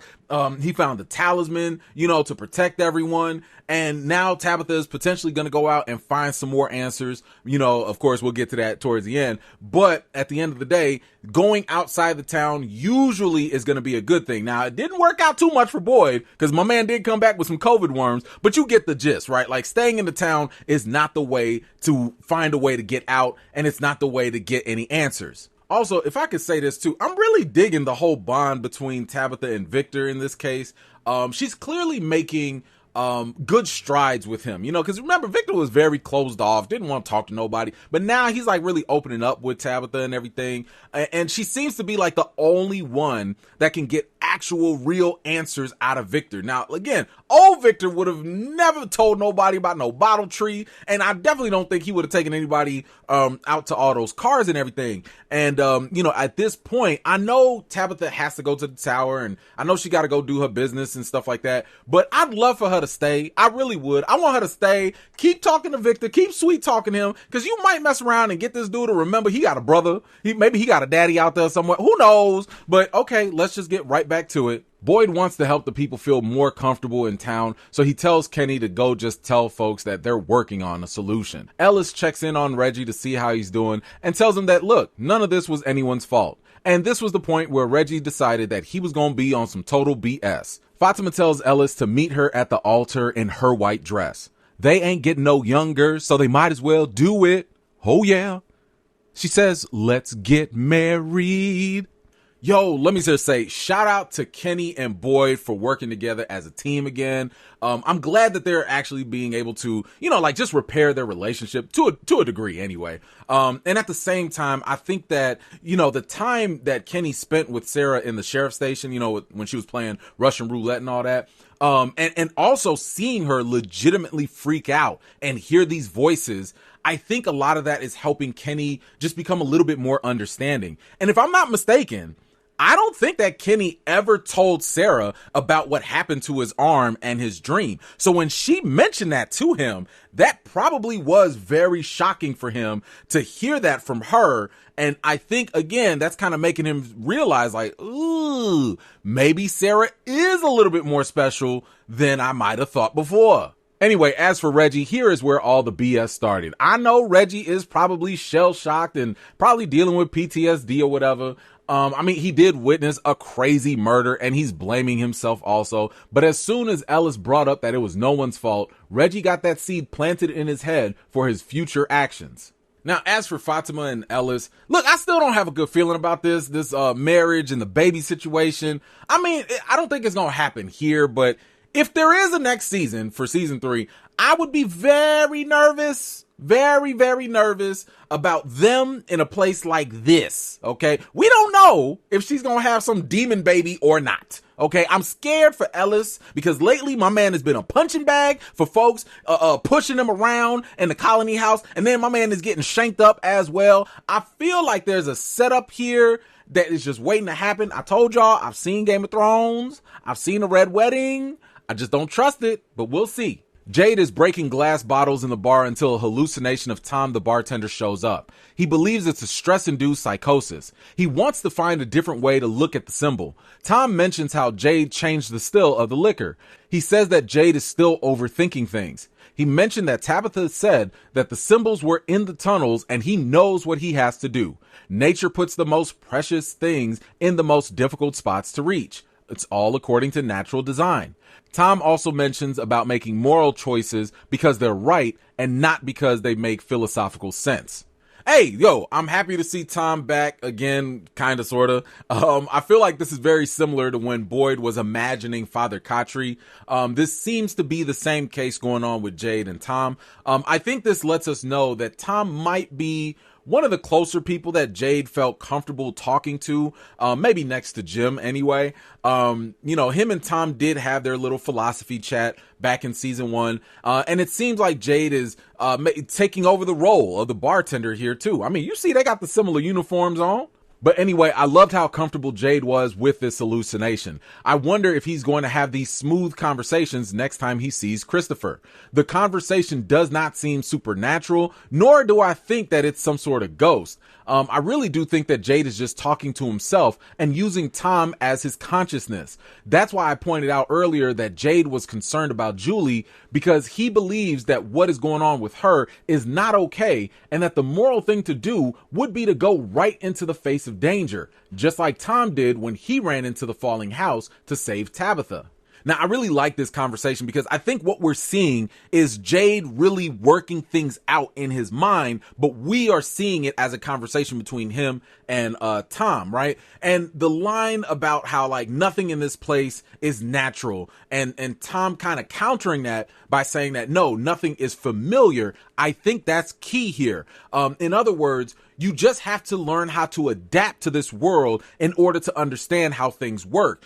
People have been fighting, and I think it's a natural urge, right? They've been fighting against what they believe is natural and normal, rather than just accepting that this new environment, things work differently here, and I think that perspective is going to be key in terms of like actually being able to get out of this place. Again, you're in a place where visions are happening, monsters are walking around, people are seeing things all over the place. You're just going to have to adapt, accept that, listen to people who have dreams and stuff, put all these things together. And if you don't do that, you're going to stay here for a long time. At the sheriff's station, Sarah offers to go bury Paula's body. Boyd takes a look at his hand and gets really upset. Reggie goes to the storehouse and slices the throat of one of the colony house residents. He dead. He steals one of the shotguns and heads off. Okay, so, we see here that Sarah is still kind of like on this crusade of just trying to make herself be helpful. She's trying to get this retribution thing going on. And I think that in this scene also, Boyd got really upset at this point, just for a couple of reasons. I mean, remember, he cut his hand back in episode 6 when he gave those COVID worms to Joker Face. However, that was also a way for the worms to turn into cicadas and later come and terrorize the town. So I really believe that Boyd in this case is regretting the mistake he made in bringing this new terror to the town. Now, as for Reggie, oh, hell no, buddy, you gotta go to the box. You out here slicing people's throats? No. You gotta go to the box or something. I know he's been having a rough time. I get that. But this ain't it, player. This ain't it. I mean, it's not like you was hearing voices, like Sarah was. It's not like he was trying to save people or nothing. He just flat out was looking for a place to project his pain and anger. Either way, Reggie's got to go. Boyd enters the church and proceeds to cuss out God himself. He brings up how Father Khatri prayed till his last breath, but he demands an answer as to why things are the way they are.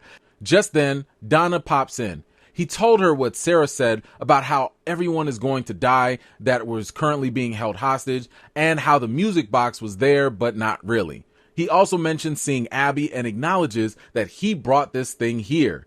Donna reminds him that he also gave people more time and that his son is about to get married and he needs to focus on that for now. Damn, Boyd! Hold on, bro. You out here cussing God out? Oh, if I had some pearls, I'd clutch it, man. You had me hold on to my Bible now. Like, whoa, bro, slow down. Now, don't get me wrong.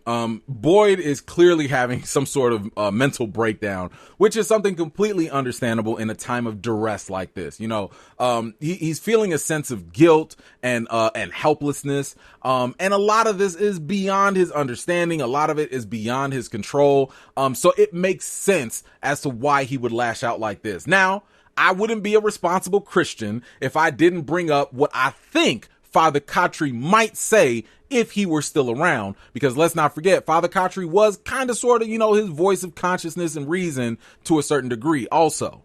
Now, I imagine that if Father Khatri was still around, he would probably tell Boyd something like, this is just not how faith works. It's not about believing that things are always going to go right or even make sense, but having faith is about believing that when things go wrong, our faith keeps us from losing our minds. It grounds us like an anchor to whatever higher power you believe in. And even if you die, like Father Khatri did, death is not the end, but merely just a transition from one place to another. So I think that's kind of like what Father Khatri would say to him in this situation. But clearly, because Father Khatri is not here to kind of give Boyd this spiritual advice and counsel that, you know, they used to share together, Boyd is left to wrestle with his own devices. And that's why you're seeing this, you know, big lashing out towards God too. Now, I will say I do like how Donna is helping Boyd not get too lost here and by bringing him back to reality also, right? She's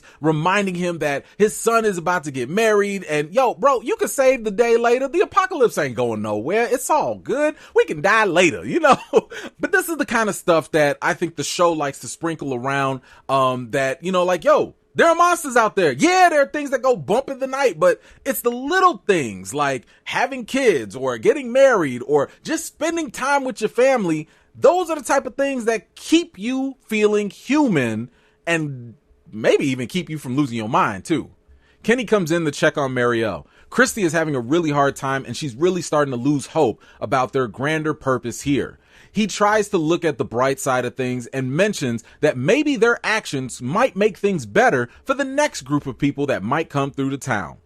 Yo, let me just say, I really, really like to see Kenny's character mature throughout this series. And this perspective here is really compelling, right? He talked about his dad saying that like, yo, we're just a thread in like a larger sweater, you know, and it's easier, right? It's easy and it's understandable, especially given what they're going through, to dwell on the horror of this place. But, you know, for him to look at the bigger picture of the things that are going on and to put a positive spin on this, I thought was a really nice touch. And he's right, you know, like if there is another group of people that come in through the town, they can be much more prepared and informed going in, you know, or like he said, maybe everyone in town now is the reason why people in the future will get to go home.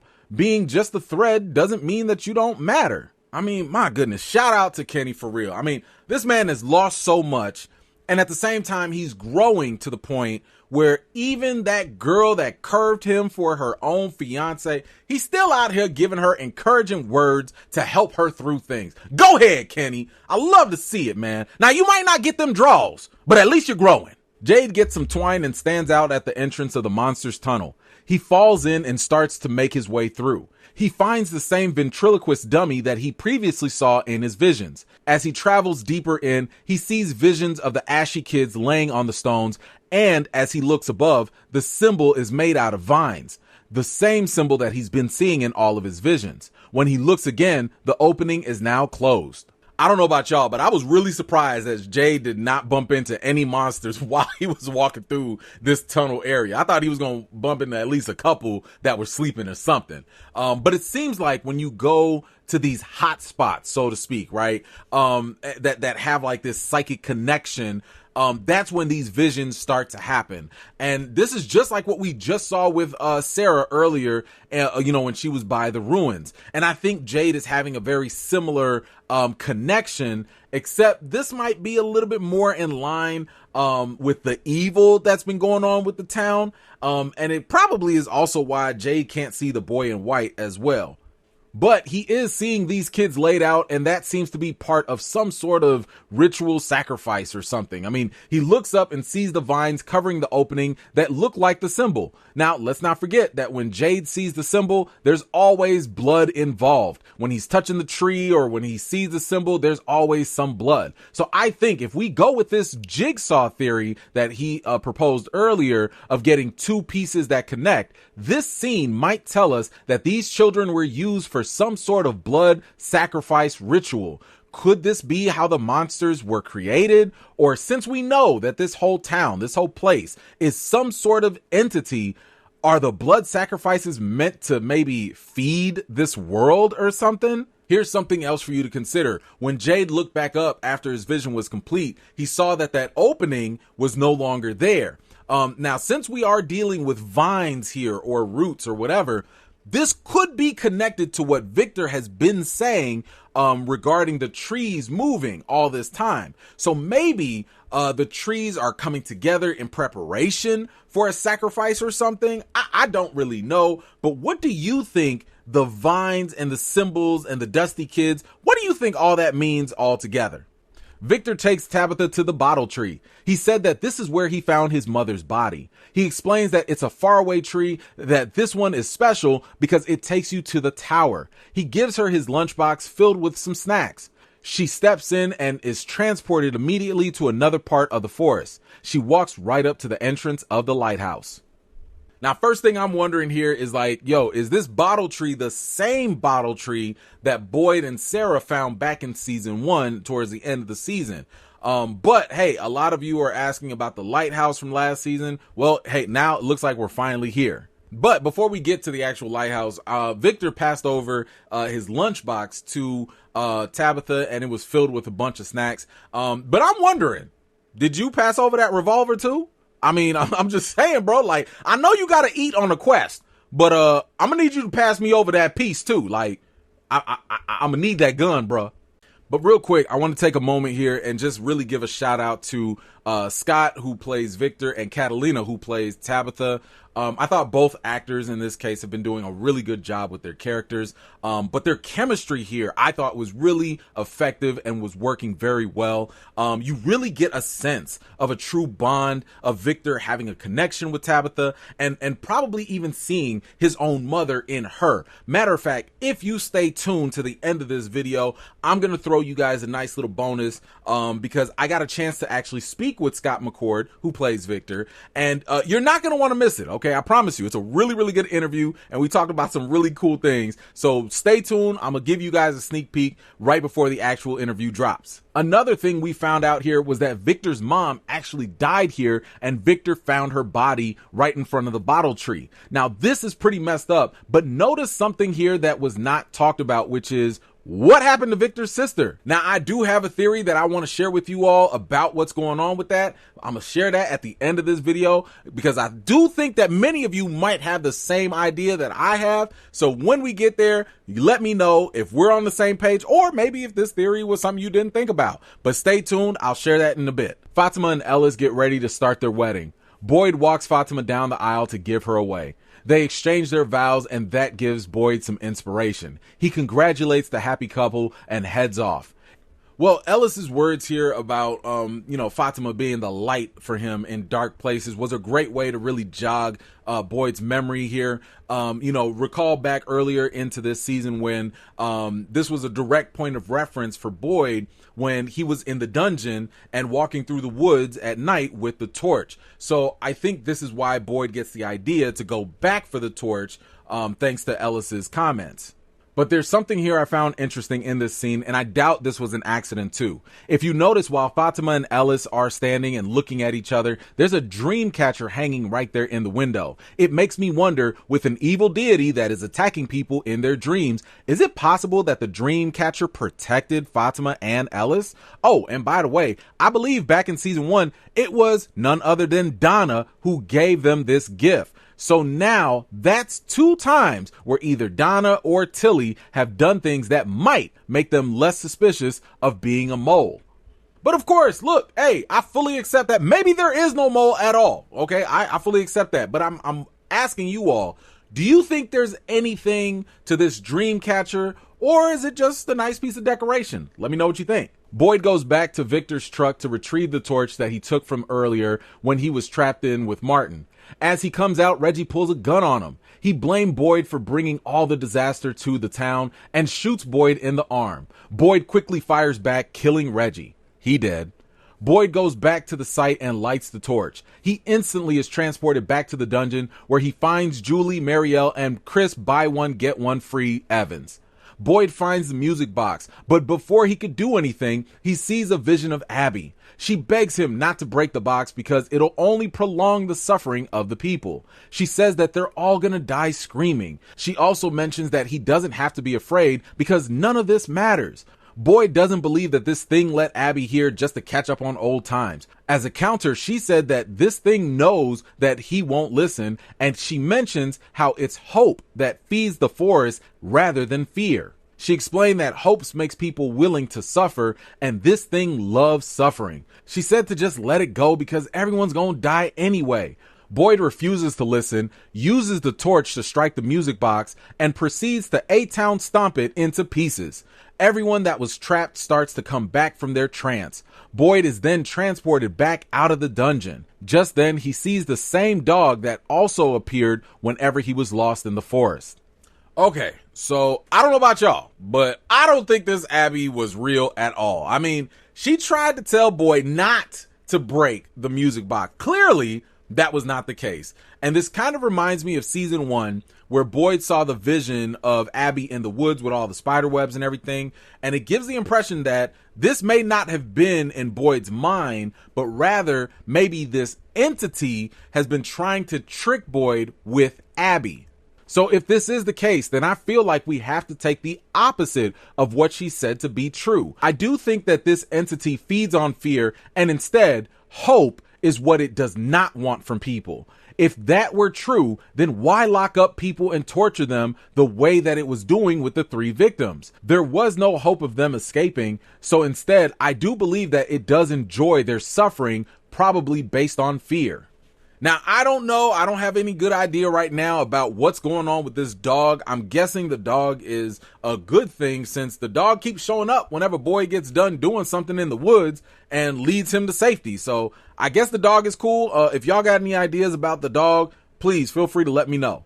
Ethan opens the door and says there's no more buzzing outside. Julie wakes up and asks where's her mother, Tabitha. We go back to her as she climbs the tower stairs, hearing the ashy kids call out to her. She reaches the top and the boy in white appears. He apologizes to her and says that this is the only way. He pushes her out of a window. Tabitha wakes up then in a hospital bed all wounded up. She gets out of her bed to look out the window, but right then the doctor comes in and tells her that 3 days ago, some hikers found her outside the woods. She looks out the window finally and sees that she might be back in the real world. Well, I did not see this coming. It looks like maybe Tabitha's actually found her way out of the town. She's waking up in this St. Anthony's hospital. And look, here a couple of things. If you go back to the scene right where she wakes up and you look at the computer next to her bed, that logo looked very similar to that symbol that we've been seeing in the town. Y'all tell me if you think something different. I'm also very curious as to where Tabitha actually ended up. I tried to do a Google search on St. Anthony's Hospital and 2 places kind of came up that looked somewhat similar. One hospital was in Chicago and I think I found another one in Ohio. But it was a little hard to tell, but I'm sure somebody out there online is going to get to the bottom of that. Next thing we got to consider is the fact that, the doctor said that she was found 3 days ago on the trail when some hikers found her. Now, I think that if she really is outside of the town and back in the real world, those 3 days are probably the same days that happens in the town, because I do believe the time still runs at the same pace. Now, let me throw this at y'all real quick. Here's just a crazy possibility. Do y'all think, potentially, maybe, what if Tabitha is not back in the real world? What if she's actually just in another part of Fromville? Do you think that's a possibility? Now, I'm going to say for now, I think she really did escape. I think that this might shatter some other theories out there that the town could be a simulation. The purgatory theory, it might still be in play. Aliens could still be in play. And there could still be some supernatural situation going on here as well. But I do think that she is back in the real world. Now, as for the boy in white pushing her, he was apologizing before, and I think that kind of is a positive sign. I've said this before, that the people that are able to see the boy in white I think that they're on the good side of things. I think that they lead to positive change. So now Tabitha is joining that special club of Victor, Ethan, Elgin, and Sarah, who are able to actually see the boy in white. But Tabitha's actually taking it to another level because the boy in white was actually able to make contact with her and push her. And I think that's just a whole different thing that we have not seen so far. And if you go back to episode 10 of season 1, Sarah does mention how the boy in white is also trapped there and he doesn't know how to escape. However, I don't think that means that he can't help other people escape from this place as well. Now, all of this brings me back to the theory that I mentioned earlier in this video. So stick with me on this as I share with you my theory and prediction for season 3 of From. We know now through Victor's flashbacks that his mom went out to go save the lost kids in the lighthouse. Then we learned, after all this time, Victor had a long-lost sister that he forgot all about. His sister ran out after his mom during that night, but that was all we knew about them during his flashback. Then, in this season finale, we found out that Victor actually found his mother's body right there, and it was right before she was able to make it inside the faraway tree. Well, in case you missed it, he did not mention anything about his sister's whereabouts. So where did she go? Well, I believe, just like Tabitha, Victor's sister probably also escaped thanks to the boy in white. I believe in season 3, Tabitha is going to meet Victor's sister. They're both going to travel back to Fromville. They're going to have a great little reunion with her and Victor, and together they might be the key to saving this town. So what do you guys think about my season 3 prediction and theory? Please feel free to let me know what you think in the comments down below. Okay, well, that was it for this season. Guys, please be sure to subscribe to this channel and please ring that bell. Click the bell so you can get the notifications because I've got some compelling theories for you. I have some interviews with the cast that you do not want to miss, and I will be breaking down every single episode in the next season. I'm telling you, we're going to have us a good old time. So thank you so much for watching, and I'll see you later. If you're new here and you like what you see, don't forget to like this video, subscribe, and don't forget to hit that bell so you don't miss out the next time I drop a video. I've got more videos and reviews to do for you all, and until next time, I'll see you all later.